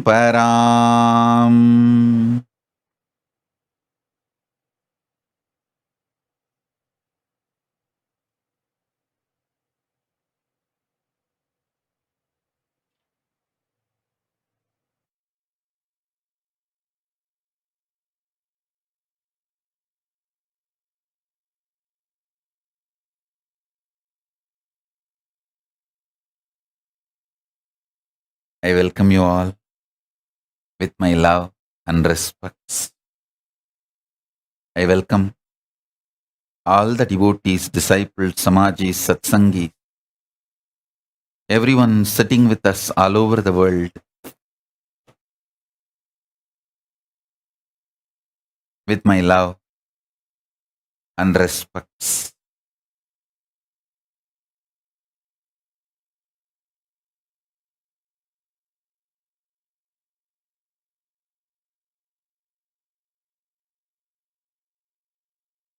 Paramashiva's message directly from Kailasa.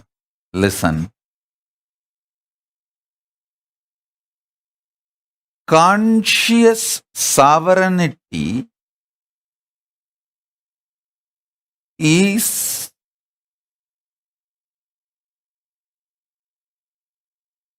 the source declaration, the cause for unmanifest to manifest. Listen.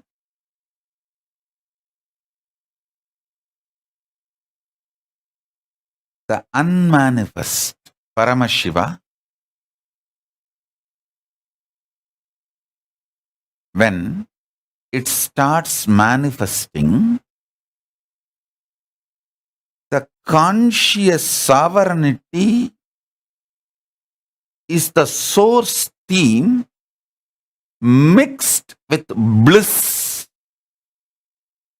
Bliss is a lubrication. Conscious sovereignty is the source will through which the unmanifest becomes manifest. Listen intensely.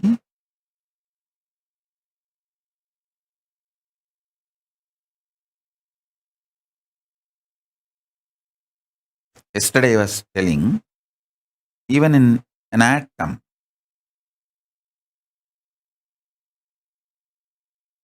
atom, cell, all this unit level existence, molecules, see, different field it is. In biology, you call it a cell. The outer world science perceives molecules, cell, atom, all this from different external, rational, logical, analytical mind and perception. I am talking from the revelations of the greater science called Hinduism. The cosmic science. In the cosmic science, the unit of existence,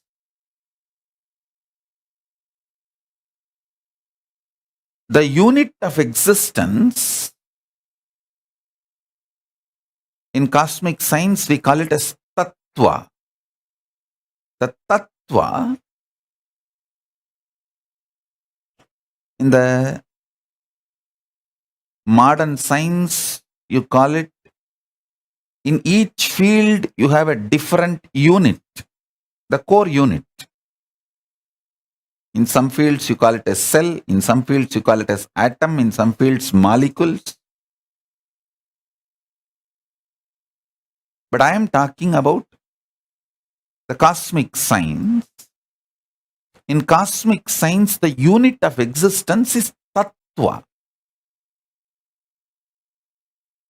The core tattva, unit of existence, the unmanifest is more than 99.99999%. The outer world science also, modern science also agrees, even in the atom, unmanifest, that vacuum is 99.999%. Only very small, that existence of neutrons and protons. The modern science explains from a different angle. You listen to the truth from the cosmic science. I want all of you to know the modern science, every department in any university, many universities have 30, 40. Some of the top universities have even 300 departments. But the whole department can make you genius only in that one department. I should say knowledgeable. If you study your whole life, spend your whole life in that department, you will become knowledgeable only in that department, that field. But the cosmic science I am revealing, if you understand, you will become genius, sarvanya. I tell you, being a sarvanya, genius, used to be the normal lifestyle of Hindus. It is so sad, even the Hindu gurus are not recognizing, acknowledging Hindu educational methodology and not running gurukuls as a mainstream education. It is so unfortunate. No country law accepts Hindu educational methodology as a mainstream education system.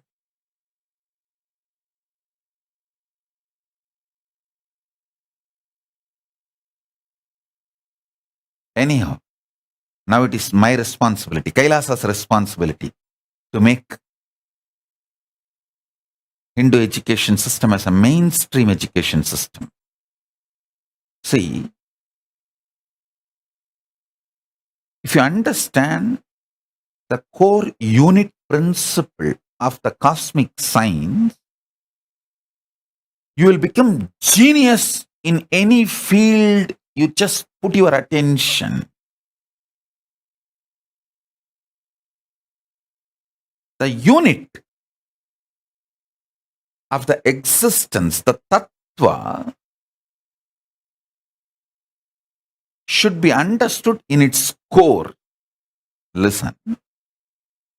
The unmanifest existence of you decides to manifest out of his conscious sovereignty. So, the conscious sovereignty cannot be lost, even if you think it is lost during your manifestation process. The manifestation process cannot take away the conscious sovereignty from you because conscious sovereignty is the source will. Source will. Why? Even the unmanifest manifests. Bliss is the lubrication.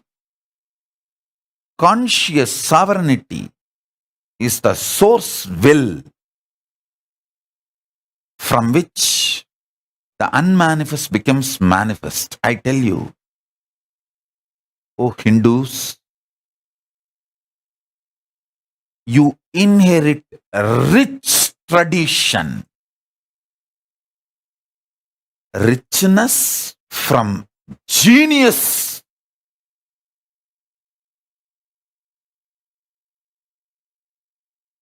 being. See, our richness is not grabbed, stolen, swindling, or terrorism. That is why we neither believe in conversion nor believe in terrorism. We don't believe in grabbing others' wealth through terrorism, population manipulation, conversion. We don't believe in any of this because we believe in the life centered on genius existence.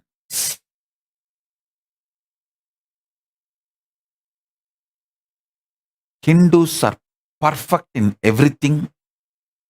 Modern day Hindus just lost your appetite for being a genius.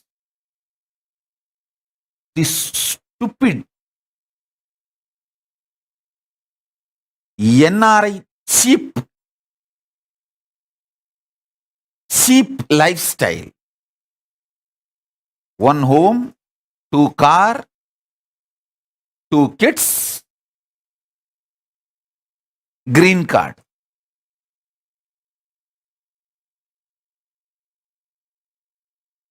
That is why you guys are nicely squeezed. Your whole life is sucked and dumped like a dirt by 50 by the global tech giants. Working for global tech giants is the hell and curse on the Hindus who don't want the genius lifestyle and who opt for mediocre, cheap way of existence. It's a curse you guys brought upon yourself.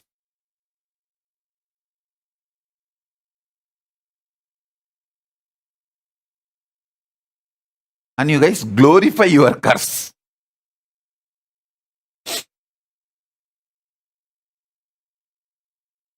Oh, I'm a senior manager of this tech giant company. Pooh.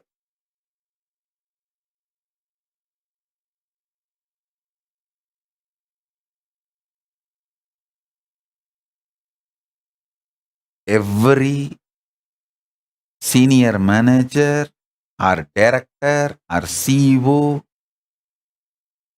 NRI sitting not just in US and Canada or UK, anywhere in the world.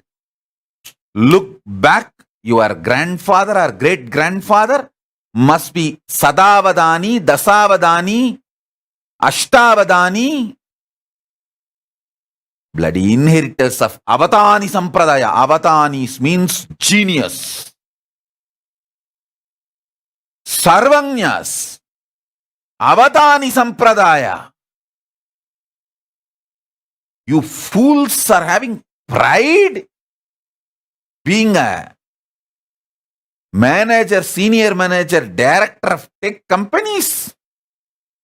It's a punishment.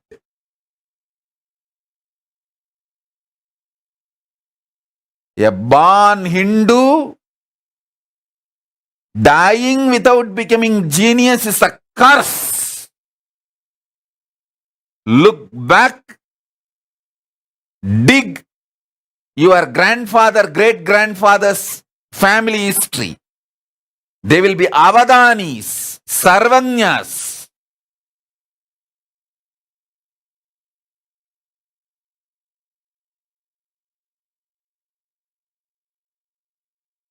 Appetite for being genius is the educational method of Hinduism. Understand? Education for all to make living is the preliminary education in Hindu tradition. Hindu tradition, till the age of 14, the Kulattul, the family knowledge for making living will be given. That is preliminary education, basic education. But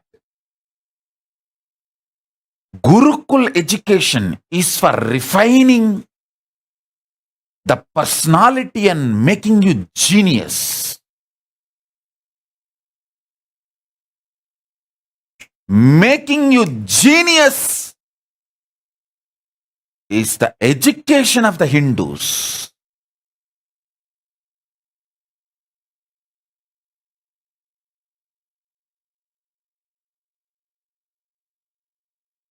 Narendra Sindhi is putting a nice message.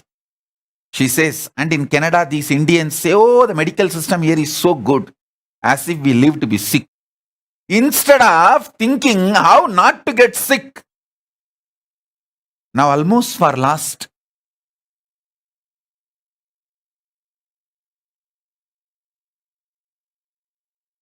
3 years after I left India, only once I had some diagnosis. One of my devotee doctor came and did some diagnosis on me. That's all. 3 years, neither I visited the hospital nor my grandfather. It is true what I am saying. My grandfather died in 90s. Only the last day of his death, he went to hospital. 90, his whole life, he went to hospital only once. The day he died, that's all. And it's not that Tiruvannamalai has a great hospital or medical care. Lifestyle is such.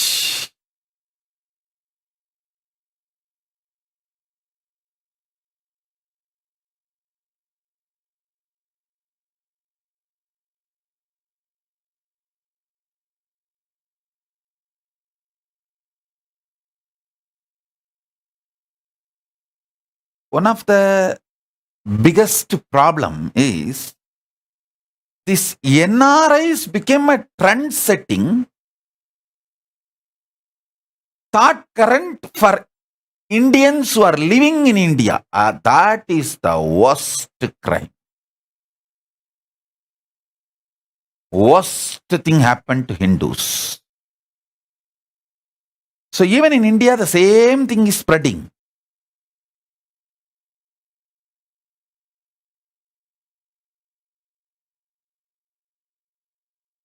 Two kids, one house.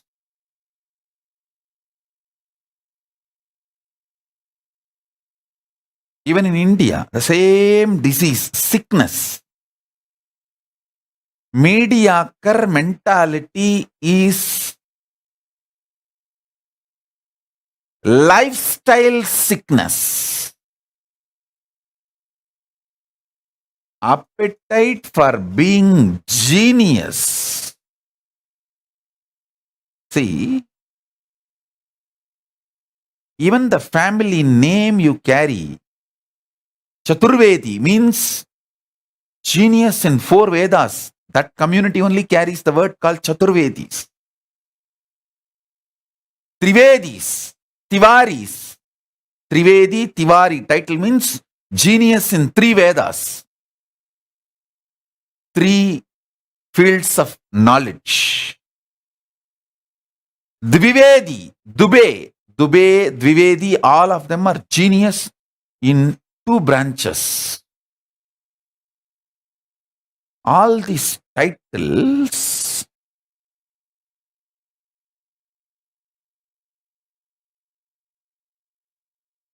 shows your grandfather, great-grandfather, they were all genius. Now the whole focus is 1 house, 2 car, 1 wife, 2 kids.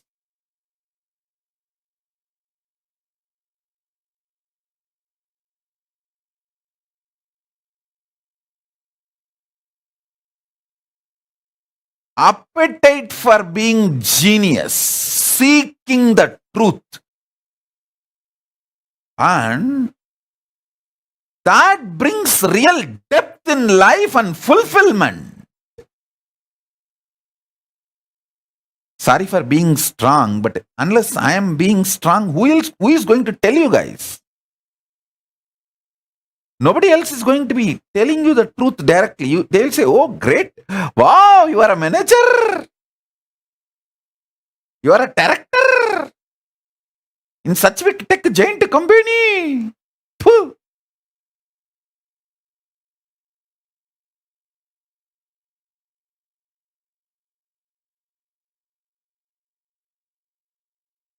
The appetite for genius.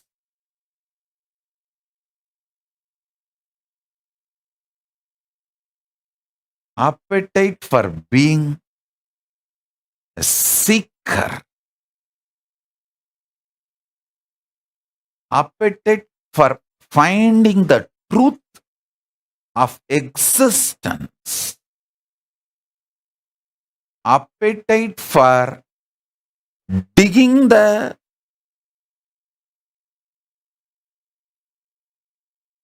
reality.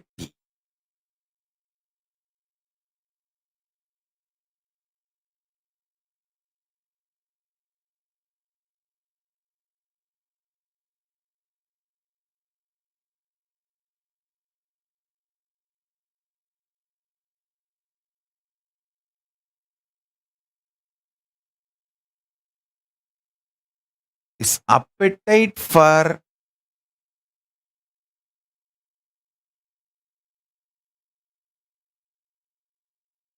seeking truth, discovering it.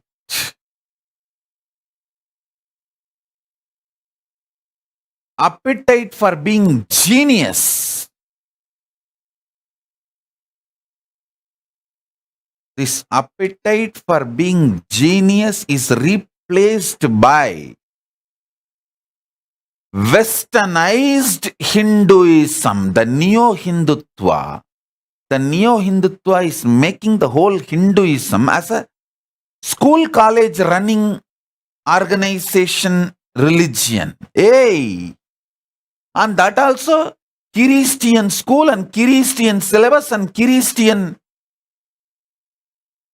medical system, hospitals.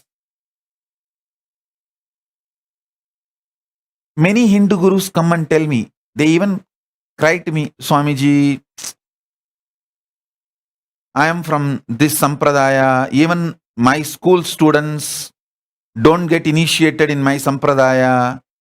Why will they? Because the school you are running is giving a Christian education and you are teaching the Christian history. You are not teaching the Hindu history to them, or the real history to them. What you are teaching in your school, they are going to follow, then why will they respect you? Your school books, you don't open and see, it is directly abusing your ancestors, your sampradaya.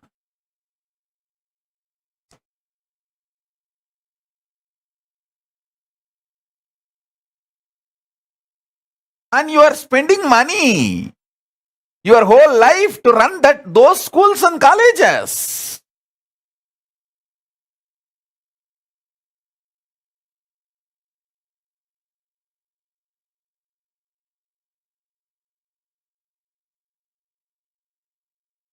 One of the worst things done to the modern day Hindus,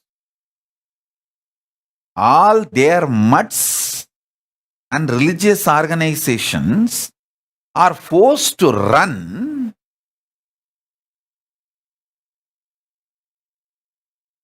Christian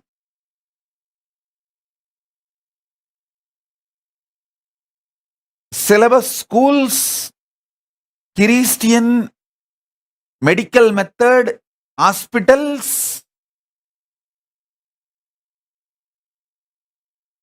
Even the Hindu mutts and organizations and gurus, unfortunately, have no freedom to run Hindu education or Hindu medicinal method hospitals. Hindu education schools or Hindu medicinal method hospitals, they can't run. Just see the number of madrasas, Christian education organizations, Christian schools, colleges and theology schools, and Hindu gurukuls number before independence. And see the number now. You will understand why I left India. Why I was kicked out of India. I should use that word.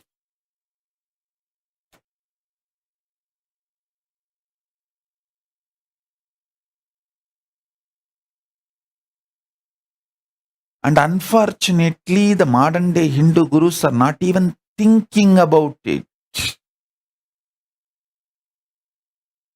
They are not even thinking about it. Their whole thinking is all about getting the temples out of government. That's all. Even that, when they are going to achieve, is different. But even their thinking is not going beyond that. Even in their thinking, they are not going beyond that. And I am telling you, most of the Hindus, almost I can say 99% of the Hindus do not know we had an amazing hospital system,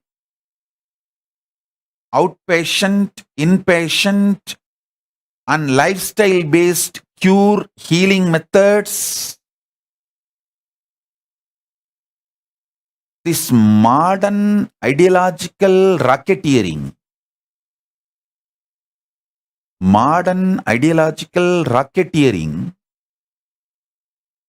has destroyed our indigenous knowledge system, medical system, lifestyle system, even the business methodology system.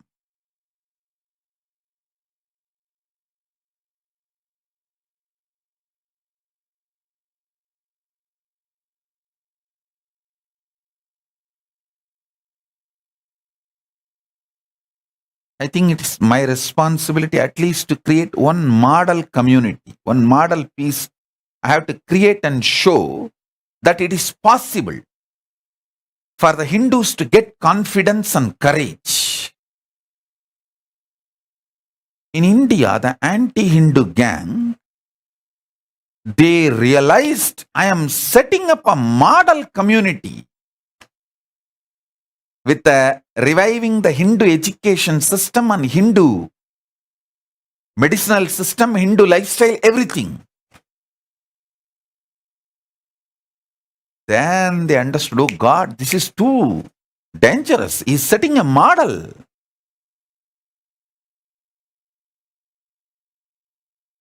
That is when they attacked the very core. Otherwise, there is no need for them to spend sending at least some 100 of them into the organization and penetrating and getting the local guys enrolled. The number of spies and conspirator gang infiltrated into my Sangha, my organization. Now we are seeing very clearly when they are dropping out. When they are dropping out and going out and abusing, then we are very clearly able to see that whole gang, how they penetrated and spent years. And we Hindus are very hospitable and very innocent. Exploiting our innocence and hospitality, penetrating into organization and spending years. And even these Hindus getting the opinions of the druggies about me to do their independent investigation. Going to druggies and asking about me. Going to rapists, child rapists and asking about me. Going to devil worshippers, Satan cult, devil worshippers and asking about me and Hinduism to do the independent investigation. Funny. Not really funny. And I am telling you,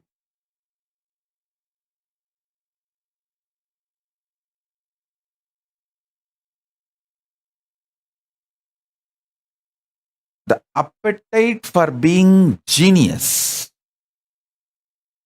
and the Hindu education system, Hindu knowledge transmission system. Actually, we should call it as a Hindu knowledge transmission system. It's not just education system. Education word is too poor. We don't educate, we just do knowledge transfer, I tell you. All the arts a Vishwakarma father mastered in jewelry making, he will transmit the whole thing by the age of 7 to the child, and after that everything the child learns will be the father plus. It will be specialization of what he got from father. That is why I call it Hindu methodology of the knowledge transmission is not ordinary education. Just through the body language, the way, in their very vibration, from the very muscle memory and biomemory and the DNA, the child grasps the whole thing from the father by 7. And from 7 to 14, he refines himself. He excels. Then from 14, it's all about becoming genius.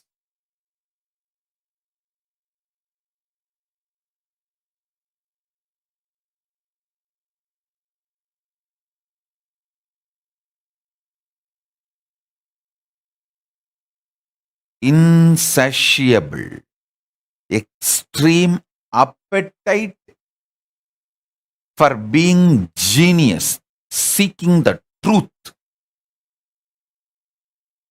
is the fundamental attitude of Hindus in life.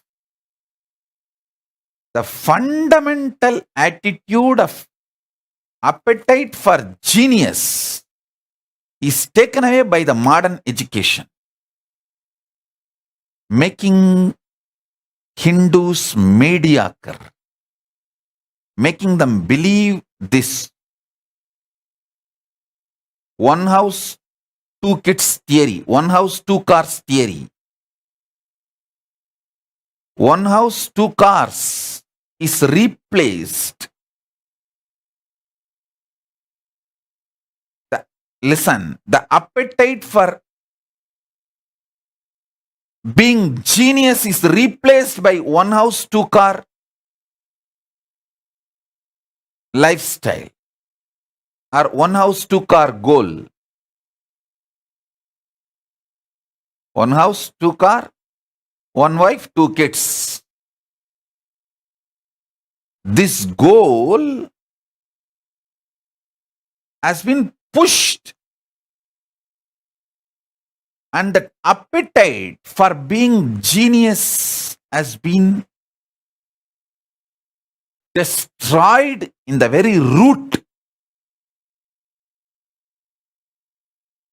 So the modern day Hindus, neither they spend their time nor intelligence or money or their treasure, talent, time, anything. They don't spend any of it in becoming genius, seeking the truth, being a personality with a depth.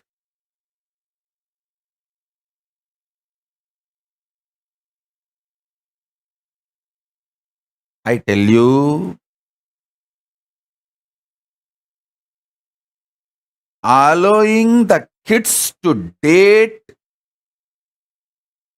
and break their celibacy before 21 destroys their depth. Till 21,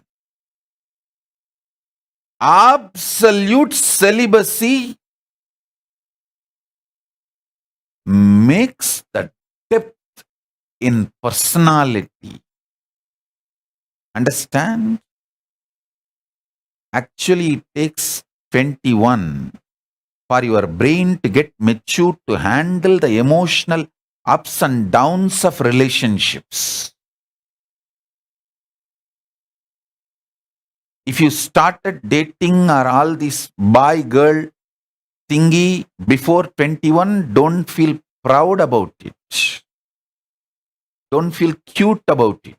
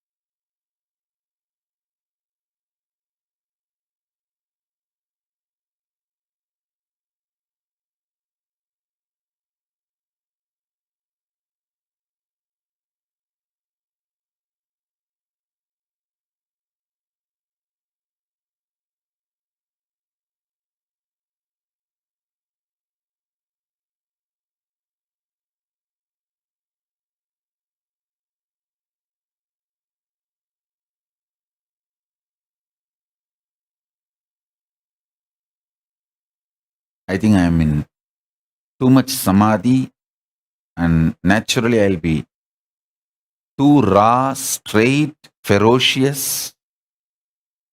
Better let me stop talking for now.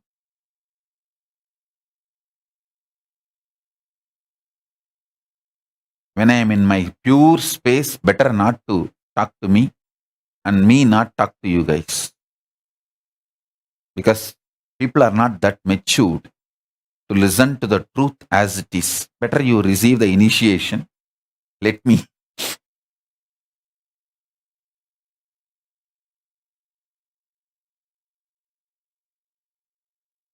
Give you all blessings, support, methodology. Okay. Let me give you solution instead of digging the problem deeper. But unless the problem is explained, you won't even learn the depth of the problem. That is the biggest problem. And nobody is interested in analyzing the problem. Nobody is interested in hurting you. And I am also scared of hurting you guys. Because you guys are not realizing the problem. You guys start developing anger towards me for showing the problem.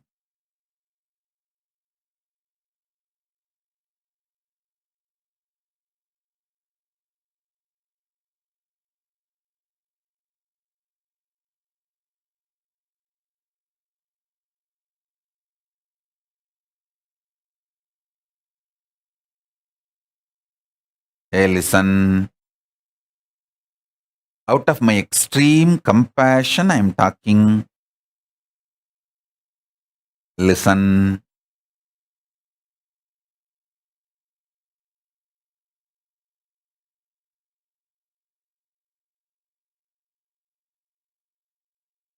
You NRIs are great,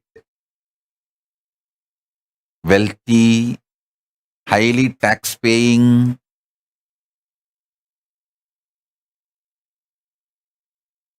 There are so many good things you guys have.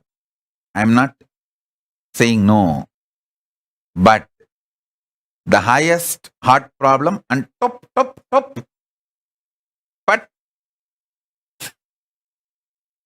by 50. That ratio is also high. Before 50, packing off. This Monday morning blow-ups, heart attacks. That ratio is also too high among the NRIs. You go and study, see the statistics. I'm talking from the number. It's all public information. The reason is not following the lifestyle of Hinduism. Rituals mold day-to-day life.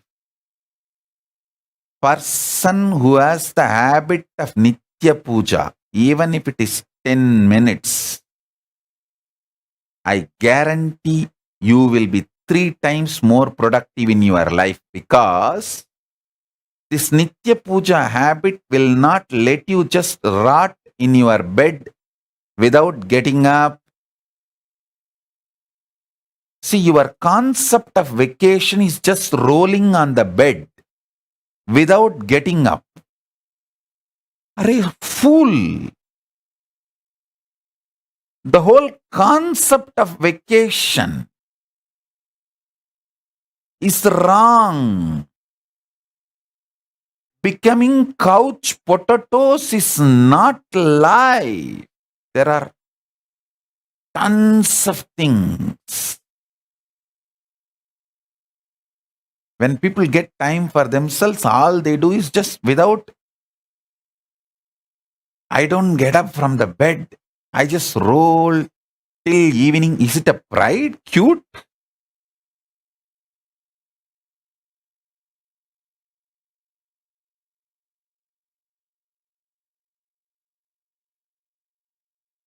Inactive lifestyle.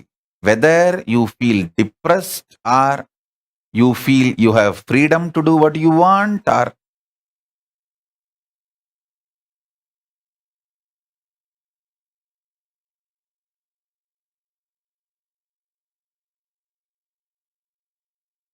that is not lifestyle. A ritual retrieves more than 30% of your life from your tamas, laziness demon. Start practicing 10 minutes a day Nitya Puja. You will see your waking hours, active hours, living hours, not just working, alive, living hours will increase 30% minimum. For a modern day human beings, I think even 80% will increase. The ritual centric lifestyle. A vegetarian lifestyle will improve the activism in your life 80%. 80% of the time you are awake, you will be very bright. Your brain will be functioning very bright without coffee. Without coffee, you will be organized if you live a vegetarian lifestyle. Vegetarian lifestyle keeps your brain organized without coffee, without caffeine.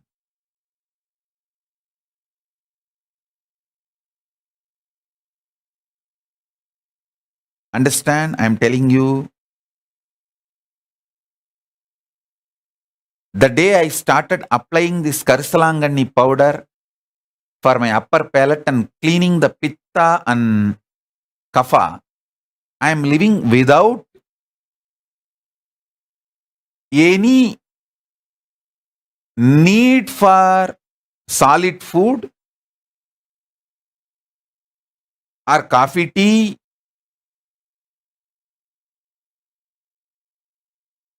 Now the solid cooked food has become like a Maheshwara Puja diet for me. Other times just little few seeds or fruits or juice.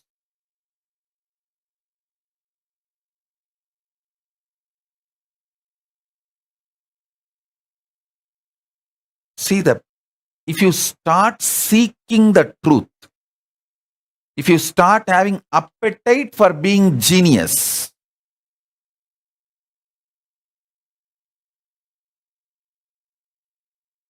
that appetite for being genius only can make you decide about this vegetarian lifestyle, ritual centric lifestyle.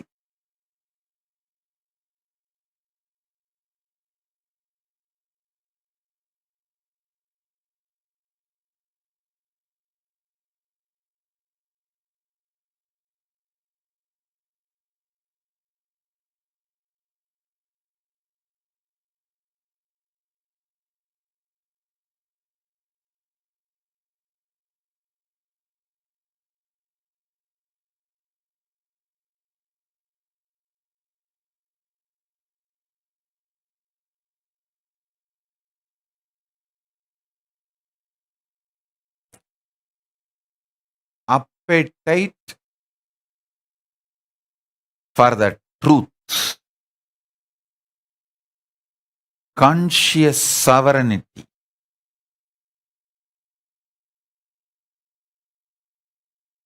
appetite for the highest reality is the fundamental ecosystem, lifestyle,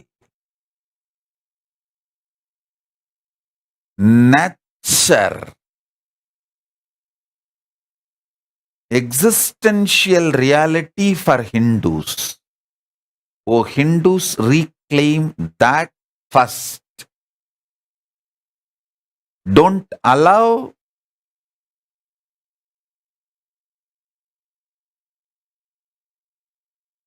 this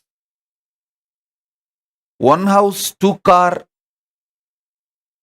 lifestyle to steal the appetite for the truth, appetite for the reality from you.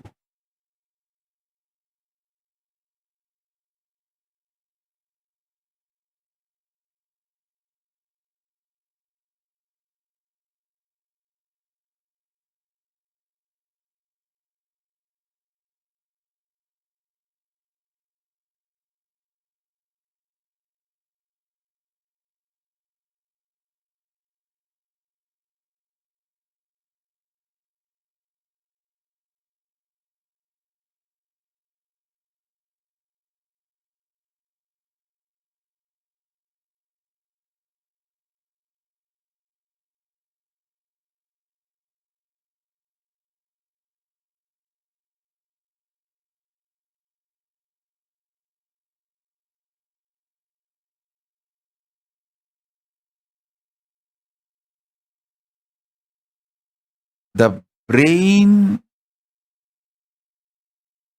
evolves subtle capacity to grasp the cosmic truths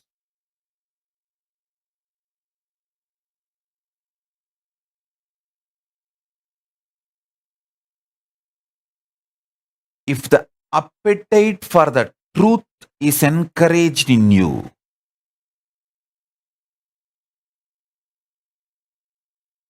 Seeking conscious sovereignty is awakened in you. Looking for the truth and reality, when it is kindled in you or rekindled in you, only then your brain starts developing those subtle grooves to grasp life.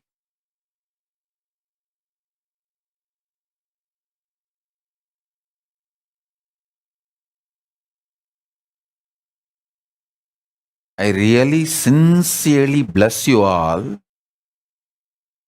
to awaken awaken conscious sovereignty and seeking for the conscious sovereignty. Seeking the truth.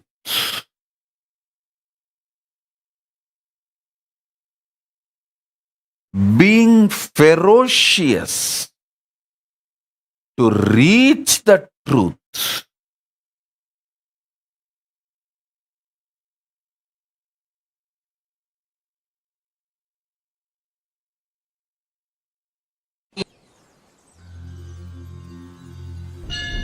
அஞ்சலென்றடைய அபயம் தரும் லிங்கம் ஆனந்த நித்யன் தந்த ஆனந்தலிங்கம் பிணி நீக்கும் உயிர் காக்கும் ஞான ஒளியாக பூத்த நித்யானந்தன் தந்த உயர்லிங்கம் ஆதிலிங்கம் ஜோதிலிங்கம் அற்புதலிங்கம் ஞானலிங்கம் நித்யன் தந்த ஆனந்தலிங்கம் ஆதிலிங்கம் ஜோதிலிங்கம் அற்புதலிங்கம் ஞானலிங்கம் நித்யன் தந்த ஆனந்தலிங்கம்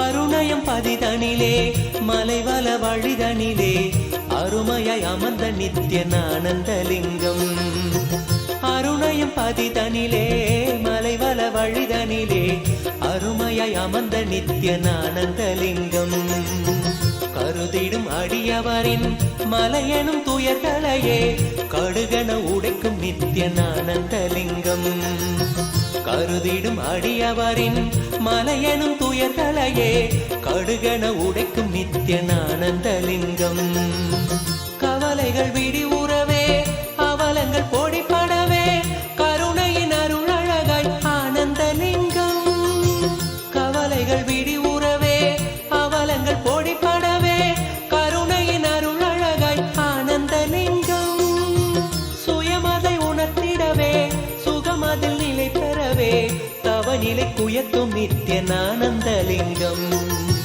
சுயமதை உணர்த்திடவே சுகமதில் நிலை பெறவே தவநிலை குயர்த்தும் நித்யன் ஆனந்தலிங்கம் தவநிலை குயர்த்தும் நித்யன் ஆனந்தலிங்கம் ஆதிலிங்கம் ஜோதிலிங்கம் அற்புதலிங்கம் ஞானலிங்கம் நித்யன் தந்த ஆனந்தலிங்கம் ஆதிலிங்கம் ஜோதிலிங்கம் அற்புதலிங்கம் ஞானலிங்கம் நித்யன் தந்த ஆனந்தலிங்கம்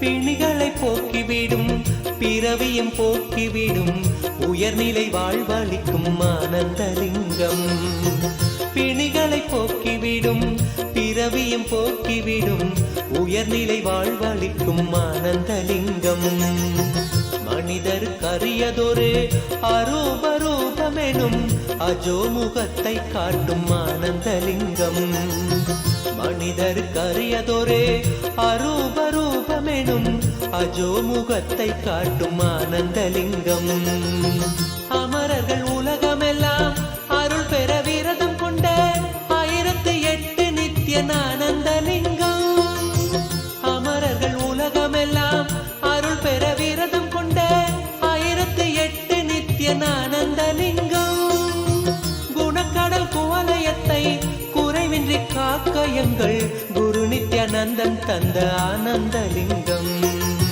குணக்கடல் குவலயத்தை குறைவின்றி காக்க எங்கள் குரு நித்யானந்தன் தந்த ஆனந்தலிங்கம் குரு நித்யானந்தன் தந்த ஆனந்தலிங்கம் ஆதிலிங்கம் ஜோதிலிங்கம் அற்புதலிங்கம் ஞானலிங்கம் நித்யன் தந்த ஆனந்தலிங்கம் ஆதிலிங்கம் ஜோதிலிங்கம் அற்புதலிங்கம் ஞான ஞானலிங்கம் நித்யம் தந்த ஆனந்தலிங்கம்.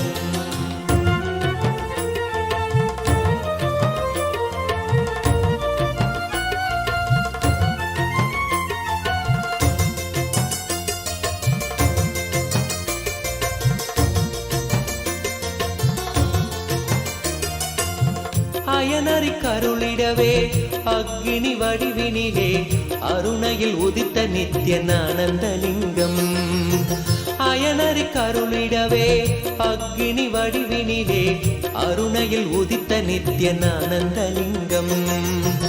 அன்பருக்காதரவாய் ஆலமிடற்றினிலே கட்டிய நாதன் நித்ய ஆனந்தலிங்கம். அன்பருக்காதரவாய் ஆலமிடற்றினிலே கட்டிய நாதன் நித்ய ஆனந்தலிங்கம். ஆதியும் அந்தமில்லா ஜோதியின் ரூபமென சூட்சமாத்மமான ஆனந்தலிங்கம். ஆதியும் அந்தமில்லா ஜோதியின் ரூபமென சூட்சமாத்மமான ஆனந்தலிங்கம். முக்தர்கள் பக்தரெல்லாம் முக்தியடைந்து விட மூலமதாக நின்ற ஆனந்தலிங்கம். முக்தர்கள் பக்தரெல்லாம் முக்தியடைந்து விட மூலமதாக நின்ற ஆனந்தலிங்கம். மூலமதாக நின்ற ஆனந்தலிங்கம். ஆதிலிங்கம் ஜோதிலிங்கம் அற்புதலிங்கம். ஞானலிங்கம் நித்யம் தந்த ஆனந்தலிங்கம். ஆதிலிங்கம் ஜோதிலிங்கம் அற்புதலிங்கம். ஞானலிங்கம் நித்யம் தந்த ஆனந்தலிங்கம்.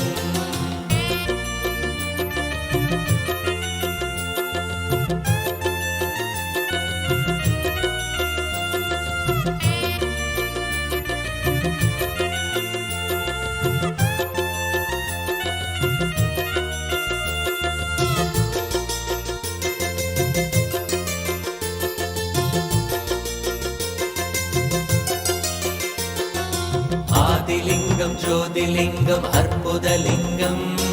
ஞானலிங்கம் நித்யம் தந்த ஆனந்தலிங்கம். ஆதிலிங்கம் ஜோதிலிங்கம் அற்புதலிங்கம். ஞானலிங்கம் நித்யம் தந்த ஆனந்தலிங்கம்.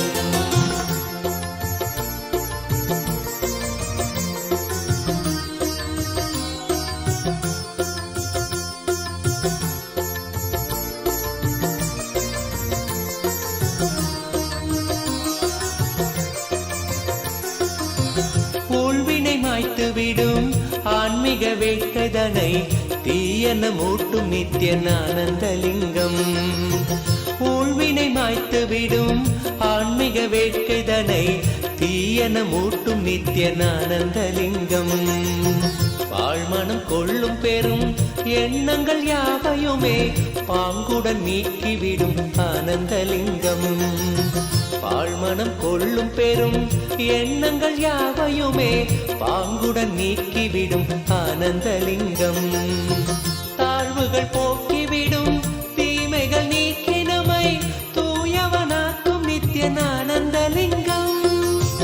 தாழ்வுகள் போக்கிவிடும் தீமைகள் நீக்கி நம்மை தூயவனாக்கும் நித்ய ஆனந்தலிங்கம்.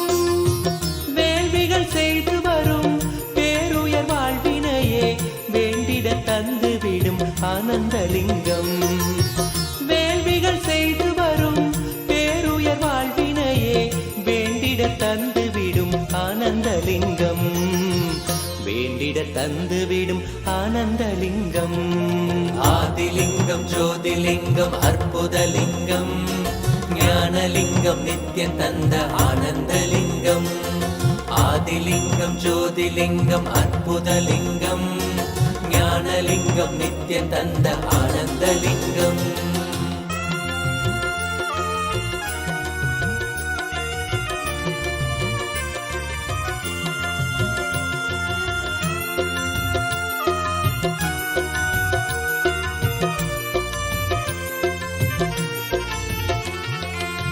புண்ணியம் செய்த பெரும் பக்குவர் உள்மனதில் தெள்ளமுதாய் நிற்கும் ஆனந்தலிங்கம். புண்ணியம் செய்த பெரும் பக்குவருள் மனதில் தெள்ளமுதாயி நிற்கும் ஆனந்தலிங்கம். பண்ணொடு பரதமெனும் 64 கலை உள்ளிருந்தாட்சி செய்யும் ஆனந்தலிங்கம். பண்ணொடு பரதமெனும் 64 கலை உள்ளிருந்தாட்சி செய்யும் ஆனந்தலிங்கம். பெண் அவள் செய்த தவம் பாதியை தந்த பெரும் பேரருள் செய்த நித்யன் ஆனந்தலிங்கம். பெண் அவள் செய்த தவம் பாதியை தந்த பெரும் பேரருள் செய்த நித்யன் ஆனந்தலிங்கம். விண்ணவர் மன்னவரும் வேண்டிடும் வரமெதுவும் வேண்டும் உணருளும் நித்யன் ஆனந்தலிங்கம். விண்ணவர் மன்னவரும் வேண்டிடும் வரமெதுவும் வேண்டும் உணருளும் நித்யன் ஆனந்தலிங்கம். வேண்டும் உணருளும் நித்யன் ஆனந்தலிங்கம். ஆதிலிங்கம் ஜோதிலிங்கம் அற்புதலிங்கம் ஞானலிங்கம் நித்யன் தந்த ஆனந்தலிங்கம். ஆதிலிங்கம் ஜோதிலிங்கம் அற்புதலிங்கம் ஞானலிங்கம் நித்யன் தந்த ஆனந்தலிங்கம்.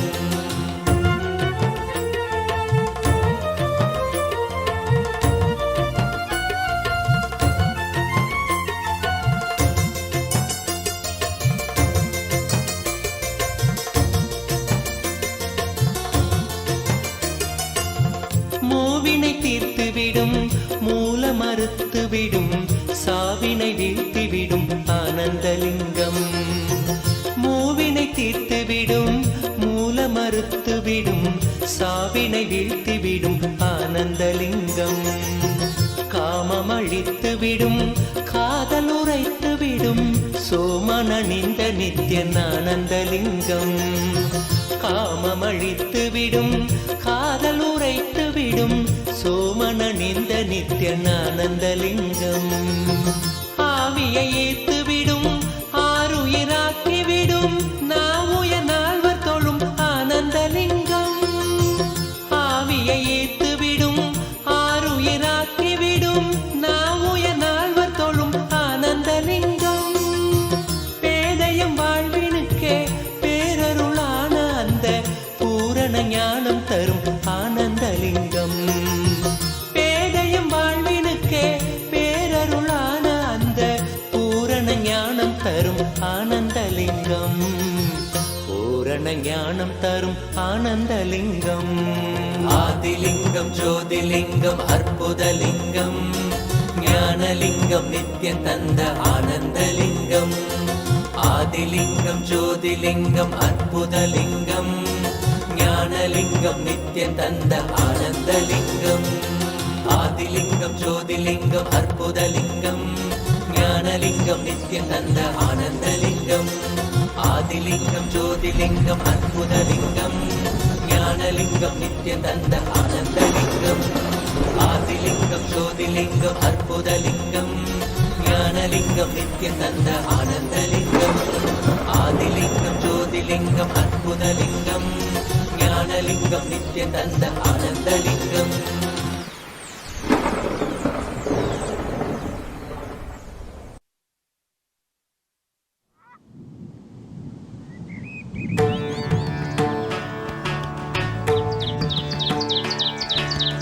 ஆதிதேவன் நித்யநந்த பாதம் தாங்கும் பாதுகை அளவில்லாத புண்ணியம் கொண்ட அதி அற்புத பாதுகை. ஆதிதேவ நித்யநந்த பாதம் தாங்கும் பாதுகை அளவில்லாத புண்ணியம் கொண்ட அதி அற்புத பாதுகை. சோதி தெய்வம் நித்யன் வரும் சேதி தன்னை கூறவே சோர்ந்திடாது பிறவி தாங்கும் சீர்மிகுந்த பாதுகை. சோதி தெய்வம் நித்யம் வரும் சேதி தன்னை கூறவே சோர்ந்திடாது பிறவி தாங்கும் சீர்மிகுந்த பாதுகை. ஆதிதேவ நித்யநந்தன் பாதம் தாங்கும் பாதுகை அளவில்லாத புண்ணியம் கொண்ட அதி அற்புத பாதுகை. ஆதிதேவ நித்யநந்தன் பாதம் தாங்கும் பாதுகை அளவில்லாத புண்ணியம் கொண்ட அதி அற்புத பாதுகை.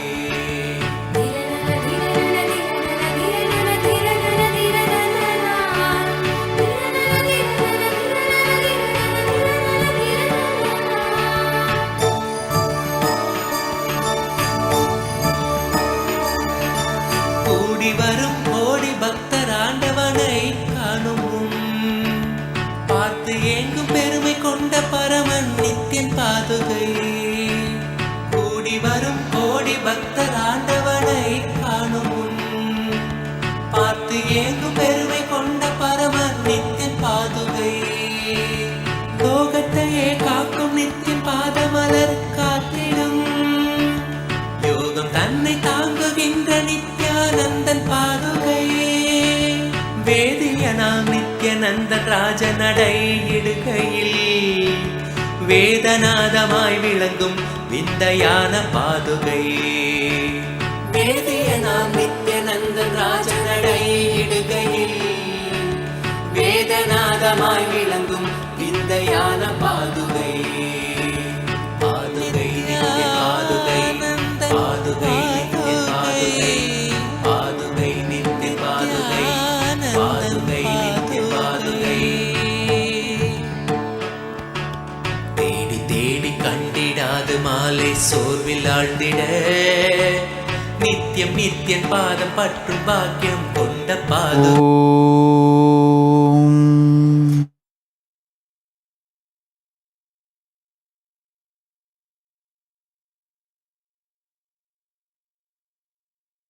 I bless you all. Let's all radiate with integrity, collective integrity, authenticity, responsibility, enriching, causing, living Paramadvaitam, Shuddhadvaita Saivam. The state, space, powers, being, superconsciousness, and Kailasa of Paramashiva. Paramashivoham. Om Nithyananda Paramashivoham. The eternal bliss Nithyananda. Thank you. Be blissful.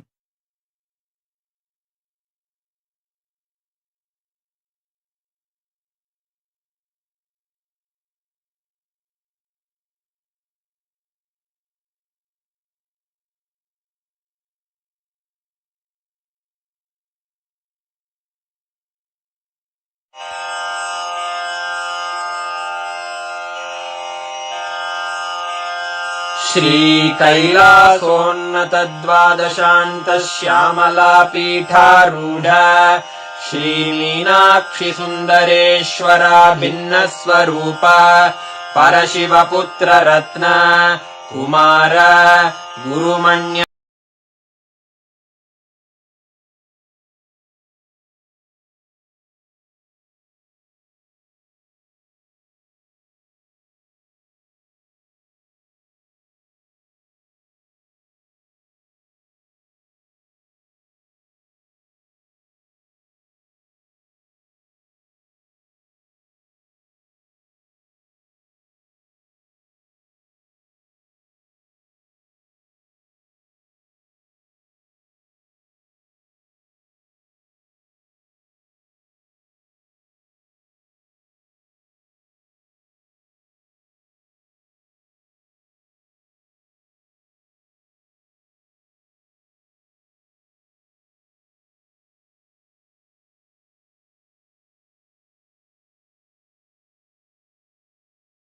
Let's start with the Sadguru Vandanam.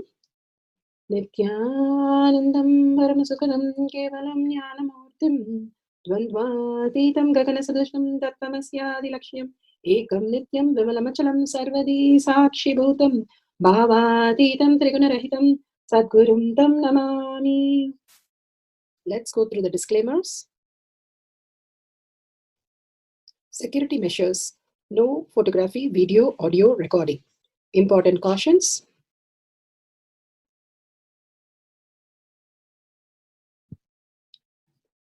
Please be aware of the important cautions.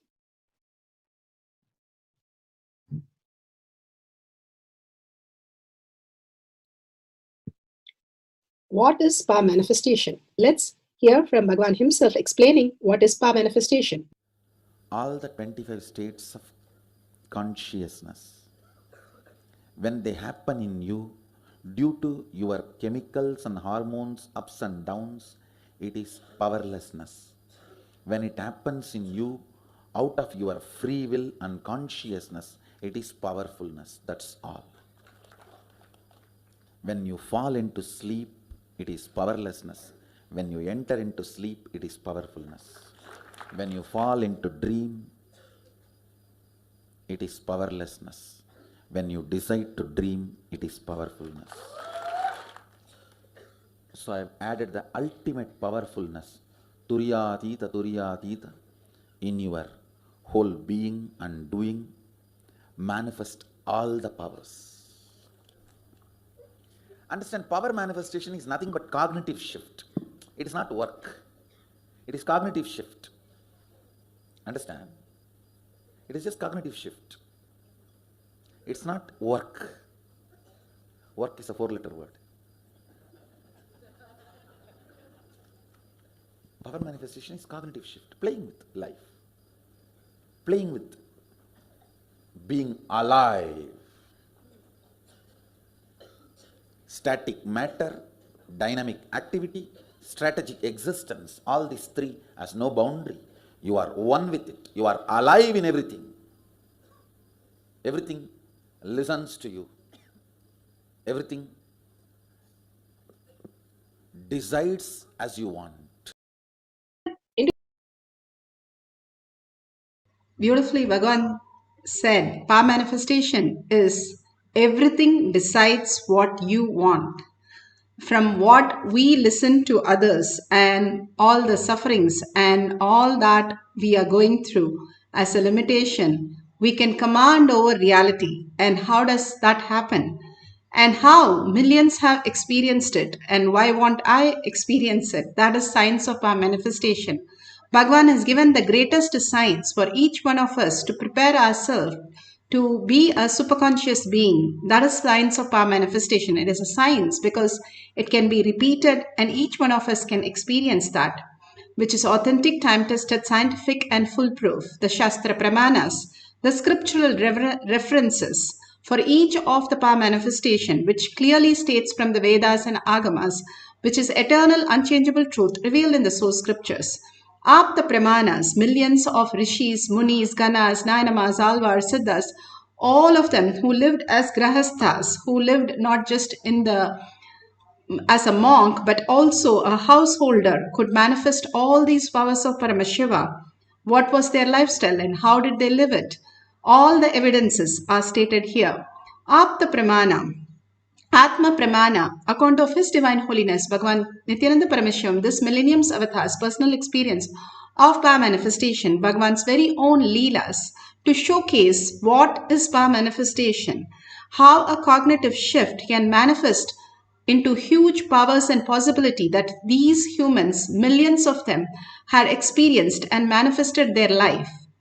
Shakshi Pramana, the experience of the millions of disciple, devotees, followers initiated by Bhagavan into the science of power manifestation, even the glimpse could be so powerful. What could be the reality then? The Pratyaksha Pramana, the scientific study measuring the effect of being in the enlightened state. Bhagavan beautifully says, I myself will be in the Kailasa courtyard. That is why after each satsang, each darshan, we have the power manifestation session, because he himself resides in the courtyard for each one of us to understand that whatever Guru Vak is the reality, and we have simple integrity, simple obedience to Bhagavan, we can manifest our life as the superconscious space, not just ask for blessing, but manifest the blessings in our life. That is science of power manifestation. This is for scriptural references for the power of clairvoyance. This is from Shiva Samhita 5.8384. Panchapatla by Ishvara. Shastra Pramana. This Shastra Pramana is taken from the Shiva Samhita 5.83. Jnananya cha pratimam tasya trikala vishayam bhavet dura shrishti dura drishti swechaya khagatam vrajet Jnananya cha pratimam tasya trikala vishayam bhaved dura shrishti dura drishti दृष्टि स्वेच्छया कागतां व्रजेत्.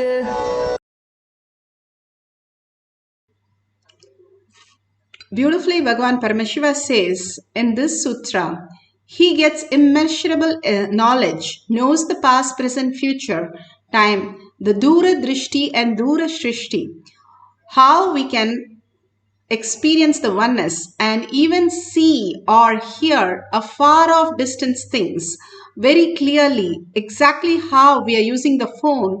Those days, they were able to just use their conscious sovereignty. And he says you can walk on the air, kagatham, just like the birds, or ability to know anything, omniscience, just download sarvagnyatvam, that we can experience when we understand our very nature, our very core, how we exist in the beautiful space of oneness with Paramashiva. Beautifully, Bhagavan says how the moon has so many flaws. And because of its own light, the flaws are seen. And moon looks like it is fading and waning and waxing. Both are seen by us, but that is a perception. We all know the moon cannot shrink and moon cannot become big again.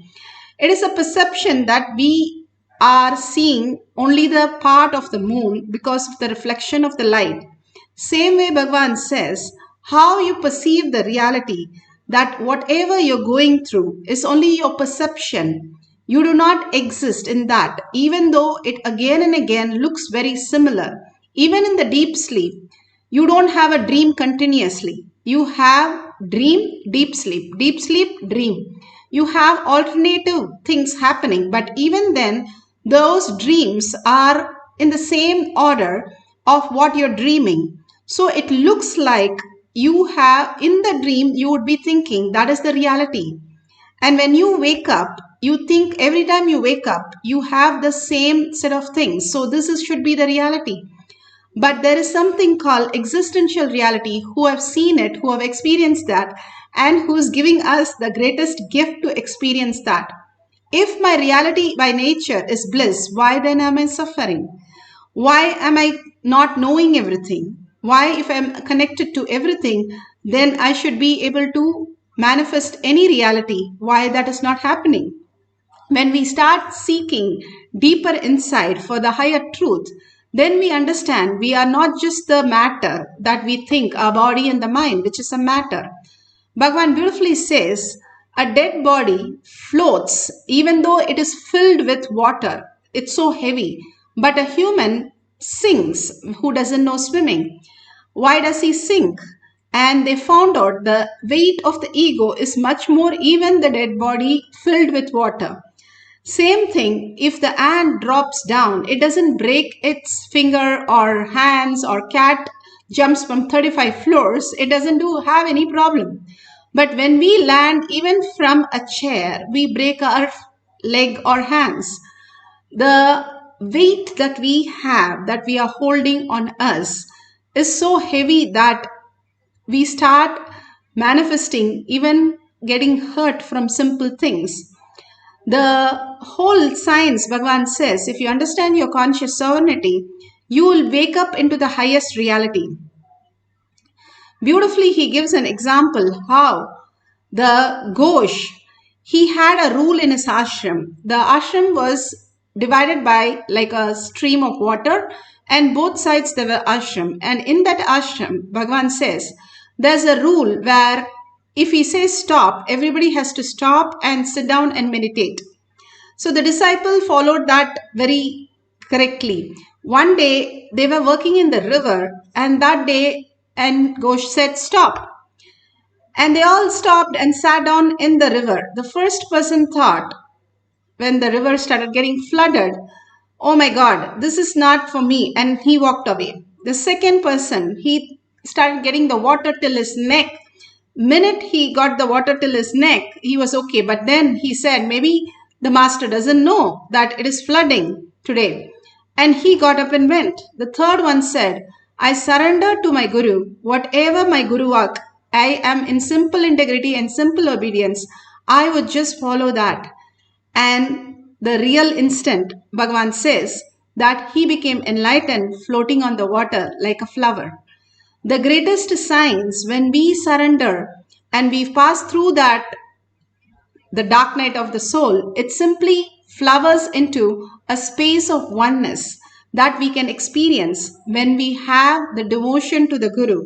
Bhagavan also gives a beautiful example how a Zen master, when one disciple came and said, "Can you give me enlightenment?" just pushed him off the third floor. And the event says, where he did not bother when he was falling, he said, "My Guru knows whatever I do and think is only what Guru thinks for me, and it has to be right." When he had the simple integrity and simple obedience, he just landed as a feather and he walked.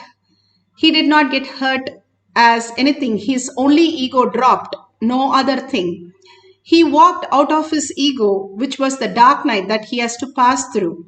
Either we have to walk through all the dark night and get out of this ego, what we understand as the reality, or we have to be forced by the nature, by the pulling out of delusion as death and suffer all that pain and impossibilities.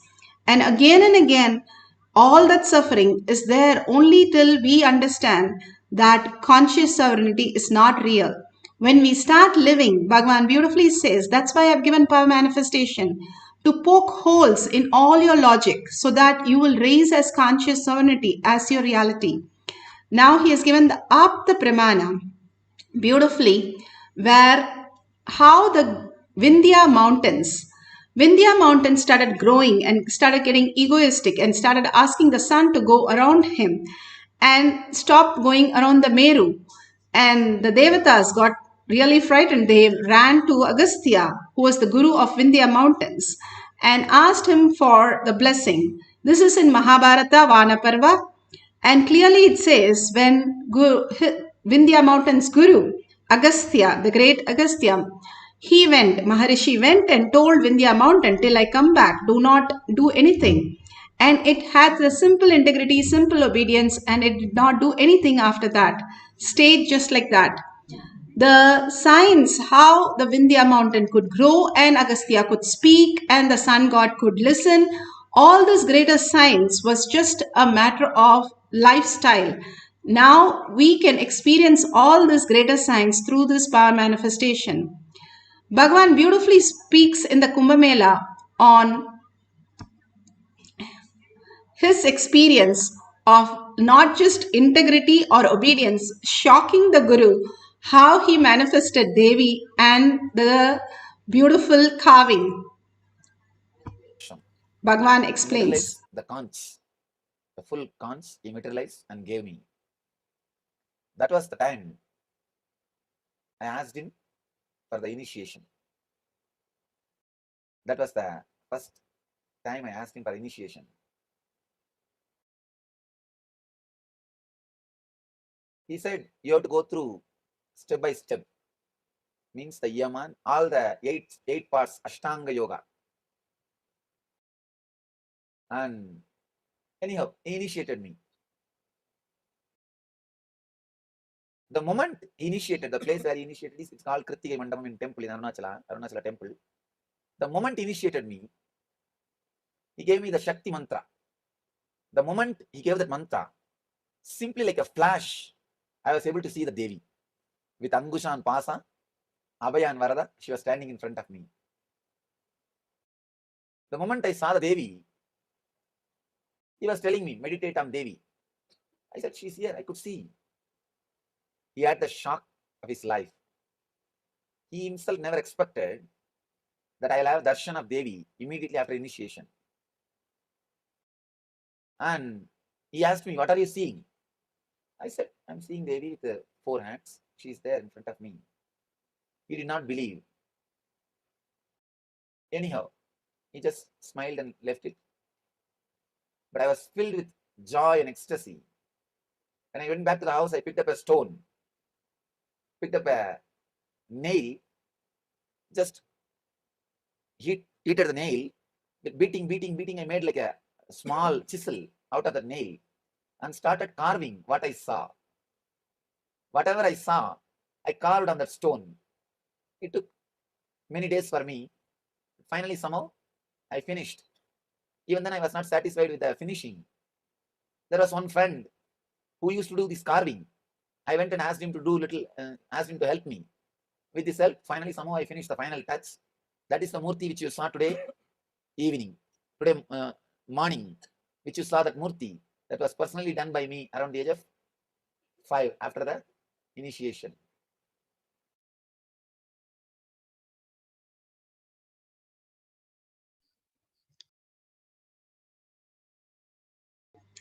Beautifully, Bhagavan explained how he did the Murti just by the remote vision. The initiation took him into the ultimate oneness with Devi and manifested as powers. Here, the devotee was exactly able to describe the details in the power manifestation session, and exactly the deity and the color and all details matched so perfectly. Shakshi Pramana. So when I scanned, I saw that the Ganesha idol is on an altar. The altar has 4 pillars, and there are also other deities with him. The altar is in a bedroom off to one side, and the Ganesha is white and shiny with red marks down his nose. And the Ganesha is also in a room where there is a lot of sunlight shining through, and around Ganesha there are incense sticks, and it smells also like very auspicious. Sorry. Wow. Okay, so you all can see the Ganesha that she described is exactly as the deity that she's showing in front of all of you.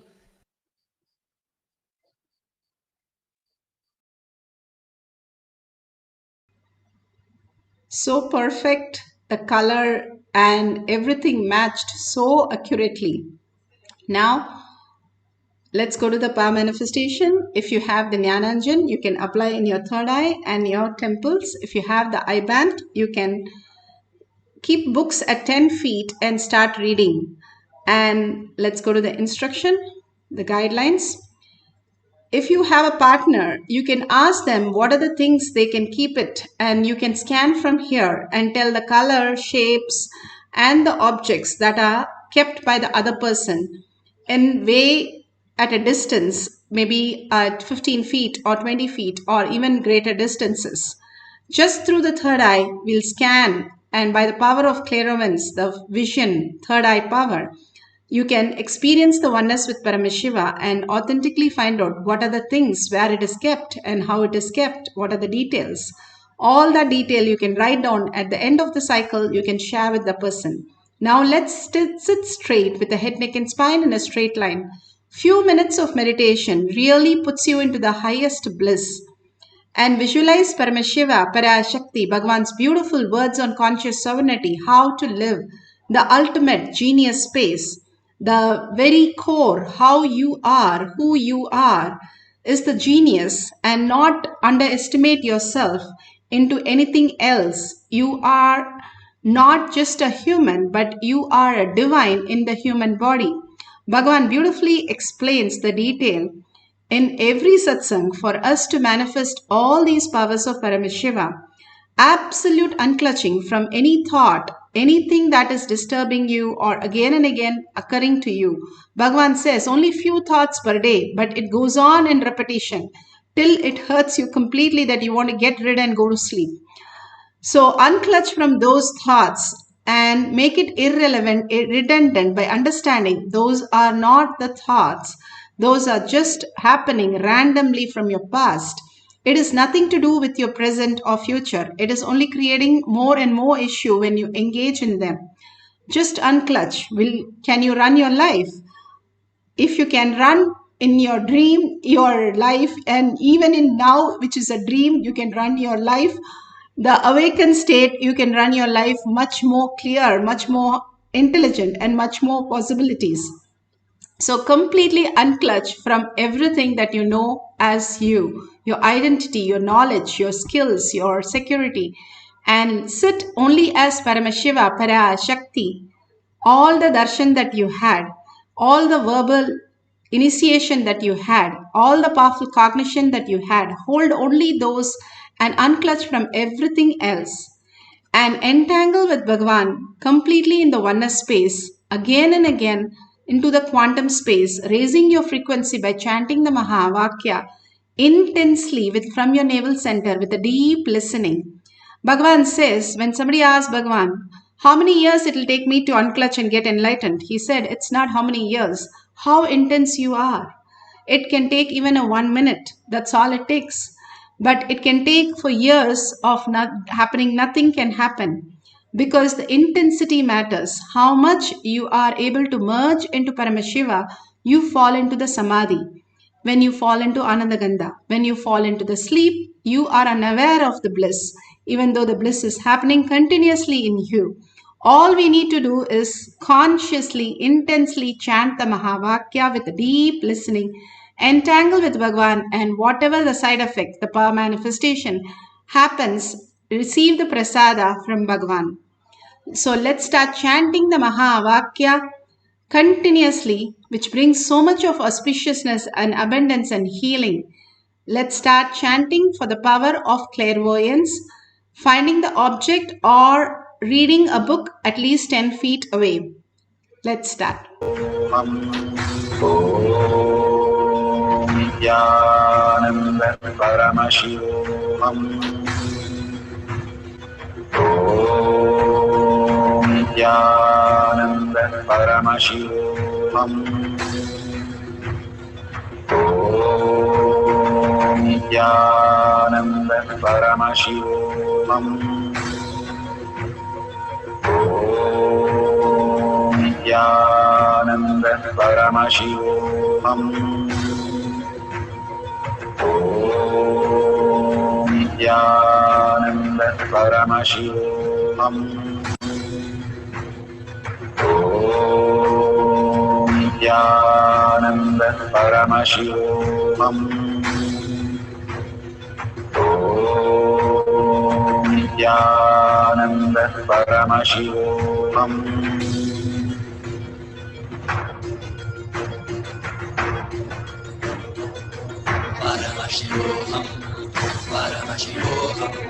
Let Paramashiva's third eye manifest in all our third eyes.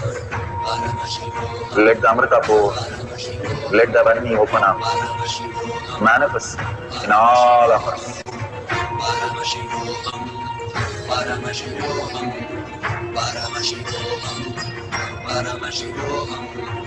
Let Paramashiva overflow, manifest the powers in all our third eyes. Om Nithyananda Paramashivoham. Om Nithyananda Paramashivoham. Om Nithyananda Paramashivoham. Om Nithyananda Paramashivoham. Om Nithyananda Paramashivoham. Om Nithyananda Paramashivoham. Om Nithyananda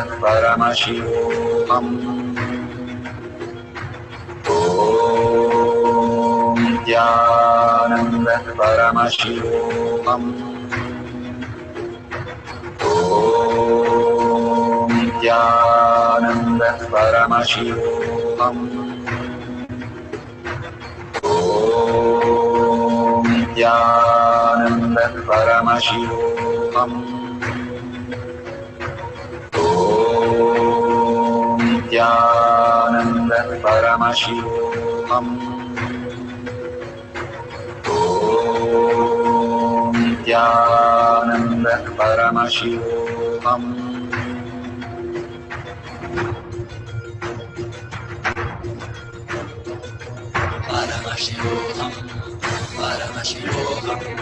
Let Paramashiva's third eye manifest in all our third eyes.